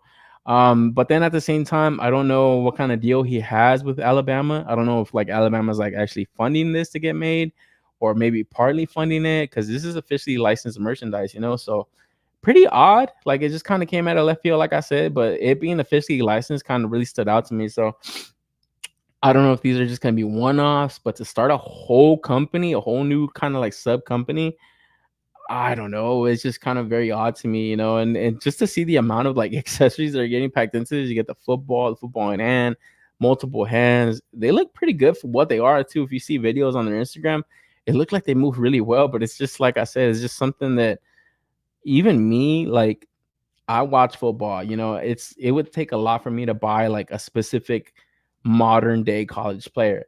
Like I think if they put out like a fucking college legends line, you get like a fucking Bo Jackson or Deion Sanders and shit, like stuff like that, then yeah, maybe. That's a maybe, bro. But something like this, it's just like I don't know, man. Like I don't know, I couldn't tell you if this is gonna sell. give me a fucking OJ Simpson and a USC fucking Trojans old school jersey. The juice is loose, baby. I'll buy it. But I don't know, man. So what do you guys think about this, man? Because yeah, like I said, to me, I feel like this is very, very random, and I don't think it's a good move, honestly. Just to be quite honest, I don't think it's a good move. But I do want to see more interviews with Rob and just to see what his take on it. And like I said, I do got to go back and watch that full interview just to see, or that full podcast, just to see what the thought process behind this line was, man. But what are your guys' thoughts? NYC, they better make like 5 of these. Know how many donuts to make. Yeah, exactly. You got to know how many to fucking produce, bro. And I don't think they're gonna have enough data on this. I just don't see it selling. These will sell at tailgates as much as beer. That's what I'm saying. It's like, dude, you would have thought that. You would have thought that with the fucking starting lineup figures. I thought those starting lineup figures were gonna get shown off like on basketball commercials. Like TNT was gonna broadcast them. Probably have them on set. I thought, it would have been easy money for them, but it just doesn't look like it's that. It's like, dude, this hobby is very niche, guys. It's very small, and like honestly, a lot of people that dedicate their time to like watching sports and stuff, they don't really have. I don't want to say all the people, but they don't have too much time to fucking get into action figure collecting and stuff like that. It's just, I don't know. I just don't see it. I don't see it selling well. Like I said, maybe for Legends, that would have been a maybe to just make them modern players. As good as a figure might move, it just, I don't fucking know. I don't know why I would need like a number 18 Alabama quarterback on my shelf. I don't know.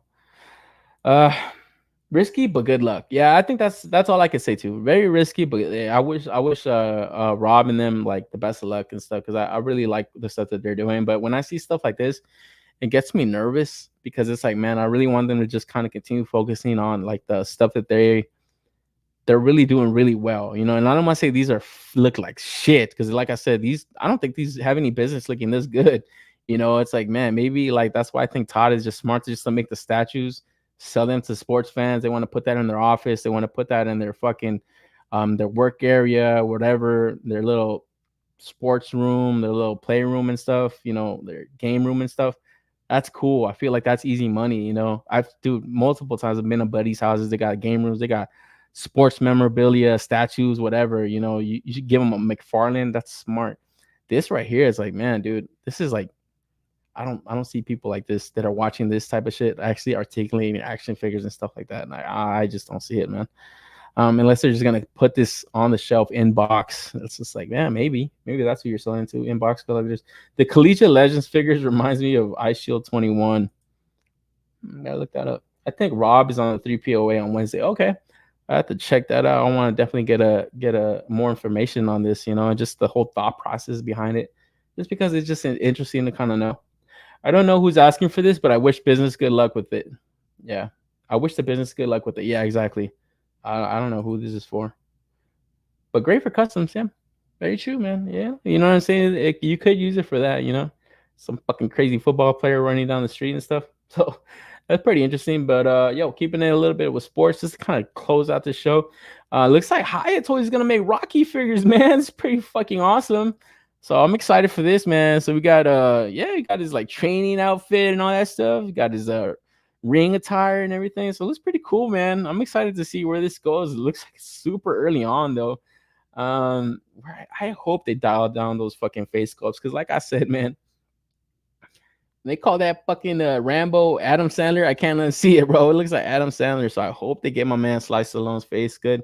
But bro, give me Apollo Creed and this Living in America look. Oh, bro, with the James Brown intro and stuff, man. That dude. Oh fuck, man. That scene, bro. Oh man.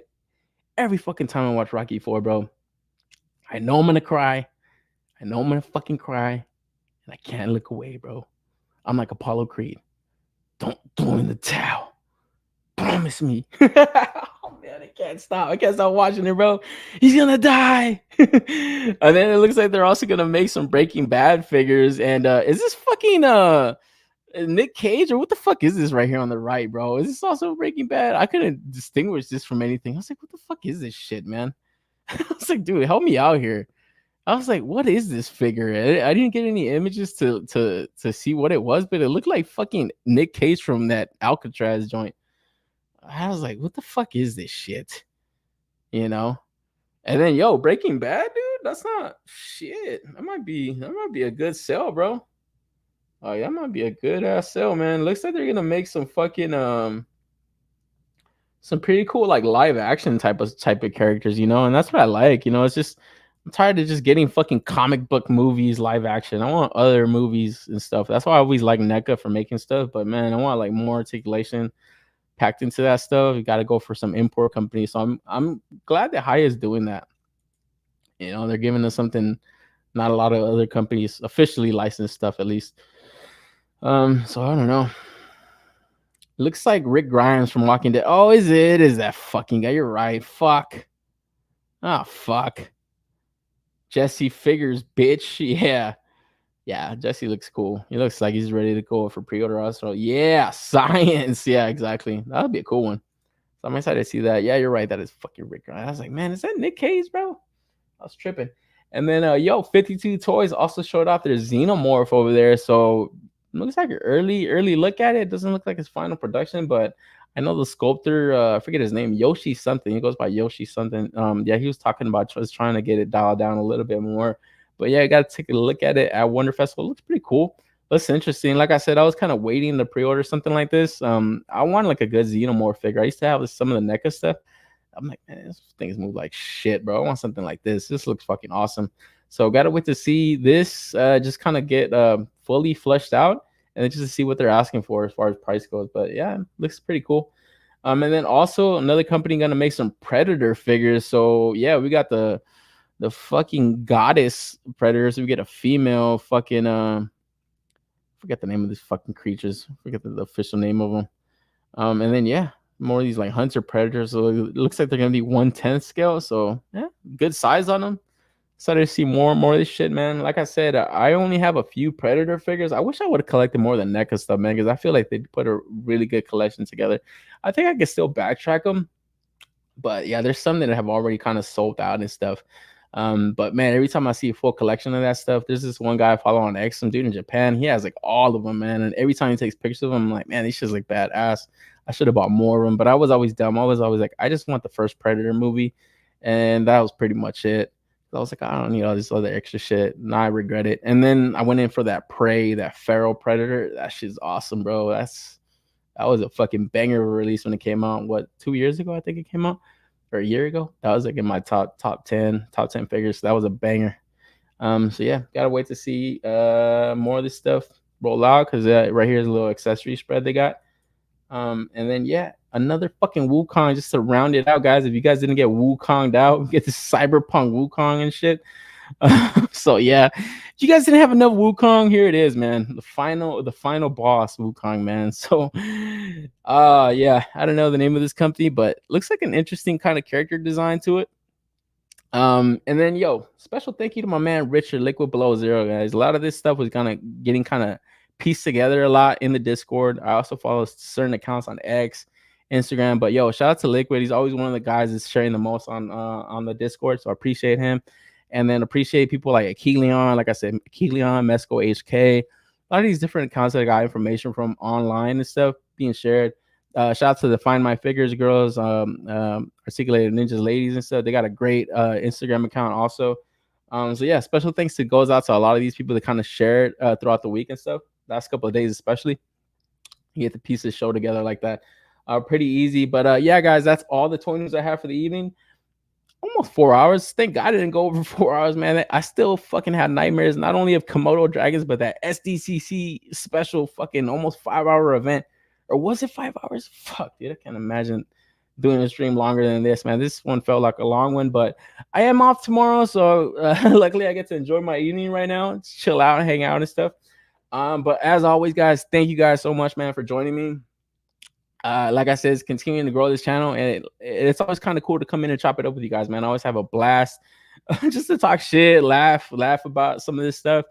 And yeah, just to get to share my thoughts, read out some of your guys, see where your guys' points are or perspectives are and stuff. And then yeah, kind of formulate my own opinions off of that some of the times too, and maybe change my mind on stuff. jump in, jump off, you know. I hope everybody can do the same thing though, you know. So thank you guys, man. I will be back next week, but yeah, it looks like maybe kind of closer to November. Might be taking like another little bit of a break because it looks like after NYCC, looks like we're gonna get like RumbleCon around the same time, and then after that, I think the companies are just kind of slow down for the rest of the year. But we gotta wait and see. I'll always take that on a week by week basis, man. But I knew this week was gonna be fucking special. I knew we were gonna have a lot of cool stuff to talk about. So yeah, guys, thank you guys, man. And as always, guys, keep collecting, keep buying those stuff, man. And remember, man, these are just my opinions. You guys have yours, I have mine. So you guys, peace out, man. Take care of yourselves, and I'll see you guys next week, man.